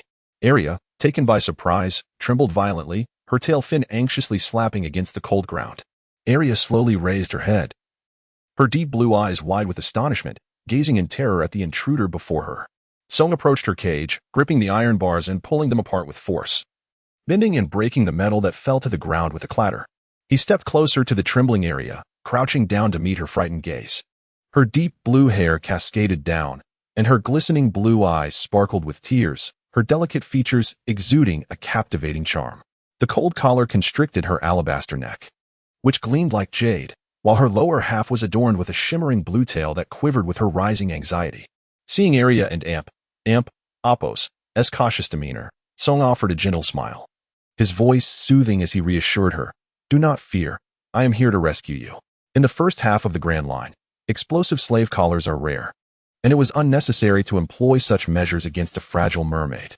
Covering his hands in a layer of black hockey, Song lightly touched the sturdy iron collar around Area and Oppos' neck, which crumbled like paper. In that moment of liberation, Area lifted her tear-streaked face, her beautiful blue eyes gazing adoringly at Kong. Her heart raced violently in her chest, as if it would burst forth at any moment. In the depths of the ocean, she had always struggled to articulate to any what her ideal partner was like. Yet now, all her imaginings coalesced into a vivid reality, an uncontrollable affection blossoming wildly within her heart. Regardless of how time flows or how the years change, Area would forever remember that in her darkest and most desperate hour, Song appeared before her, gently saying, "Do not fear, I am here to rescue you." Chapter 34. A beautiful thought. Song found himself captivated by the enchanting mermaid before him. Her azure eyes fixated on him with an almost hypnotic intensity, prompting a soft chuckle to escape his lips. He playfully waved his fingers in front of her, teasingly inquiring, "What is the matter? Are you stunned in awe? Or is it my handsome visage that has ensnared you?" Area, jolted from her reverie, felt her cheeks bloom with a rosy hue. Flustered, she hastily covered her burning face, the warmth radiating from her palms almost unbearable. Lowering her gaze, her long hair cascaded down, shielding her bashful expression, desperate to avoid revealing her current embarrassment to Kong. "Area, oh Area, what a predicament you find yourself in." succumbing to infatuation upon your first encounter. Resolutely, she suppressed the fluttering chaos in her heart, inhaling deeply to steady herself. This was hardly the time for such foolishness. She had been rescued, but her friends remained in peril. Arya, using her tail to prop herself upright, bowed earnestly to Song, saying, "Thank you for saving my life, sir. I am Arya. May I inquire how I should address you?" "There's no need for such formality. Just call me Song," he replied nonchalantly, waving his hand dismissively. Arya and Apos' voice trembled slightly as she continued, "Mr. Song, I wish to ask you for another favor." "What is it?" Song inquired, his tone noncommittal. Taking a deep breath, Arya stated, "My companions have been taken by another group of traffickers. Could you assist me in rescuing them?" Upon hearing this, Song and Apos' lips curled into a mischievous smile as he leaned closer, his face nearly brushing against hers. "I suppose it and Apos' not out of the question. But what reward can you offer me in return?" Arya and Apos' cheeks flushed anew at the proximity, her heart racing. She quickly turned her head away, unable to meet Song and Apos' gaze. Stammering, "Reward?" Song, with a teasing grin, replied, "Indeed. I saved you, and now you wish for me to rescue your companions. Surely, I cannot labor without compensation." Nervously twisting her hands, Arya asked, "What? What do you want?" Song regarded her with keen interest, countering, "And what can you offer in return?" After a moment of contemplation, Arya bit her lip and, blushing profusely, whispered, I have nothing to give, but if you save my companions, I am willing to offer myself." With that, Arya's head drooped, her face ablaze with embarrassment, unable to bear the thought of meeting Song's gaze. A sudden, inexplicable warmth surged within her, hinting at a budding affection for him, as if she had willingly given him an advantage. Song smiled, a glimmer of mockery in his eyes, and chuckled lightly. "You have a beautiful imagination." "Pardon?" Arya questioned, her eyes wide with disbelief as she locked her gaze onto Song, uncertainty etched across her features. "What did you just say?" With a broader smile, Song repeated, "I said, you have a beautiful imagination." Arya and Apos' cheeks burned with indignation, her frustration bubbling to the surface. "How can you say that?" Song shrugged casually, his tone flippant. "I saved you from danger, and now you ask me to save your friends, only to offer yourself as a reward. It seems you are the one taking advantage." Arya, taken aback by his audacity, felt her temper flare. "Who said I was offering myself?" Song, thoroughly amused by her reaction, chuckled heartily. All right, I shall refrain from teasing. You wish for me to rescue your companions, correct? Where are they located?" Arya suddenly froze, her expression freezing in realization. She genuinely did not know where her friends were. She had been taken by Eris, while her companions had been captured by another group of traffickers. Now, having been transported herself, she had no idea where those who had seized her friends had taken them. Song raised an eyebrow, observing her bewilderment. "You Dawn and Apos, do you mean to say you have no idea where they are, do you?" With a resigned nod, Arya confirmed his suspicion. Song could not help but chuckle at the absurdity of the situation. "Dear mermaid, if you are unaware of their whereabouts, how do you expect me to rescue them? What should we do?" Arya and Apos' large, shimmering eyes reflected desperation as she looked at Song, innocent and pleading, as if she were a lost fawn. Despite having just met him, an inexplicable trust and reliance on this stranger enveloped her. Feeling the weight of her gaze, Song shifted uncomfortably, clearing his throat. "Why do you look at me so?" Arya pouted slightly, her captivating blue eyes sparkling. Gently, she took his hands in her own, shaking them playfully, her voice soft and sweet. "Please help me." "Such cuteness is shameless," Song remarked, slightly exasperated but charmed nonetheless. "All right, enough of the shaking. If you continue, my hands may fall off." Though Arya halted her movements, she maintained her grip on Song's hands, her deep-sea blue eyes unwaveringly fixed on him. With a newfound seriousness, Song declared, "I possess a unique ability. We can forge a soul contract. Once established, I will be able to locate where your companions are being held. However, you must..." "Wait," Arya interrupted, her heart racing as she pressed for clarification. "What must I do?" Song and Apos' eyes narrowed slightly, a sly smile playing on his lips as he replied, "You must offer your soul and everything that belongs to you." Arya's face reflected confusion as she questioned, "What does that mean?" Song elaborated, in simpler terms. "Upon signing this soul contract, you will become my wife. Your soul, and all that you are will henceforth belong to me." Arya thought for a moment, realizing that this was akin to what she had just offered. Without hesitation, she nodded resolutely. "All right. The Seoul contract was swiftly finalized, and Song sighed, a faint smile lingering on his lips. You have made quite the bargain. With the contract signed, Arya could no longer contain her frustration at this opportunistic individual. In a moment of impulsiveness, she seized Song's hand and playfully bit down.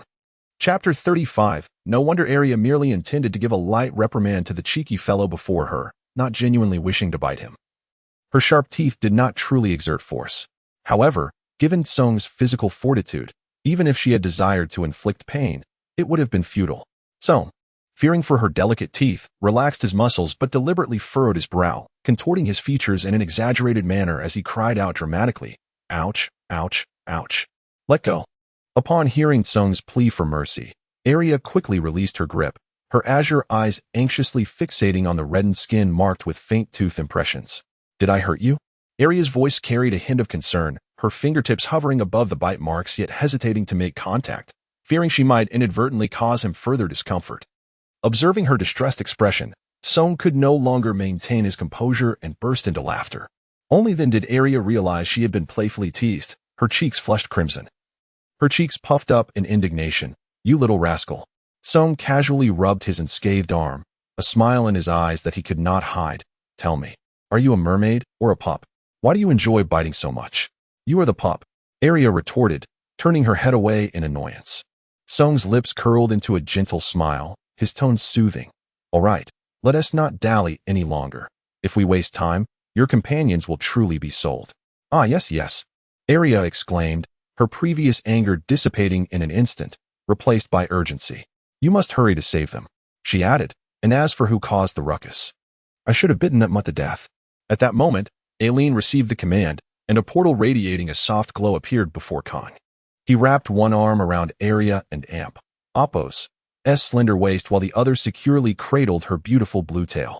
Before she could react, he lifted her effortlessly into his arms. The sudden sensation of weightlessness elicited a soft gasp from Arya, who instinctively clung to his neck.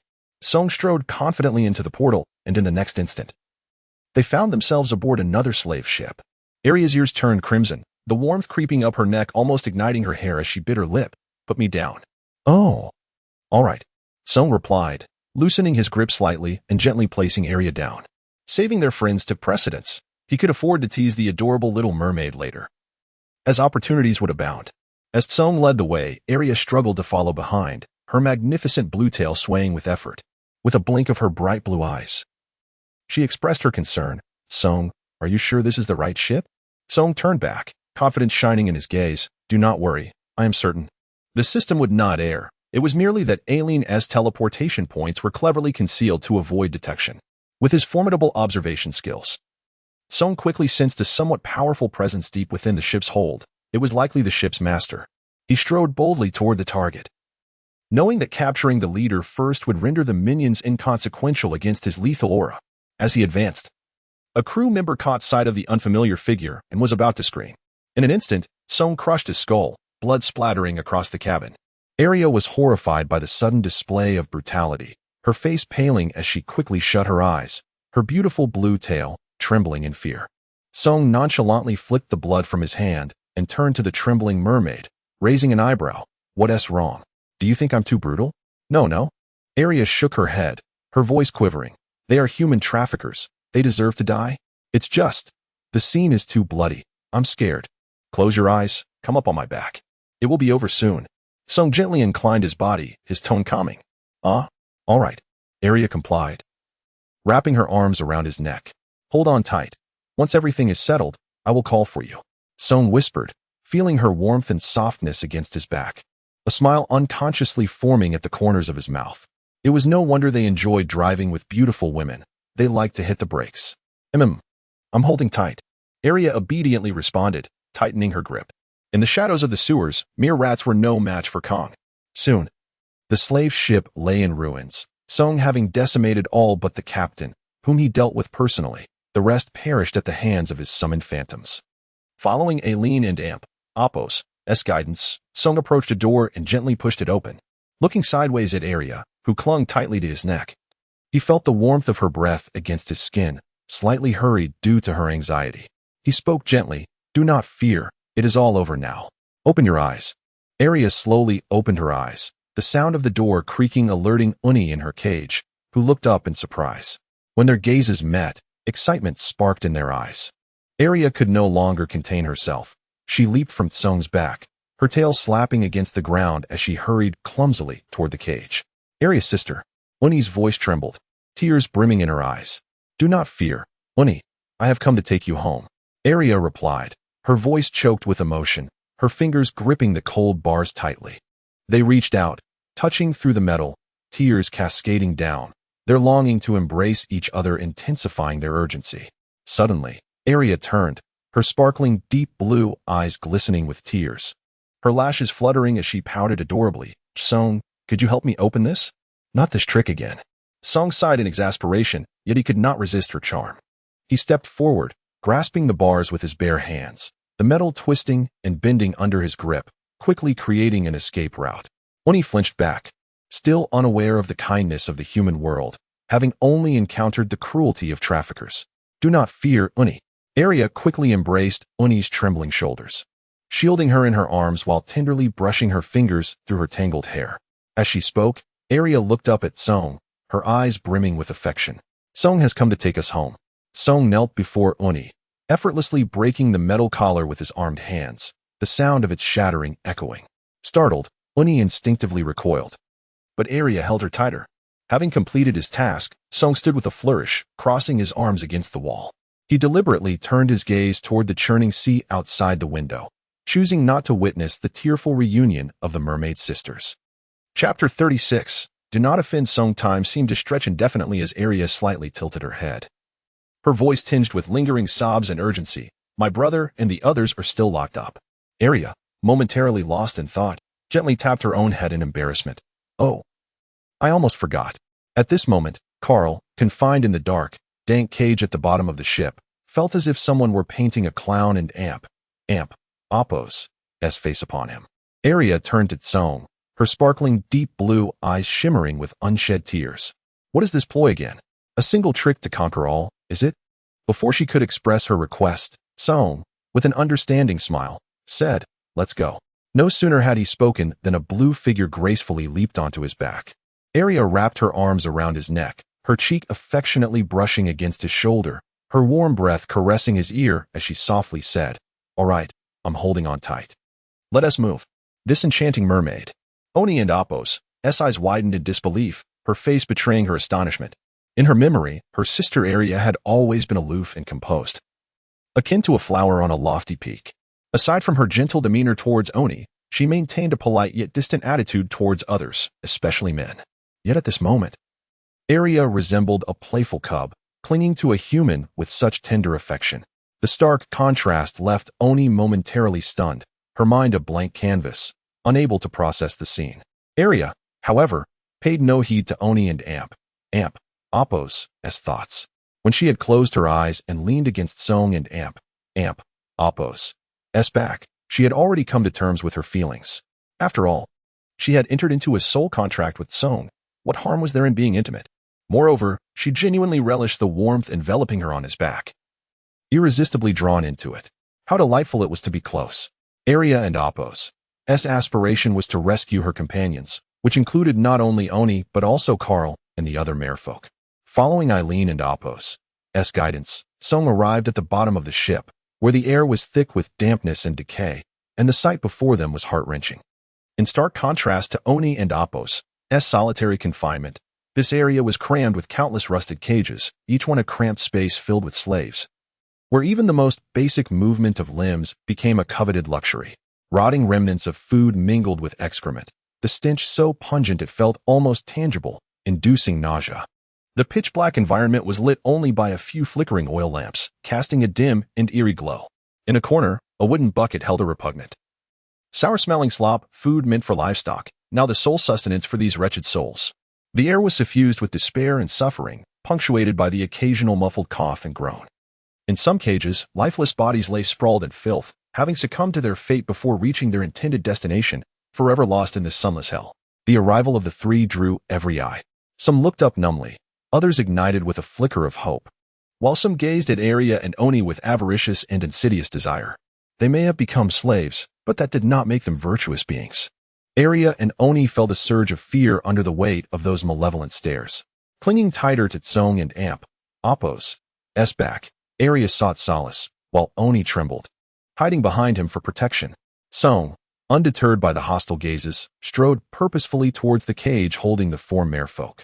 Though Carl and his companions were also confined in a cramped space, at least they were alone, allowing for some semblance of movement. It was unclear whether their segregation was due to their species or the fear that the merfolk might harm the other slaves. Carl looked up to see Arya nestled against Tsong and Appo's back, her arms tightly around his neck, her delicate face peeking from his shoulder, their faces almost touching. What man could witness his beloved in such intimate proximity to another male without feeling a surge of fury? Jealousy and rage overwhelmed Carl, shattering his reason. "Let her go?" He roared like a caged beast, crashing against the iron bars, causing the entire cage to tremble. "You damned human, put Arya down." The other three merfolk regarded Carl with sympathetic eyes, fully aware of his feelings for Arya. Their perilous venture to the land was for her sake. Yet the situation was painfully evident. This human stood with his arms crossed, clearly indicating that Arya had chosen to cling to him. TSK, a love-struck fool. Was it? Tsong raised an eyebrow, a playful smile gracing his lips as he looked down at the little head rubbing against his shoulder, teasingly saying, "Your companion asks me to set you down. You should comply." Arya tightened her grip even more, burying her cheek deeply into his neck. Her blue tail coiling around his waist like a sinuous serpent, her voice laced with a playful whine. "I want tea. The ground is filthy." Indeed. The floor of the slave quarters was grimy. Arya and Appo's comment prompted Oni to glance down at her own tail. The scales, sullied with filth, glimmered oddly in the dim light, and a wave of discomfort washed over her. Casting a glance at Arya, whose tail was pristine against Tsong and Appo's back, she felt like a fool. Why did she say also? Tsong and Appo's hands were raised in a gesture of surrender. Yet a faint smile lingered at the corners of his mouth as he provocatively raised an eyebrow at the furious Carl. "You can't blame me. She insists on staying on my back." Carl's neck veins bulged, his iron-chained hands shaking the bars with a deafening clatter. "You're courting death. You filthy land dweller. Enough, Carl." Arya suddenly lifted her face, her azure eyes cold as ice, her tone icy and piercing as she reprimanded, "Do not be disrespectful to Tsong. He is here to rescue us." Carl froze at Arya and Appo's admonition, his hands suspended in midair, the fury and jealousy in his eyes swiftly replaced by shock. He stared incredulously at Arya, his lips trembling, yet no sound emerged. The other three merfolk exchanged glances, unsure whether to comfort him or what to say. "Per Carl. Per fish." Oni stood by, observing her sister reprimand her brother for the sake of a human, watching the desolation in Carl and Appo's expression, and felt a pang of bitterness in her heart. As Carl and Appo's younger sister, she understood his feelings all too well and could empathize with his current turmoil. Her brother had cherished Arya since childhood. Just a word from her could keep him awake with joy for several nights. Yet, oh brother, face the reality. Liking someone is one thing, but not being liked in return is another. Chapter 37. A gentle embrace. Oni and Appo's tail, sullied and restless, flicked anxiously as she grappled with her fear of humans, despite knowing that Tsong was her savior. Their unfamiliarity only heightened her trepidation. She timidly tugged at Arya and Appo's sleeve, her voice barely a whisper, "Sister Arya." Instantly, Arya understood, her soft cheek brushing against Tsong and Appo's ear as she spoke gently, "Please Dawn and Appo's be angry with him. Let and Appo's focus on rescuing everyone first, shall we?"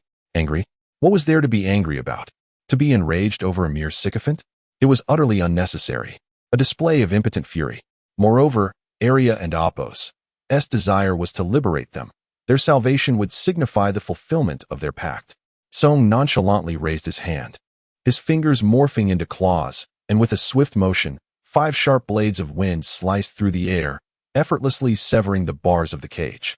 "You can find the key and free yourselves," he remarked coolly, turning his back to Arya as he carried her away.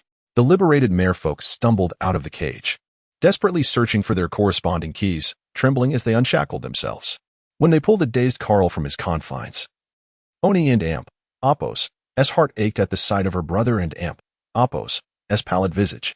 Her eyes glistened with unshed tears as she softly called out, "Brother?" "Ding. Congratulations, master." On completing the Soul Pact, power elevated to the rank of Rear Admiral in the Navy. Reward, Nature Fruit, Cloud Fruit. Another nature-type fruit. It seemed that I now possessed 3 of them, the Flame Fruit, the Thunder Fruit, and the Cloud Fruit. I wondered if I could establish a trio of nature-type admirals, akin to the Navy, although aside from Thunder, the others did not seem particularly formidable. But that was a concern for another day. The children were still young. The slavers aboard the ship had been thoroughly annihilated by Kong. Consequently, he naturally claimed the most opulent quarters on the vessel. Within the lavishly adorned room, soft carpets lay spread across the floor, and sumptuous drapes hung low. Ah, these damned wealthy people truly knew how to indulge. Arya swished her tail gracefully to Song and Appos, sighed and inquired, Song, what would you like to eat? I can prepare something. There are plenty of ingredients stocked in this room. Song raised an eyebrow, a look of pleasant surprise gracing his features, tinged with a hint of teasing. You can cook? Feigning indignation, Arya puffed out her rosy cheeks, her eyes sparkling with playful reproach as she declared, Of course I can. Are you underestimating me? Song and Appos, gaze softened as he replied gently, Anything you make, I would relish. Upon hearing this, Arya and Appos' face lit up with a radiant smile, responding cheerfully, All right. She then turned towards the storeroom, eager to showcase her culinary skills. Indeed, Arya and Appos' cooking was commendable. Each dish was a feast for the senses, delighting the appetite. Lucio and Appos' cooking was also quite good, though it was simple fare that left a lasting impression. In contrast, Alvia and Appos' skills were lacking. No, lacking was an understatement. She simply could not cook at all. These historians were perpetually engrossed in their quest for knowledge, often enduring hardships. And sometimes a mere morsel of bread sufficed as a meal. Who had the time or energy to master the culinary arts? As night descended, Arya was acutely aware of what was to come. Her fair cheeks flushed crimson, and she lowered her gaze, her fingers nervously entwined as she murmured, Song. My fins Haven and Appos, tea turned into legs yet. Perhaps we should wait until tonight? A glint of mischief flickered in Song and Appos' eyes as he softly reassured her, and Appos' all right. I will merely hold you, nothing more. Such was a common deceit spoken by men, yet Arya, with her innocence, remained blissfully unaware. She raised her eyes, uncertainty flickering within them, yet she ultimately nodded gently, All right. Song was well aware that mermaids would grow legs upon reaching maturity. But to be legged meant losing the essence of being a mermaid. He would not relinquish this stage of Arya and Appos' life. Embracing a mermaid as one slept was a fantasy cherished by many. After all, it was merely a matter of lacking legs. Arya and Appos' disheveled hair lay across the satin pillow. Having lived 24 years, she finally understood why men were often said to possess deceitful tongues. Out of the corner of her eye, she caught sight of Song propped on his arm, his gaze smoldering with unquenched desire, biting his lip as he turned away. His earlobes flushed crimson. Her fins instinctively curled and unfurled as she stammered in a voice so soft it was almost inaudible, I still have 6 months. Before my fins become feet. As the words left her lips, Arya hastily buried her flushed face in the covers, leaving only the tip of her blue fin visible, gently swaying. The following day, Song ventured alone into the fetid depths of the ship's hold. Suddenly, a surge of murderous intent erupted from him, a palpable aura of terror enveloping the surroundings. With his newfound rank of Rear Admiral, Song's killing intent had intensified, becoming more chilling and domineering than ever. Wherever he passed, the enslaved souls cowered, obedient to his presence. Song and Appos' fingers transformed into claws in an instant, and the sharp blades of wind tore through the air, effortlessly cleaving the cage's bars. His cold voice echoed through the hold. All of you who have committed evil, end your own lives. Those with a clear conscience may take the keys and unlock your chains. Gather on deck afterward. Being a pawn for the wicked was a skill Song could not forget, recalling the malevolent and avaricious gazes the slaves had cast upon Arya and Oni the previous day. While he could not discern every good from evil, those who had become mere shadows would inevitably make their own choices in self-awareness. And the controlled shadows, upon receiving the command for self-destruction, would not hesitate but execute it with absolute obedience. The stench of decay pervaded the air, inducing nausea. With the order given, Song was unwilling to linger, decisively turning and striding toward the deck. As the sea breeze, laden with salty freshness, greeted him, Song inhaled deeply, feeling his nerves relax instantly. He found a lounge chair, donned sunglasses, and reclined lazily, stretching out comfortably. Before long, Aria approached him, her fins swaying, carrying 2 crystal-clear glasses of juice. She placed one glass on a nearby table and gently offered the other to Tsong and Apos' lips. He took a small sip, the sweet fragrance bursting on his palate. A delightful elixir that invigorated his senses. After setting the glass down, Aria moved behind the lounge chair and tenderly began to massage his shoulders. With just the right amount of pressure, Tsong felt all his fatigue dissipate, though he was not particularly tired. But that was of no concern. He could not help but close his eyes in bliss, surrendering to this moment of leisure and indulgence. Chapter 38. Before long, the slaves began to emerge onto the deck one by one. Their prolonged confinement had left them disheveled and filthy, emanating a nauseating stench. Their tattered garments stained with the grime of the ship's hold. Tsong furrowed his brow, a flicker of disdain crossing his gaze as he spoke in a low tone. Clean yourselves up before returning. After a while, the now washed and dressed individuals returned to the deck. Tsong lightly snapped his fingers, causing a subtle wave to ripple through the air, instantly dispelling their ghostly forms. The formerly vacant-eyed slaves jolted awake, as if emerging from a dream. Glancing around in confusion and unease, Tsong crossed his arms over his chest and remarked, "Stop looking around. The traffickers have been eliminated by me. I am the one who saved you." Initially taken aback, the crowd's eyes widened with disbelief, before they knelt in unison, their voices trembling with gratitude for their narrow escape. "Thank you, sir, for your life-saving grace." Waving his hand dismissively, Tsong scanned the group and said, "Enough of the pleasantries. Who among you can navigate a ship? Who possesses sailing skills?" Immediately, a lean man stepped forward, proclaiming, "I can sail." Beside him, a bespectacled middle-aged gentleman added, "I understand navigation." Tsong nodded approvingly. "Good. Steer the ship towards the nearest island, while the rest of you clean the vessel. The ship is still littered with the corpses and blood of those traffickers. I am unbothered by it, but Aria is not, and it is unsightly." "Understood, sir," the group replied in unison. Having settled these matters, Tsong turned to Aria and gently suggested, "Let us disregard them for now and find a meal." Aria nodded softly, "All right." In the cabin, candlelight flickered as the two dined together, Aria attentively serving Kong. At that moment, Uni and her companions approached Kong, though they had once been enslaved by humans. And despite Aria and Apos' swift descent into love for Tsong, while Carl had long harbored feelings for her, they felt compelled to express their gratitude for their lives being saved. After a night of rest and with Uni's comforting presence, Carl had regained much of his composure. He understood the futility of resisting the situation and resigned himself to reality.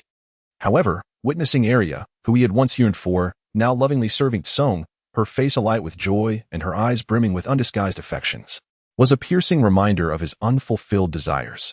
He had never seen such a side of Aria, radiant, gentle, and tender, her long-sought-after smile now directed towards another. This scene struck him deeply, a wave of anguish surging within him, his gaze revealing profound loneliness and sorrow. A nearby fisherman gently nudged his hand and whispered, "Do not gaze any longer. Aria is now another and Apos'." But Carl remained oblivious, his eyes fixed on Aria. This was the very tableau he had dreamed of. Noticing his inaction, the fisherman, growing anxious, smacked Carl's back and exclaimed, "Quit staring." The loud exclamation startled Aria, causing her to fumble her chopsticks. Only then did she realize the presence of others, her cheeks flushing crimson as she hurriedly arranged her hair, awkwardly asking, "Uni, what brings you here?" Tsong reclined in his chair, his expression cool as he glanced over the newcomers. He had noticed them even before they entered, his keen observation revealing their approach. Yet he maintained an air of indifference. He had rescued these individuals merely to fulfill Aria and Apos' wish. Their current reactions and future fates held no significance for him. Tsong waited silently for them to speak first, curious about what these fishmen had to say. Uni stepped forward, her expression earnest. "Mr. Tsong, we have come to apologize and express our gratitude. I seek forgiveness for my brother's rudeness yesterday and wish to offer my heartfelt thanks for your life-saving intervention." After her words, Uni bowed deeply, with Carl and the other fishmen following suit in silence. They were not like Arlong or Hody Jones, extreme racists. They understood who had captured them and who had saved them. Tsong waved dismissively, "You need not thank me. Direct your gratitude to Aria. It was she who urged me to save you. After this, your affairs are no longer my concern. This ship will soon reach shore, and we shall part ways then. I wish you luck in your return to Fishman Island." Upon hearing this, Uni lifted her head, her eyes glistening with unshed tears. "Aria, are you truly not coming back to Fishman Island with us?" Arya gently shook her head, her gaze soft as she looked at Song, her voice resolute. No, honey. I wish to remain with Kong, and he opened her mouth to say more, but Carl interrupted. Let us go, sister. His voice carried a hint of bitterness and resignation as he turned to leave, with Uni and the other fishmen following suit. With her head bowed, Uni nearly buried her face in her chest, her voice muffled by emotion. Brother, I am so sorry. It is all my fault. If I hadn't persuaded you and Arya to go ashore, we wouldn't have been captured by humans, and Arya would not have fallen for one. Female mermaids on Fishman Island transform their fins into legs upon reaching maturity, resembling humans. Most, drawn by the allure of land, choose to marry humans after their transformation. Uni could see Arya and Apos' longing for the surface, and soon Arya would grow legs. She did not wish for Arya to marry a human, but hoped for her brother and Arya to become a couple. Additionally, she herself was curious about the surface world. Yet it would be several years before she could gain legs. All these factors combined led her to persuade her brother to bring Arya ashore. Her brother and Arya, unable to resist her persistent urging, had reluctantly agreed. Carl sighed softly. It matters not. Even without this incident, Arya would not have loved me. At that moment, Song's room was interrupted by the ringing of a phone bug. Though he knew it was regarding the deceased trafficker, curiosity compelled him to answer. Billy, did you perish at sea? The phone bug simulated the furious visage of his counterpart, shouting, Why have you yet to arrive at the Chambord archipelago? And why can't I reach Eris? What is the status of you two? I have spread the word that 2 mermaids are up for auction. If you two dare to tarnish the reputation of the Don Quixote family. Chapter 39. Unchanging names and titles. Is it the family of Don Quixote? Don Quixote Doflamingo, perhaps? This fellow should be mingling in the underworld of the North Sea during this period. Remarkably, he has even extended his reach to the Sabaody archipelago. Casually toying with the Din Din Mushi, a playful smile danced at the corners of his lips. I am unaware of whom you speak, but the ones you mention are likely feeding sharks in the sea by now. Doflamingo paused, momentarily taken aback, before a low, arrogant laughter emanated from the other end. Interesting. Yet, his tone soon shifted to a menacing growl. You dare to call me after killing my men and stealing my slaves? State your name, brat. Such a wild and audacious laughter truly belonged to Doflamingo. However, I felt no fear. I boldly stated my name into the Din Din Mushi. A man of integrity does not change his name or title. I am Crocodile, fearless as I may be. I was solitary at the moment, with no need to engage in a desperate confrontation. Let him deal with the old sand. As for whether Doflamingo believed me or not, I couldn't care less. Would he truly venture to the Grand Line to investigate personally? Upon arriving in this world, I cultivated the habit of reading the newspaper. Learning that during this period, Crocodile was at a stalemate with the Devil and Apos' descendant, Barrett, and had subsequently challenged Whitebeard, only to vanish after his defeat. Such commotion would undoubtedly have reached even Doflamingo in the North Sea. Crocodile, it is an honor to finally meet you. Suddenly, Doflamingo's voice darkened. However, it seems we have no grievances. Why attack my supplier? Why? Why indeed? I scoffed. I am a pirate. Is that not entirely normal? If you're unconvinced, feel free to seek me out on the Grand Line. Without waiting for a response, I decisively ended the call. Far away in the North Sea, Doflamingo furiously crushed the Din Din Mushi in his hand, his eyes ablaze with rage behind his sunglasses, veins throbbing at his temples. Crocodile? Very well. Who was that on the phone? A melodic voice chimed in as Arya leaned against me, her chin resting on my shoulder. A smirk graced my lips as I teased, just a big grudge holder. Doflamingo had endured much suffering due to his father and Apos' reckless decisions during his childhood. Then came the auction of the Moku Moku no Mi, stolen by Dezolo, in the arena, and Apos' prize of the Mara Mara no Mi, consumed by Sabo. There were also his disputes with his brother-in-law. Despite Law and Apos' terminal illness and his desperate pleas for Doflamingo to take him in, Corazon remained steadfastly loyal. Ultimately, Corazon betrayed his brother and allied with Law, leading to the loss of Doflamingo's Ope no Mi. Was this not the epitome of a grudge holder? Arya tilted her head, clearly puzzled by my words. I chose not to elaborate further, instead gazing toward the approaching coastline. The ship is nearing the shore. Prepare yourself. All right. Arya's eyes sparkled as she joyfully dashed back to the cabin.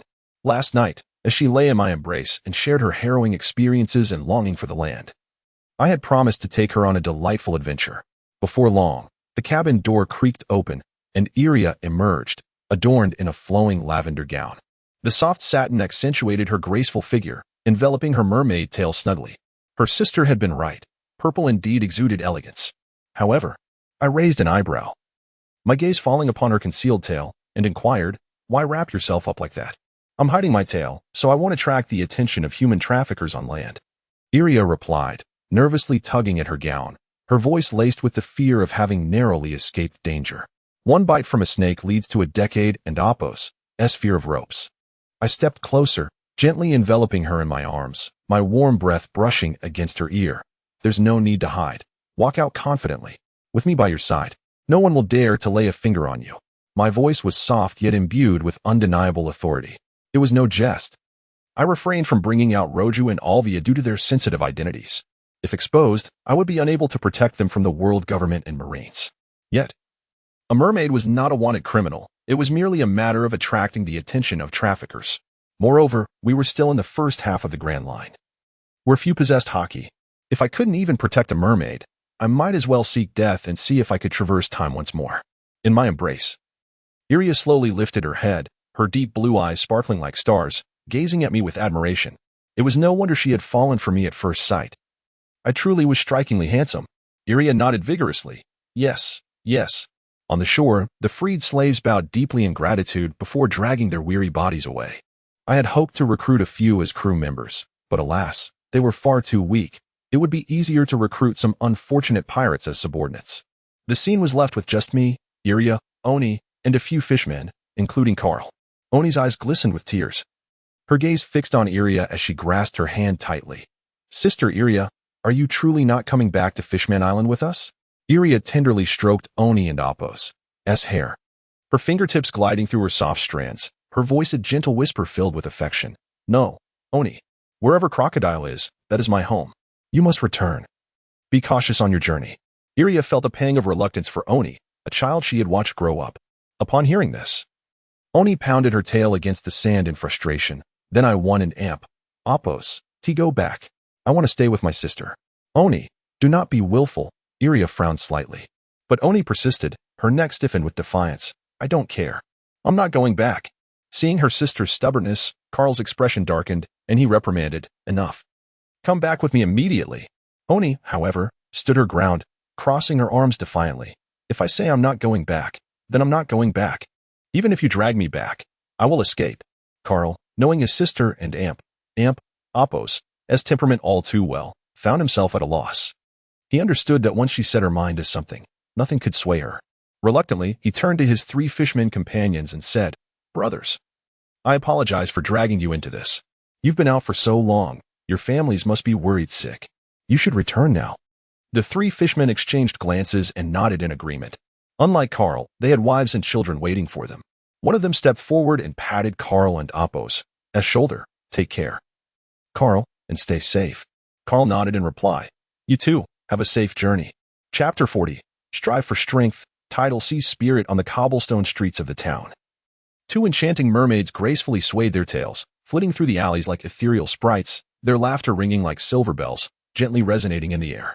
Song silently trailed behind them, maintaining a perfectly measured distance, an aura of chilling menace enveloping him, as if the very atmosphere had solidified around him. The adage "playing the fool to catch the tiger" comes to mind. It is precisely because of their seemingly harmless appearance that others dare to provoke them. Yet now, the true tiger has bared its fangs. As it surveys its territory, all creatures retreat in haste.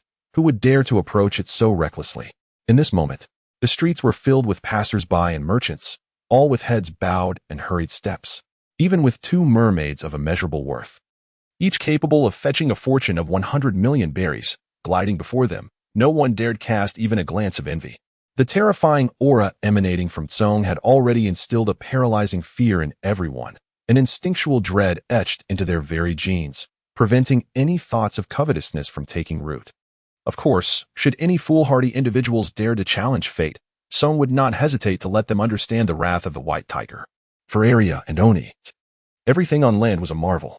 The 2 mermaids, hand in hand, explored with curiosity and joy, marveling at the street stalls, the myriad shops, and the bustling pedestrians. Each side evoked waves of astonishment from them. Iria would often present intriguing trinkets to Tsong, her azure eyes sparkling as she inquired, "Look at this, isn't it beautiful?" She would also feed him delectable treats she had tasted, her smile radiant, expressing an innocent affection and reliance that enveloped him in an infinite sense of security. Meanwhile, at the back of the group, Carl watched his jubilant sister and the affectionate interaction between Arya and Song with a bitter expression. Just days prior, they had stealthily arrived on land from Fishman Island, cloaked in heavy garb to conceal their identities as mermaids. Yet, they quickly fell victim to human traffickers, plunging into a life-and-death crisis. Now, as Arya and Oni roamed freely, he could not help but feel a pang of inadequacy. He couldn't deny that he was unworthy of Arya. To her, the man radiating such lethal energy was the true hero. At that moment, despite her exhaustion from a day of play, Arya and Apos' eyes still sparkled with enthusiasm as she leapt onto Song and Apos' back, wrapping her arms around his neck and resting her cheek on his shoulder, her hair cascading with emotion. Song, where shall we go next? Feeling the warmth and softness against his neck, Song tilted his head slightly, his voice gentle. What else would you like to see or do? Arya's spirit ignited, her eyes gleaming with brilliance as her tail flitted in excitement. So many things. The forest, the amusement park. Song's lips curled into a subtle smile as he softly replied, Very well, let us first visit the forest. Yes, yes. Arya chirped, her tail swaying eagerly, filled with anticipation. As night descended like ink, dotted with stars, Arya, though utterly fatigued, still shimmered with unquenched excitement, her form languidly draped over Song and Apos' back, her tail swaying gently. Carl, carrying his exhausted sister on his shoulders, moved with heavy steps. They arrived at the dock where they had anchored during the day. The surroundings were eerily silent. A gentle sea breeze whispering past, the empty pier devoid of any human presence. Suddenly, a magnificent castle materialized out of thin air, astonishing Arya and Carl. Song gently patted Arya and Apos' tail, his tone warm. Arya, you may enter first. Arya obediently nodded, responding softly, All right. With that, she flicked her tail and made her way toward the castle. Observing this, Oni, who had been perched on Carl and Apos' back, suddenly perked up, leaping down excitedly. I want to go too. Carl, watching his sister's retreating figure, instinctively moved to follow, but Song's hand stopped him. You need not enter. Are you jesting? The castle is filled with my women and children, as well as maids. It is essentially my harem. There is no way I would allow another adult male inside. Once Arya and Oni stepped into the castle, it vanished into thin air. Carl and Apos' heart raced in confusion. What just happened? Where did they go? Do not worry. They will be safe, Song reassured him with an impassive expression. Then, shifting the conversation, he asked, What do you plan to do, following me like this? Carl, perplexed, nodded instinctively, his mind a whirlwind. He had lost his parents long ago. His sisters, Oni and Arya, were all he had. Now that Arya had fallen for this human, and Oni refused to part from her, what was he to do? Should he return alone to Fishman Island? For him, returning without the two most important people in his life would hold no meaning. Song crossed his arms, his gaze scrutinizing, his words blunt. But you are too weak. Following me will not aid me in any way. Rather, you may become a liability. Carl and Apos' head snapped up, veins in his neck bulging. My life is my own. You need not concern yourself. Song narrowed his eyes slightly, his tone softening.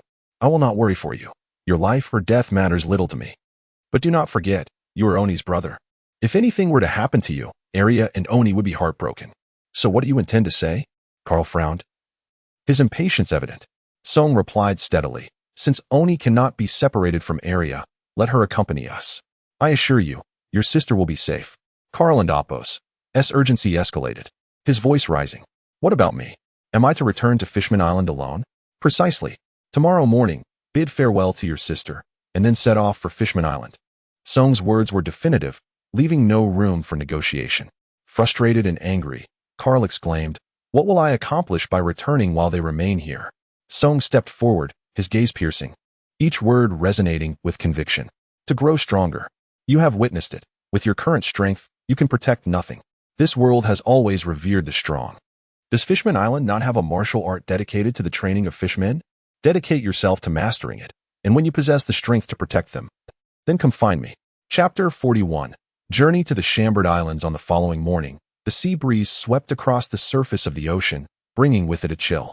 Oni clung tightly to her brother Carl and Apos' arm, tilting her small face upwards, her eyes pleading as she spoke with a quivering voice. Brother, please don't go. Tears shimmered in her eyes, threatening to spill over at any moment. She could not bear to part with her sister Arya, nor could she bear to lose her brother, who had always cherished her dearly. Why did the two most important people in her life have to leave her? Carl felt as if an invisible hand had seized his heart, causing unbearable pain. The tragic experiences of their journey on land, coupled with the heart-wrenching words from last night, had already shattered his dignity into fragments. He despised his own weakness and loathed the helplessness he felt when danger loomed. He could only watch, powerless, as his beloved fell into peril and his cherished sister suffered fear. He vowed never to endure such despair again. Slowly shaking his head, Carl gently stroked Unni and Appos' hair, his gaze soft yet tinged with guilt. Sister, please stay close to Arya. Remember, do not be willful, you must be obedient. Unni raised her tear-filled face, her voice trembling as she asked, What about you, brother? Where will you go? Carl gazed out at the tumultuous sea, the waves crashing with ferocity. His eyes gradually filled with determination as a fierce flame ignited within his heart. I shall return to Fishman Island to train diligently.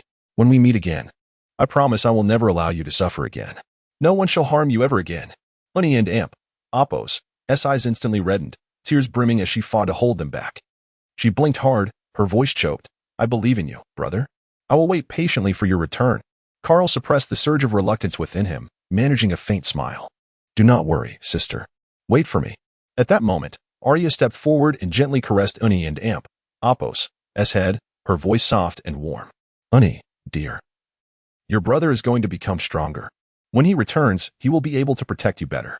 Unni sniffled, striving to calm her emotions, and nodded vigorously.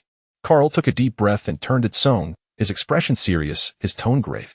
I entrust you with Unni and Arya from now on. Song nodded slightly. Rest assured. With me around, they will be safe. Carl cast a final, deep glance at Unni and Arya, etching their figures firmly in his memory. Resolutely, he turned and plunged into the sea with a splash, the water quickly settling back into tranquility. Unni and Arya stood by the shore, watching Carl's figure gradually vanish into the vast ocean, lingering there until he was no longer visible. Slowly, they turned and walked towards the castle, which too faded from sight. Meanwhile, Song transformed into a white tiger, letting out a long roar as he soared into the sky, ready to seek out new misfortunes. Unlike Carl, who spent the night aboard a merchant ship, Song had no inclination to sleep on such a wretched vessel when a place of comfort awaited. However, a flicker of self-mockery crossed Song and Appos' mind. He had set out to conquer the world, yet somehow had acquired a mermaid in his retinue. He had fallen from grace. Beauty was indeed a treacherous allure. From this day forth, he resolved to abstain from alcohol. A pirate ship adorned with a fearsome skull slowly approached the Chambered Islands. Captain, we have arrived. Yes, understood. You may now meet your demise. Song had not come to Chambered to pay a visit to the legendary first mate of the Pirate King, Rayleigh. Although Rayleigh often appeared as a kind old man in the anime, that was merely due to the protagonist Luffy donning Roger's straw hat. As the saying goes, there are no misnamed titles, and one who is called the Dark King is certainly not of benevolent nature. His purpose for this journey was to attend the upcoming auction on the island. Should fortune favor him, he might acquire a few devil fruits and perhaps even secure some capable slaves to join his ranks. Holding the treasure of the Sky Island and the wealth from 2 pirate ships and 2 slave ships, he was now financially robust and lacking for nothing. However, he needed to exchange the gold for belly first. In the VIP room of the gold merchant, Song reclined on a plush leather sofa, his legs casually crossed, fingers tapping rhythmically on the armrest, watching with keen interest as the merchant appraised the gold. Shortly after, the merchant completed the assessment, wearing a standard professional smile as he pushed the contract towards Song, speaking respectfully, Sir, this gold is valued at 100 million belly.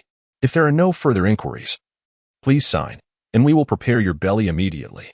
Song's gaze turned cold, and he shook his head inwardly, a mocking smile curling at his lips. Greed, it seemed, was a fundamental flaw etched in the bones of humanity. This gold, though merely a fraction of what lay within the belly of the sea serpent, was worth far more than this paltry sum. A chilling aura of malice radiated from Song, saturating the air like a palpable force. The merchant and his staff instantly transformed into phantoms, swiftly retreating from the room. Before long, several individuals returned, each struggling to carry 2 heavy briefcases filled with belly. Song nodded in satisfaction, instructing Eileen to take the belly and the gold back to the castle before he rose to leave. You covet my gold, I desire your belly. It was not until Song and Amp, Apos, S figure had long vanished that the merchant and his staff were released from their ghostly state. The merchant, bewildered, surveyed the empty room. His eyes filled with confusion and shock. After a lengthy pause, he finally comprehended what had transpired, unleashing a desperate roar, "My money!" In the tavern knocked the bamboo. The rich aroma of alcohol permeated every corner. Rayleigh reclined at the bar, a glass in hand, the murky liquid sloshing gently with his movements, producing a faint sound. At the moment Song and Amp, Apos, S murderous intent erupted, the legendary Dark King slightly narrowed his eyes, a glint of sharpness flashing within. Although Song's malice was directed solely at the gold merchant and his staff, Rayleigh's formidable observation haki had captured the essence of that pure hostility immediately. Yet in the next moment, Rayleigh resumed his languid demeanor, casually shrugging as he lifted the bottle and took a hearty swig, his expression returning to one of indifference. As if the momentary alertness had been but an illusion. Chapter 42, The Snow Fruit within a lavishly adorned auction house in the Sabaody archipelago. Song reclined languidly on a sumptuous sofa, the velvet fabric caressing his skin. Two enchanting attendants stood by his side, one gently kneading his shoulders with just the right amount of pressure, while the other deftly massaged his legs with practiced grace. How delightful it is to possess wealth. Song idly flipped through the auction catalog recently presented by the proprietor. Of course, he understood that this so-called proprietor was merely a pawn in service of a more formidable force. In this chaotic world of the Sabaody archipelago, which auction house could maintain stability without a powerful backing? Without such protection, it would have long been plundered by pirates, leaving nothing to auction. The auction house adhered to a straightforward and ruthless principle. It recognized only money, not individuals. Be they navy or pirate, it mattered not. Yet Song lacked for nothing in the realm of currency. The auction house was no fool. It would not suddenly unveil unexpected treasures. If such were the case, it would have been widely proclaimed to attract a multitude of buyers. However, the catalog's contents caused Song's pupils to constrict sharply. The Logia-type snow fruit was prominently featured within. Before his arrival in this world, he had held a fondness for Monet. Who could resist the allure of a secretary who was both strikingly beautiful and unwaveringly loyal? If memory served him correctly, it was Don Quixote da Flamingo who had rescued the Monet sisters, earning their eternal allegiance. It appeared that this fruit was indeed a gift from da Flamingo. After all, in a place as perilous as the North Sea, if Monet had possessed the formidable powers of a Logia fruit, why would she have needed da Flamingo's rescue?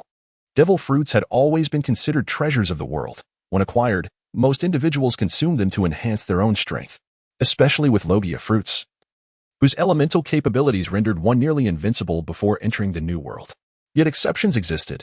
Not everyone possessed the knowledge to identify devil fruits. Many, upon obtaining one, would be unable to recognize its value, akin to opening a blind box. Should one mistakenly consume an inferior fruit, it would be wiser to sell it for a sum that ensured a lifetime of comfort. As for da Flamingo, his situation was markedly different. As the emperor of the underworld, he had no shortage of devil fruits. Nearly every subordinate possessed one, with some even set aside for auction. Previously, da Flamingo had announced that a mermaid would be auctioned, two of which he had rescued himself. Presenting the Logia-type fruit for auction was clearly an attempt by the auction house to restore its reputation and retain the interest of eager patrons. After all, aside from the foolish celestial dragons, no matter how precious a mermaid may be, it could never rival the worth of a Logia fruit. At last, the auction commenced. The lights dimmed abruptly, and a brilliant spotlight illuminated the stage. A stunningly beautiful host, her skin fair and her figure statuesque, gracefully strode onto the stage in a sleek black evening gown, revealing glimpses of her long, pale legs. With a slight smile upon her crimson lips, she exuded confidence and allure. We extend our heartfelt gratitude to guests from around the world for attending this auction. I trust you are all eager to begin. Without further ado, let us unveil the first item of the evening.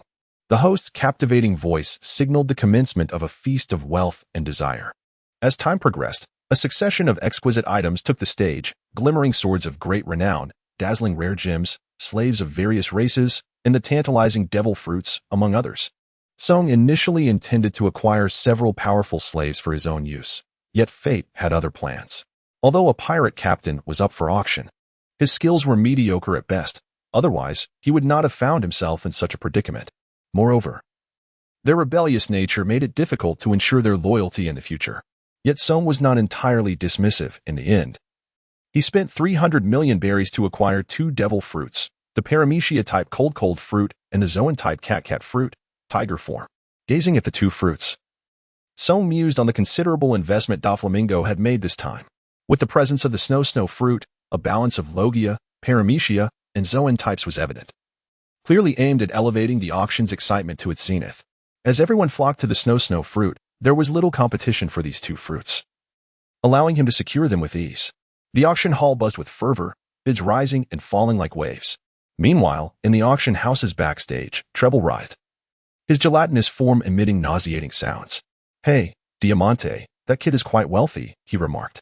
Diamante toyed with his sword, a knowing smile playing upon his lips. Indeed. Before the snow fruit even begins its auction, he has already spent several hundred million. I wonder if he has any resources left to bid on the snow fruit?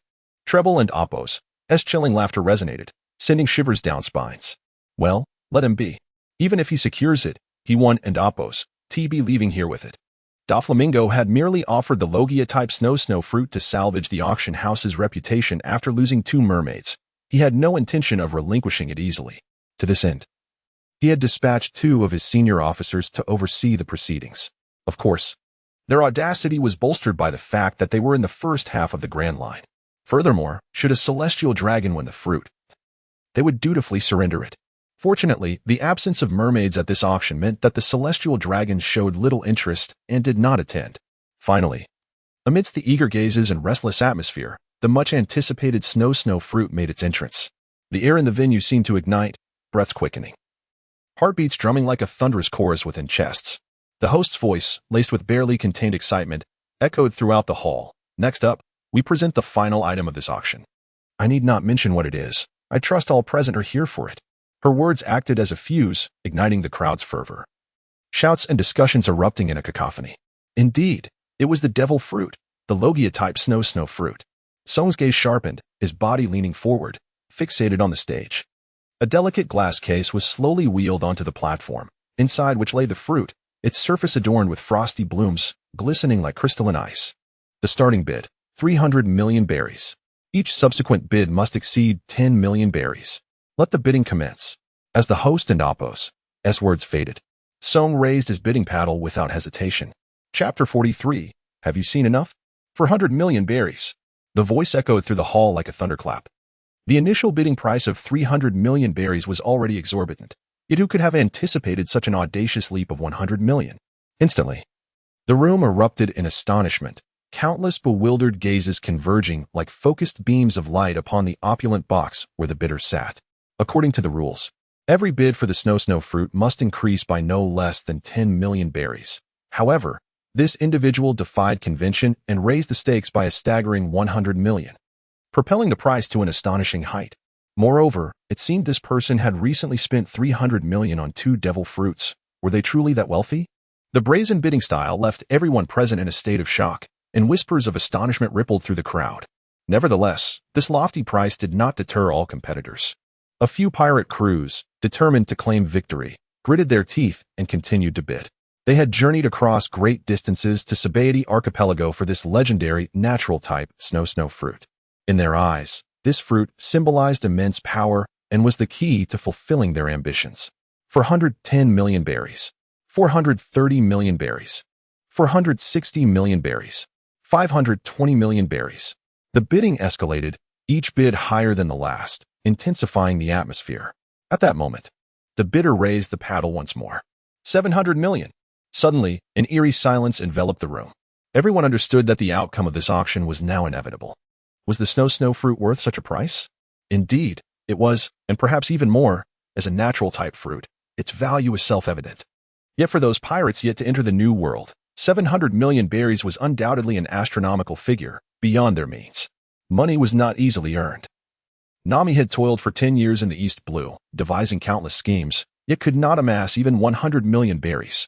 Luffy and his crew had gathered a considerable amount of gold in the Sky Island, but their total valuation barely reached 300 million berries.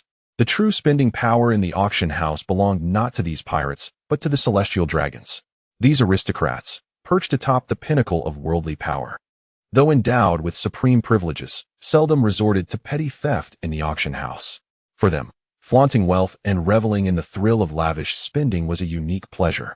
In the shadows below, a member of a pirate crew wore a grave expression and quietly leaned towards the captain's ear, whispering, "Captain, our funds are limited." The captain's gaze darkened, and he nodded coldly. "I know." The member wished to say more. "So we." Before the words could escape, the captain let out a derisive snort, a glint of ruthless intent flashing in his eyes. "Humph, those with money to bid must also have lives to spare."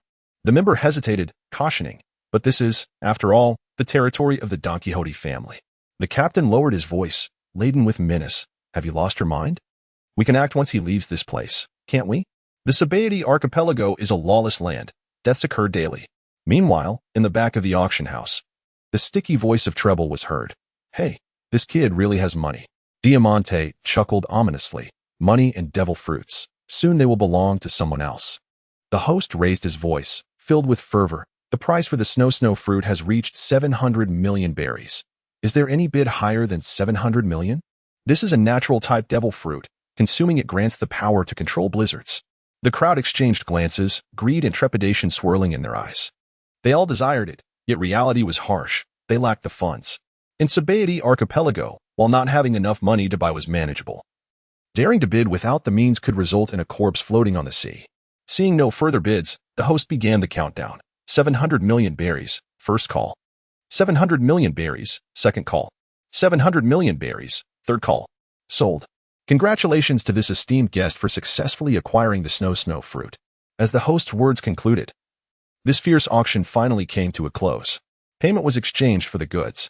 Treble and Diamante refrained from acting within the auction house, fully aware that if a buyer who bid such a hefty sum were to leave without making it out the door, it would be transparent what had transpired, undoubtedly damaging their reputation and deterring future patrons. The successful bidder secured 3 devil fruits and casually entrusted them to a castle for Aaron's safekeeping. The staff, accustomed to the peculiarities of devil fruit capabilities, were unfazed by the sudden influx of berries and the swift acquisition of the fruits. As he exited the auction house, the bidder paused and glanced back, a knowing smirk gracing his lips. "Brother Ming, do you truly believe I will depart with the snow fruit unscathed?" No sooner had he stepped out of the auction house than a group of pirates emerged from the shadows, weapons in hand, blocking his path. The pirates then parted to create a passage, allowing a hulking one-eyed giant to step forward. The giant glared down at the bidder, his voice low and menacing. "Kid, hand over the snow fruit, and also the other 3 devil fruits along with all your berries. Surrender them, and we may spare your life." "So weak." The bidder could barely muster the interest to respond. Observing the lack of reaction, a nearby pirate began to taunt. "Hey, you dumb kid, our captain is talking to you." Silence. The bidder and Apo's right hand suddenly opened wide, a small tornado swirling rapidly in his palm, emitting a fierce sound. In the next instant, he swung his arm, sending the tornado hurtling towards the pirates. Gale tornado.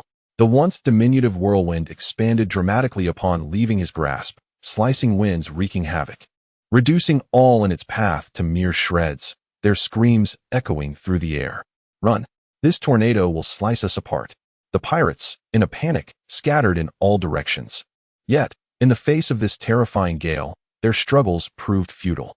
In an instant, the group of pirates was shredded, their blood staining the ground. The one-eyed giant and Apo's eyes widened in terror as he turned to flee, but the tornado pursued relentlessly, enveloping him in a heartbeat, reducing him to a pile of pulp. Having completed this, the bidder spoke without looking back. "Have you seen enough, gentlemen? Come out." From the shadows, a sinister laughter emerged as Diamante and Treble stepped forth from the darkness. Diamante crossed his arms, coldly stating, "Kid, you have some skill to have detected us." Chapter 44. Apologies. They cannot return for the time being. The viscous slime writhed slowly across Torpal's body as he squirmed, his voice dripping with a repugnant and lewd tone.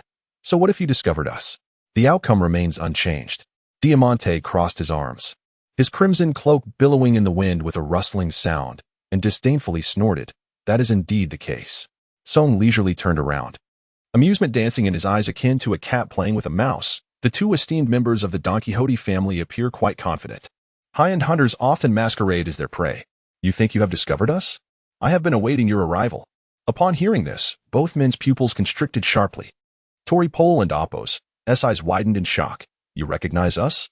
"That shouldn't and Apo's be possible, although we are renowned in the North Sea and the underworld." We are in the Sabaody archipelago. How could this person identify us? Song smirked, a knowing smile gracing his lips. Of course. I am aware that this auction house is also an enterprise of your Don Quixote family. After a pause, a hint of mockery laced his words. What? Planning to engage in some black market dealings? If this gets out, your family and Amp. Apos' reputation will be tarnished. With a clang, Diamante swiftly drew his sword. The gleaming blade aimed directly at Song's throat, his tone icily laced with murderous intent. As long as you perish, who would ever know? Once outside the auction house, we are under no obligation to ensure your safety.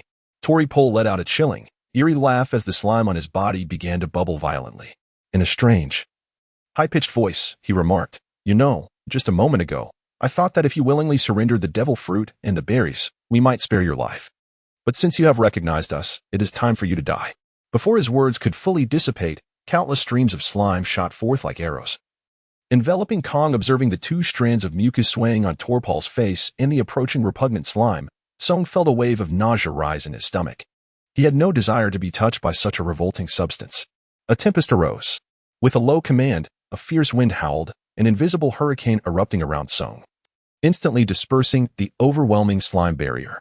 Song and Apos' voice, entwined with the roaring wind, declared, "Tell me, have you two been the underground emperors of the North Sea for too long, that you genuinely believe yourselves to be invincible?" Diamante and Apos' eyes narrowed, his voice steady. "Is that a Logia-type wind fruit? No wonder you are so confident. But do you think we cannot handle you?" As he spoke, a layer of pitch-black armament hockey enveloped his sword, and he swung down fiercely at Song, the sharp wind slicing through the air with a piercing sound. Song and Apos' expression turned frigid, and in the next instant, his left hand transformed into the claw of a white tiger, gripping the sword's edge with bare hands. His tone carried a hint of mockery. "Not quite, you've guessed wrong. The wind is merely a power that accompanies the mythical beast, the white tiger." As his words fell, Song and Apos' right fist clenched, the black armament hockey crawling up his hand, and he struck mercilessly at Diamante's abdomen. With a dull thud, Diamante coughed up a mouthful of blood, the sword slipping from his grasp as he fell to his knees. Trembling in agony, "Diamante!" Tory Pole cried out in alarm. They had never anticipated encountering such a formidable opponent in the first half of the Grand Line. Without time for astonishment, Tory Pole manipulated the slime to form a massive arm, lunging at Song with the intent to crush him. Song grimaced, utterly baffled as to how Doflamingo had coexisted with this snotty creature for so many years. Even striking Tory Pole felt revolting. Thus, Song seized one of Diamante's feet, deftly evading the incoming slimy arm, and swung Diamante toward Tory Pole with great force. Bang! The two bodies collided heavily, Diamante suffering further injury and spewing another mouthful of blood. Tory Pole, too, was forced back by the impact, shedding the slime that cloaked him, revealing his frail, hunched form, doubled over and bleeding profusely, appearing utterly wretched. Song slowly approached, looking down upon the two, a cold smirk of derision curling at his lips. "Gentlemen, do you still covet my devil fruit and berries?"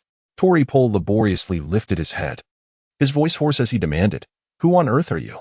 In the cutthroat world of the underground, the Don Quixote family had maintained their position by virtue of an all-encompassing information network. They understood well the art of preying upon the weak, ensuring they knew their opponent and Apos' background thoroughly before acting. Yet this individual before them seemed to have materialized from thin air, entirely beyond their comprehension. Had they known the extent of his terrifying strength, even the allure of the fruit and berries would have deterred them. After all, he had legitimately bid for them with real gold. Song, visibly impatient, spoke with a frosty and authoritative tone. "Enough of this," called Doflamingo immediately. Tory Pole, wary, stammered, "What do you intend to do?" Song and Apos' face twisted into a chilling smile. "Naturally, I intend to have him prepare a ransom to redeem you two worthless fools." This humiliation ignited Tory Pole and Apos' fury, his face flushed red as he roared in rage. "You!" Yet, in response, a flash of cold steel met him. Song had already seized Diamante's sword, the razor-sharp blade poised against Torpal's throat. "Move swiftly, my patience is not infinite." The icy blade pressed against his skin. Tory Pole felt the bone-chilling dread seep into him. Under the threat of death, he trembled as he reluctantly picked up the transponder snail, his fingers quivering as he dialed Doflamingo and Apos' number. Soon, Doflamingo and Apos' signature mocking voice echoed from the other end. Moshi Moshi. Tori Pole, forcing himself through the excruciating pain, struggled to speak. Doflamingo. Tori Pole. How is it? Was the auction successful? Did you acquire the snow fruit? Doflamingo presumed this call was to report on the Sabaody Archipelago's situation. Torpal's voice faltered. I'm sorry, Doflamingo. Doflamingo's tone elongated, instantly turning frigid. The person who acquired the snow fruit was too powerful. Diamante and I are no match for him. Torpal's face was filled with remorse. Doflamingo's voice was laced with disbelief. In the first half of the Grand Line, how could there be someone you cannot handle? After a brief silence, Doflamingo's tone softened slightly. Well, if you cannot seize it, then so be it. After all, they spent money on it. You and Diamante should return promptly. At this moment, Song snatched the transponder snail away, his voice dripping with provocation. Apologies, they cannot return for the time being. Chapter 45. I want the devil fruit. What is this voice? How could Doflamingo forget so quickly? Just a short while ago, it was this very voice that snatched 2 mermaids from his grasp, forcing him to auction off the snow fruit to salvage his reputation. Crocodile? No, you are not Crocodile. Who exactly are you? Doflamingo's crimson lenses gleamed with a chilling light, and the murderous intent surged in his eyes hidden behind his glasses. The commotion Crocodile stirred in the New World was immense. With Treble and Diamante's caution, if it were truly Crocodile purchasing the snow fruit, they would never dare to act recklessly. At the very least, they would have informed him first. A dismissive chuckle from Song came through Doflamingo and Appos. Den Mushy. Did you figure it out? But it doesn't end Appos. Matter who I am. It and Appos. Your subordinates who are utterly lacking in decorum. Who thinks of double-crossing after a deal has been struck? Doflamingo smirked, retorting, Did you not also steal my slaves? I mentioned it before, didn't and Appos. Ti? In these seas, being robbed is simply a part of life. Song and Appos' voice carried a hint of mockery. Is it not? Doflamingo, enraged, laughed bitterly. So when they rob you, it becomes a breach of etiquette? It's the law of the jungle. Song responded matter-of-factly. The one with the bigger fist is always right. Clearly, my fist is larger than theirs at the moment. Doflamingo gripped the din mushy tightly, veins bulging on his forehead, yet he had to concede that Song spoke the truth, leaving him momentarily speechless. After a brief silence, Doflamingo finally regained his composure.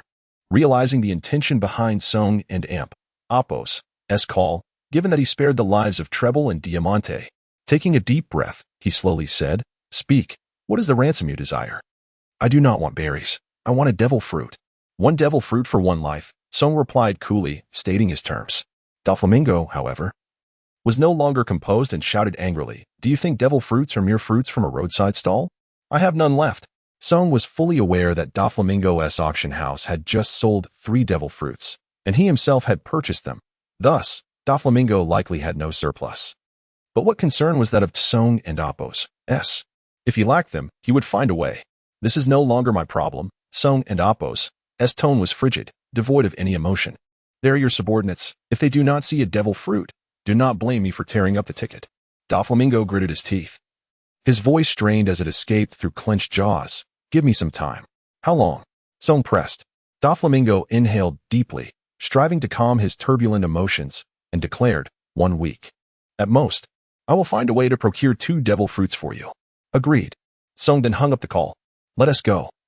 Your boss is preparing the ransom for you, Song remarked while toying with Diamante's sword, its blade casting a sharp glint before the eyes of the 2 men. You'd best behave and not attempt any tricks. Treble and Diamante exchanged glances. They had indeed heard the conversation between Song and their junior master, who would willingly walk to their own demise. The 2 gritted their teeth, helping each other as they stumbled forward. When Song led Treble and Diamante back to Doflamingo's auction house, the entire building was enveloped in a frigid aura of impending death. The staff lined up to welcome their new master. The valuable items had already been auctioned off, leaving the auction house with a substantial amount of capital. With a wave of his hand, Song commanded the ghostly staff to methodically clear the treasury, stacking bundles of berries before him, which he subsequently collected into his castle. Initially, Song had intended to be an ordinary customer, even knowing of the astonishing resilience in the world of pirates. He still had the puppet doctor tend to the injuries of the 2 men. Of course, this was only after binding the 2 with sea stone chains. The 2 naturally resisted such humiliation, but soon succumbed to a beating from Song, losing consciousness and allowing the staff to restrain them with sea stone. After a lifetime of selling slaves, the two could never have imagined that they would one day become slaves themselves. Life is unpredictable, a twist of fate. Song's demands were not excessive. The market price for a devil fruit generally hovers around 100 million, excluding special fruits like the logia and ope fruits. Other devil fruits typically fetch only 2 to 300 million at auction. However, Doflamingo's urgency meant he would inevitably pay a steep price. Since Doflamingo could not procure the devil fruits immediately, Song did not wish to waste time waiting idly. He decided to explore Sabaody Archipelago thoroughly. On this day, the sun shone brightly, and a gentle breeze caressed the land. Song strolled leisurely with his hands in his pockets, resembling a carefree street urchin. Meanwhile, Treble and Diamante hung their heads low, filled with resentment and humiliation, tightly bound by sea stone chains. The auction house staff, now resembling phantoms, tugged at their chains, dragging the two along. As they walked through the bustling streets of Sabaody Archipelago, the presence of slaves was omnipresent, having become a grotesque norm in this land. Rows of slave shops lined the streets, cages holding various individuals treated as commodities. Not every slave qualified for the auction. Only rare species such as mermaids, valued for their scarcity, could be auctioned. The others were displayed like livestock in roadside cages, available for any passerby to scrutinize and select at will. Thus, as Song navigated through the throng of people with his two captives, he did not draw excessive attention. The onlookers, accustomed to such sights, merely averted their gazes. One must admit, Sabaody Archipelago is indeed beautiful. The towering Yarkaman mangroves reached for the sky, their thick roots oozing resin that gradually formed translucent bubbles. These bubbles floated serenely towards the heavens, refracting a kaleidoscope of colors in the sunlight, creating a dreamy, ethereal ambience that adorned the entire island like a fairy tale. However, for the residents of this land, it was far from a paradise. As the final crucial passage into the New World, pirates would linger here, waiting for their ships to be coated, so they could smoothly advance into the perilous and unknown waters of the New World. During this waiting period, the island's inhabitants would find themselves ensnared in endless suffering. It is a misconception to believe that all pirates are noble adventurers like Luffy. Moreover, in this age of great pirates, they flood in like a deluge. Thus, the islands are perpetually filled with the presence of pirates, with danger and chaos unfolding at every turn. Chapter 46. Indeed not mistaken, cursed be it. This fishman possesses an unnerving strength. The brutish slaver clutched his bloodied wrist, his distorted expression contorting his flesh into terrifying creases, as curses spilled from between his clenched teeth, rife with violence. Who could argue otherwise? Beside him, a companion trembled, wiping the cold sweat from his brow, his pallor reminiscent of parchment, shaking his head in lingering trepidation.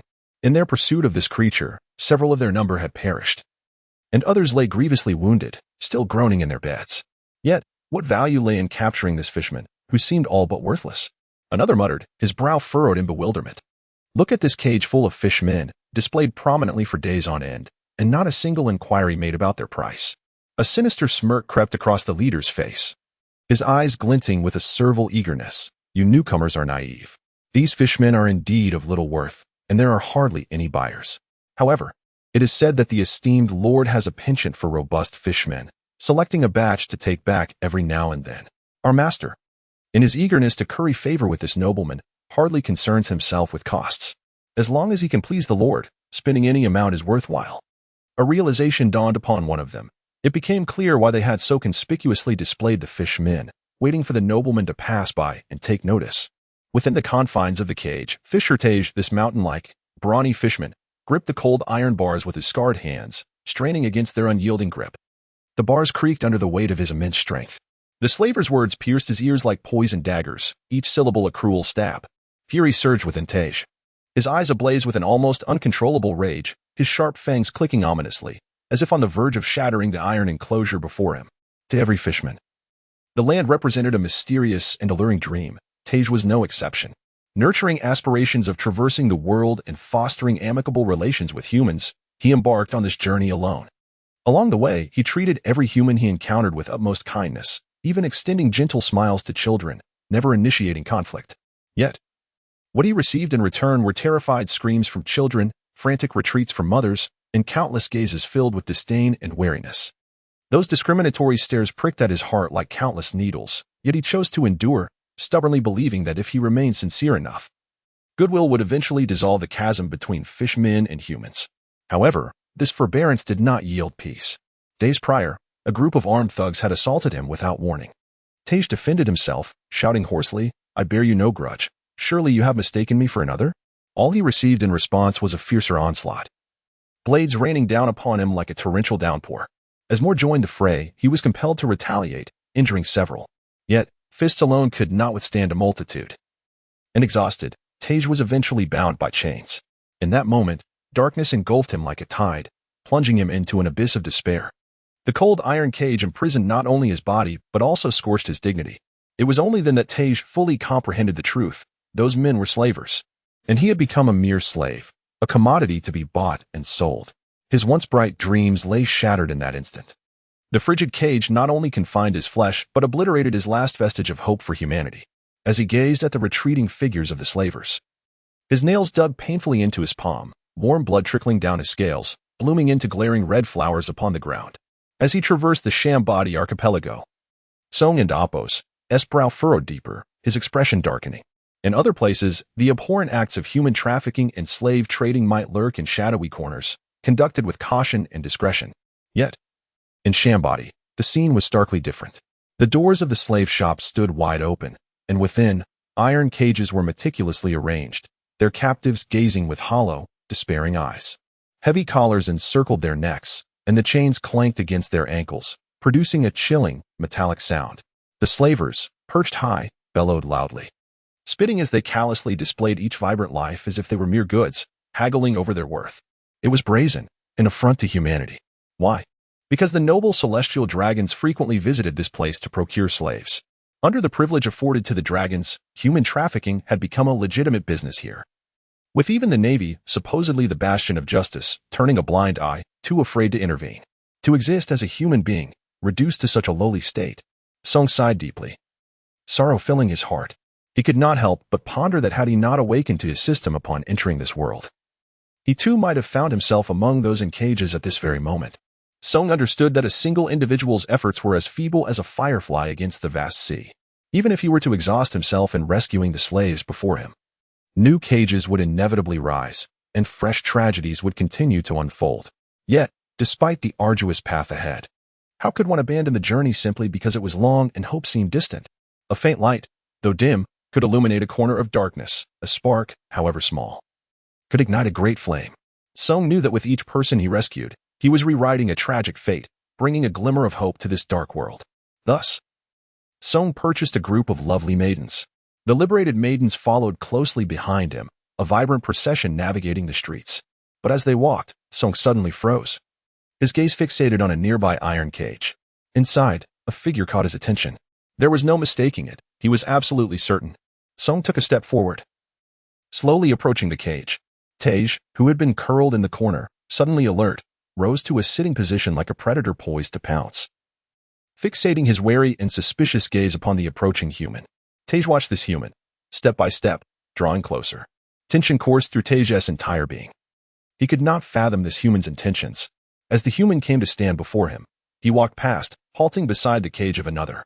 Song's gaze landed upon the woman within. Her cascading golden hair flowed like a waterfall, glowing softly in the dim light, the ends brushing against the cold iron collar around her neck. Despite the dimness of the cage, her exquisite features could not be concealed. Indeed, he had not been mistaken. The beauty before him was none other than Stella. Chapter 47. Follow me. The slave shop assistant caught a glimpse of Song pausing in front of Stella and Appo's cage, his eyes instantly lighting up as he hurried over with eager little steps, a sycophantic smile plastered on his face. "Oh, sir, you truly have an eye for beauty. This is the most exquisite slave in our establishment. Just look at that delicate face, as smooth as silk, and this figure, perfectly curved. There and Appo's. No one else like her in the entire slave market." Song, known for his extravagant spending and having acquired numerous beautiful female slaves, was welcomed by every shopkeeper along the street, for his presence promised a bounty of coins. "Be quiet," Song snapped, his face contorting with distaste and impatience as he flung a pile of coins at the assistant.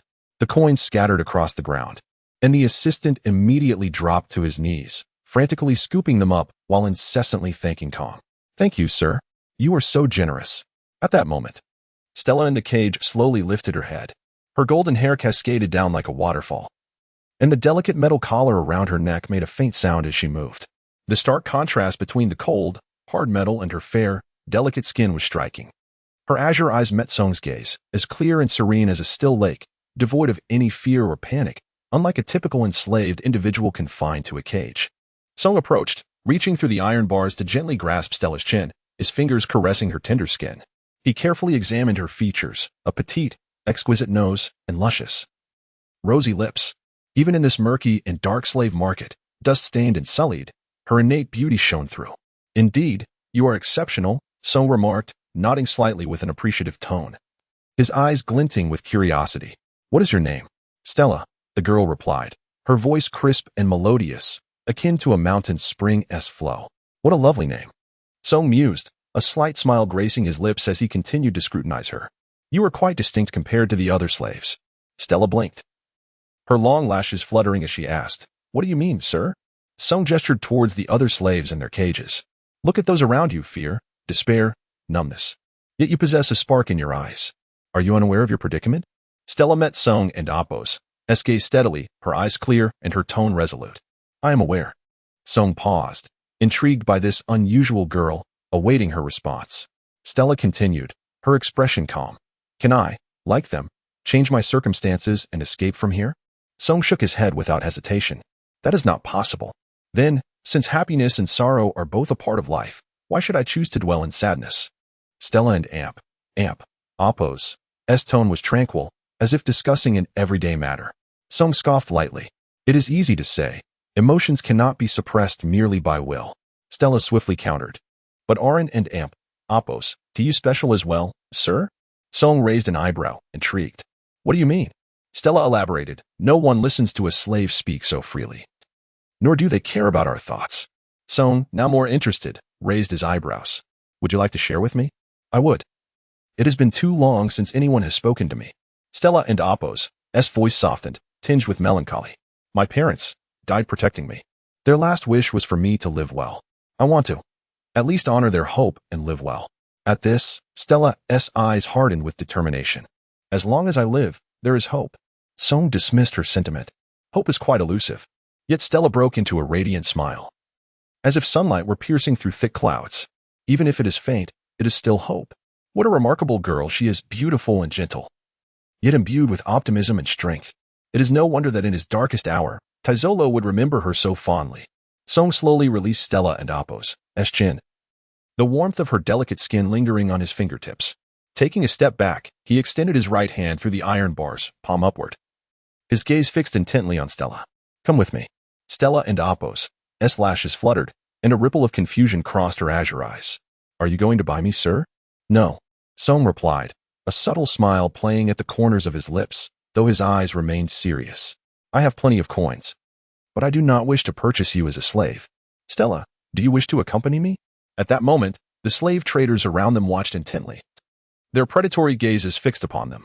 Would this girl truly believe that he could rescue her from this torment without revealing any of his power? I have said, even the faintest light is still hope. Stella's lips curved into a bright smile, and without hesitation, she gently placed her hand over Song's palm. The warmth radiated through their skin. I am willing. The nearby slave shop assistant and Apos' expression shifted dramatically, and he shrieked, Sir, you cannot take her without purchasing her. That is against the rules. Before he could finish, Song casually waved his hand, unleashing a sharp blade of wind that sliced through the air. The glint of cold steel flashed, and the assistant's voice was abruptly silenced as his head flew from his shoulders, blood gushing forth like a fountain, his body remaining in a forward stance for a moment before crashing to the ground. Song released Stella and Apos' hand, gripping the iron bars of the cage. And with a forceful pull, he wrenched them apart, the metal groaning in protest. He then reached for the metal collar around Stella and Apos' neck. His arms shrouded in an aura of overwhelming power, and with a sharp crack, the collar shattered. Stand behind me. Song's gaze was icy as he surveyed the encroaching crowd. Okay, Stella replied softly, obediently stepping behind Song, gazing up at the man who had suddenly appeared to free her from her shackles. The sound of hurried footsteps echoed around them as a group of armed slave traders swiftly closed in, surrounding the two. The leader, a burly man with a brutish face, blared fiercely, bellowing, "You have some nerve, boy. How dare you cause a ruckus in my territory? You won't end Appos to leave here alive today." He possessed some strength, but it was not enough to instill fear. Song ignored the man and Appos' threats, instead turning his attention to the merman bound by chains nearby. How about a trade with this fishman? Chapter 48. He aspires to be a hero. What transaction? The fishman Tiger wore a vigilant expression, unwilling to place his trust in humans once more. "You wretched brat. How dare you disregard me?" The burly man's roar reverberated through the air as his long knife sliced through, aimed directly at the vulnerable throat of Kong. The blade gleamed menacingly, emanating an aura of lethal intent. However, Song remained unperturbed, raising his leg. In the next moment, a dull thud echoed as the robust figure of the man was sent hurtling backward, crashing heavily against the wall. With a resounding crash, the wall buckled under the impact, collapsing in a shower of debris and dust. "Boss!" Cries of alarm filled the air, and chaos ensued. Song signaled to the auction house staff, transformed into phantoms, to approach and free Torpol and Diamante from their sea-stone shackles. Song cast a knowing smile at the two former officers of the Don Quixote family, his gaze laced with a hint of warning. "Gentlemen, consider these minor characters merely a warm-up. It would be wise not to play any tricks, as Doflamingo is currently preoccupied with arranging your ransom. I trust you would not wish for him to receive two corpses." Humph. The two exchanged cold snorts, their eyes flashing with displeasure, yet they understood the gravity of the situation. They were not fools. The viscous blue ooze from Torpol and Appos' fingertips surged as if alive. Diamante seized a long sword, its blade sparking as it met the air. In an instant, the battleground erupted into chaos, with blades flashing and fluids splattering. Song, with hands in his pockets, strolled a few paces to stand before Tiger and Appos' cage. His gaze pierced through the cold iron bars, fixating on the scarred yet defiant figure within. "You must be aware of what awaits you next." "Yes." "Speak plainly." Tiger strained against the wall, slowly rising, the heavy chains clinking with his movement. Song's expression turned stern, each word deliberate and sharp. "I can rescue you, but in exchange, you must pledge your loyalty to me and become my subordinate." Tiger roared vehemently. "Impossible. Absolutely not. You damned human." In the face of Tiger's vehement reaction, Song maintained his calm demeanor, his expression unwavering. "Do not be so impulsive. This is merely a transaction, based on mutual consent. If you agree, I will free you immediately. If you refuse, consider this matter as never having been proposed." Torpol and Diamante faced little opposition in the first half of the Grand Line. Before long, they had decimated the group of slave traders, sending them sprawling to the ground. Seeing Tiger remain silent and unresponsive, Song prepared to leave, gesturing behind him. "Let us go." "Huh? All right." Stella and the other women hurriedly followed. However, just as Song took 2 steps, a hoarse voice called from behind. "Wait." Song halted, his tone tinged with expectation. "Changed your mind?" Tiger clenched his jaw, determination gleaming in his eyes. "I can become your subordinate, but can you agree to one condition?" Song's expression remained indifferent, non-committal. "Speak, and I may consider it. If you can save all my fishermen brethren here, I shall dedicate my loyalty to you without reservation." Tiger and Appos' words rang clear and resolute. He was prepared to face any fate, even death, but he could not stand idly by while his kin suffered as slaves. Song nodded slightly, agreed. Inwardly, he marveled at Tiger and Appos' resolve, the legendary hero who had scaled the Red Earth continent barehanded, infiltrating Mariewa to rescue slaves. The so-called condition was merely a means to save his brethren. In truth, it was not a condition at all, as long as Tiger agreed to submit. The fishmen were already part of his rescue plan. Even if he did not intervene, Tiger's character would never permit his kin to languish in suffering. Free them all. Song turned to instruct Torpol and Diamante. Though they resented being treated as subordinates, they had no choice but to reluctantly comply, moving forward to unlock the cages and liberate Tiger and the other fishmen one by one. Tiger held considerable esteem among the fishmen of Fishman Island, and the freed fishmen surrounded him, expressions of gratitude and cheers ringing out, a celebration of life. Song stood with his arms crossed, leaning against the wall, observing the scene with cold detachment. As Tiger reached out to comfort a frightened young fisherman, Song's eyes sharpened with sudden clarity. No. This situation had escalated to this point. There was no reason for further hesitation. Initially, he had wished to avoid unnecessary trouble, as those women were merely purchased with his ample wealth. But now, for Stella, he had already confronted the slavers. Having saved the fishmen, There was no justification for not aiding the humans. The slaves here had been rescued. The slaves in other shops deserved the same fate. One thing leads to another. Today, he would become the hero who liberated countless slaves. Song straightened abruptly, locking his gaze on Torpol, and commanded, "Torpol, you know the ins and outs here. Gather people immediately and rescue all the slaves." Torpol and Appo's eyes widened, as if he had heard an absurd tale, and he shouted in outrage, "You bastard! Do you wish for the Don Quixote family to be unable to operate in the Sabaody archipelago? Establishing a slave trading business with the Don Quixote family and Appo's influence was one thing. But if all the slaves from every shop were freed, even if the forces on the islands were weaker than the Don Quixote family, they would undoubtedly unite to resist. At that point, they would have no place left in the Sabaody archipelago. Song remained unfazed. What does that have to do with me? Enough talk. Go. You bastard. Torpol trembled with rage, but seeing Song's unyielding demeanor, despite his resentment, he could only grit his teeth and mutter, "Follow me." With that, he led a group of people away in fury. Diamante was about to follow when Song suddenly yanked him by the collar, nearly causing him to stumble. "What are you doing?" Song's voice held a hint of mockery and caution. Diamante looked bewildered. Pointing in the direction Torpol had gone, "Didn't you say to rescue all the slaves?" "Huh, do you think I'm a fool?" Song flung Diamante aside with force, disdain flashing in his eyes. "If you both go and take the opportunity to flee, where shall I find you? You'll stay here as a hostage." Song then turned to Tiger, his expression turning serious as he commanded, "You too. Remember, keep the fishmen in check. Do not let them seek revenge on the humans amidst the chaos." Chapter 49. Very well. So this is how it will be. Tiger nodded.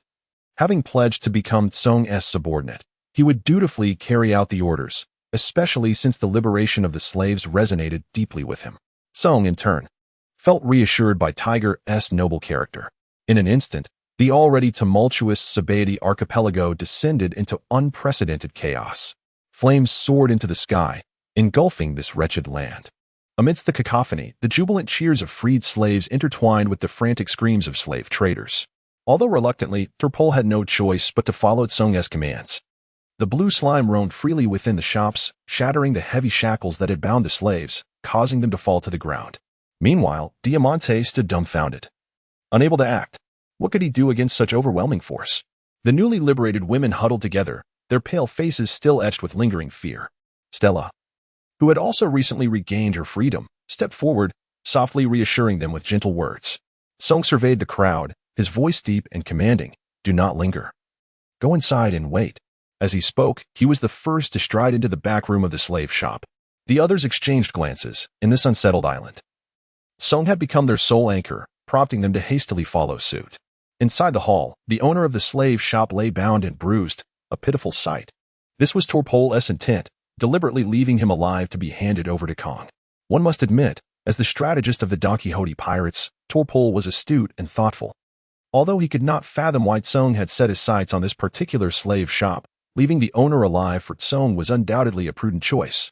The owner, bloody yet defiant, managed to lift his head, his gaze filled with venom as he glared at Kong. Song approached slowly, squatting before the owner. A hint of mockery in his tone. TSK, look at that glare.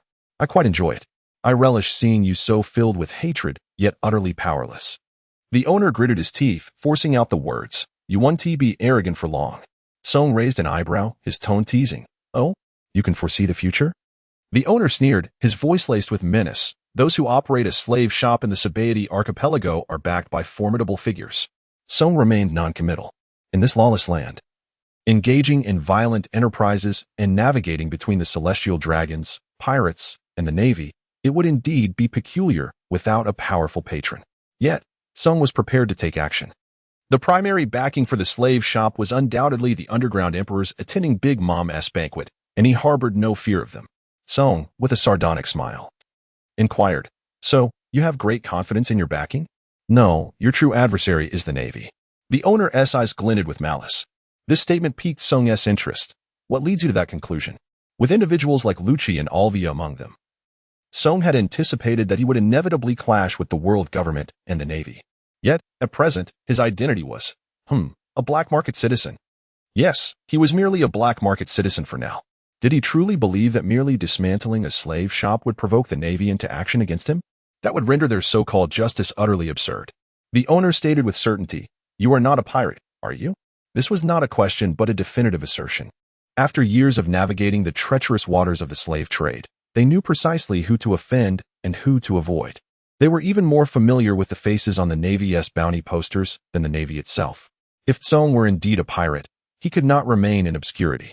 In this age of rampant piracy, the Navy might struggle to recognize all the wanted criminals at first glance, but those in the trade could identify them instantly. Song readily admitted, "Indeed, I am not." The owner's face broke into an enigmatic smile. "Soon you shall be." No sooner had he spoken than Song retaliated with a fierce slap. "Are you a spinning top? Must I strike you to elicit a response? Speak plainly." The owner's had jerked violently to the side from the blow, blood trickling from his mouth. Yet he grinned. "I already reported you when you first started causing a ruckus." Upon hearing this, Song could scarcely believe his ears. The owner of the slave shop had actually reported him. Although the slave trade here had become a sanctioned business under the tacit approval of the Celestial Dragons. With the Navy often turning a blind eye, how audacious could a slave trader be to report to the Navy? Song scoffed. "Do you think the Navy would concern themselves with your slave trading?" The owner shamelessly retorted, "What slave shop? We conduct legitimate business." Song snorted. "Do you think the Navy would believe your twisted narrative?" The owner wore a smug grin. "What if the Navy is on our side?" It was widely known that the Navy was a hornet's nest. Anyone could plant a few undercover agents within. The owner then erupted into maniacal laughter. "Do you know why pirates usually flee at the sight of the Navy? It's not because they cannot fight back, but because it's too troublesome. To dare retaliate is to provoke the Navy, leading to escalating bounties and an increasing number of relentless pursuers." Understood. Their informants within the Navy would label him as a pirate assaulting their shop, relentlessly pursuing him. He would either have to remain in hiding or choose to fight back. And fighting back was indeed part of their plan. They sought not only to solidify Song's identity as a pirate in the Navy's eyes, but also to elevate his notoriety. Eventually, they would cease their own involvement, allowing the true Navy to take over. After all, in this era of rampant piracy, while there were many pirates, which one would dare challenge the Navy's supremacy? The Navy would undoubtedly prioritize their elimination. Whether one was a genuine pirate or not mattered little. They intended to force him into a corner. What a shrewd maneuver. Song could not help but applaud. He had indeed underestimated these individuals. No wonder they were known as the emperors of the underground world. He was still too young. The world of the underbelly involved more than mere violence and bloodshed. Just look at them. They need not lift a finger. As the Navy would handle those who dared to cross them. No wonder Doflamingo had placed Virgo among them. Having someone within the Navy made matters far more convenient. Oh, should he also find a way to insert someone within their ranks? Seeing the change in Song's demeanor, the owner laughed even more maniacally. "Ha ha ha. It seems you've come to an understanding. Your demise is imminent. Very well, so this is how it will be. Bring him. Hang him from the highest and most conspicuous Yarkaman tree in the Sabaody archipelago, so that his companions can see him at once." Chapter 50. The Oath of Loyalty. As the last of the slaves on the island were liberated, the figures of Tej and Torbol reappeared before the crowd, accompanied by a formidable procession of freed slaves. Torbol and Apos' expression fluctuated between joy and despair, a complex mask of emotions. As a pivotal figure in the slave trade of the Don Quixote family, many of these individuals were once transported by his hand to the Sabaody archipelago. He was undoubtedly the notorious chief of human traffickers. Yet, these slaves, belonging to the lower echelons of society, remained blissfully unaware of the true nature of their liberator. At this moment, they gazed up at him with tears of gratitude shimmering in their eyes, repeatedly hailing him as a hero. A hero? He, stained with the blood and tears of countless slaves, was being venerated by those he had once sold. Was this a jest? Surely, he was the villain, and his entire lineage should bear that title. As the group approached Song, the slaves had already learned from Tej that this was the man who had ordered their rescue, prompting them to kneel in reverence. Among the chorus of thanks, muffled sobs emerged, echoing the long-suppressed anguish of their past. Song surveyed the kneeling masses and pondered. What purpose did this serve? Now that they had regained their freedom, they should be allowed to return home. Though Tej had pledged allegiance to Song, he found himself at a loss for how to address him. After a moment and Apos' hesitation, he tentatively suggested, "Boss? They have no home." Noticing Song and Apos' silence, Tej pressed on. The methods of human traffickers are notoriously brutal. Families are often shattered. The other freed individuals have already embarked on their journeys home, yet they. Before he could finish, a wave of fervent bowing erupted as countless earnest voices intertwined. Sir, we wish to follow you. Follow me? Song scoffed. A bitter smile curling his lips. That sounds appealing, but it is merely desperation seeking a refuge. The atmosphere turned somber. The slaves, their faces flushed, bore the weight of despair as they understood too well that without the protection of the strong, they risked plummeting back into the abyss of servitude. With no alternative, they placed their hopes upon Song, their savior. Tej opened his mouth, but ultimately swallowed his words. He looked upon these unfortunate souls with compassion, yearning for Song to offer them sanctuary, yet reason reminded him not to impose moral obligations. After all, Song had already performed a monumental act of kindness by rescuing them. What more could be asked of him? Boss, we have a serious problem. A warship has appeared on the horizon. A subordinate, who had hurried back after hanging the boss, breathlessly reported. The Navy? What do they seek? Tej and Apos, brow furrowed with concern. To capture me. What else? Song replied nonchalantly. The slaves immediately stirred, whispers laced with fear rippling through the crowd. Song, attuned to their unspoken thoughts, knew their apprehensions. Yet, a playful idea flickered in his mind. A faint smile graced his lips, and a glint of mischief twinkled in his eyes. If you wish to accompany me, it is not out of the question. He surveyed the crowd with a cold, commanding demeanor. But you must prove your loyalty, demonstrate your worth. Whatever you say, sir, the slaves replied in unison, their eyes rekindling with hope. Eliminate every sailor on that warship and seize it for yourselves.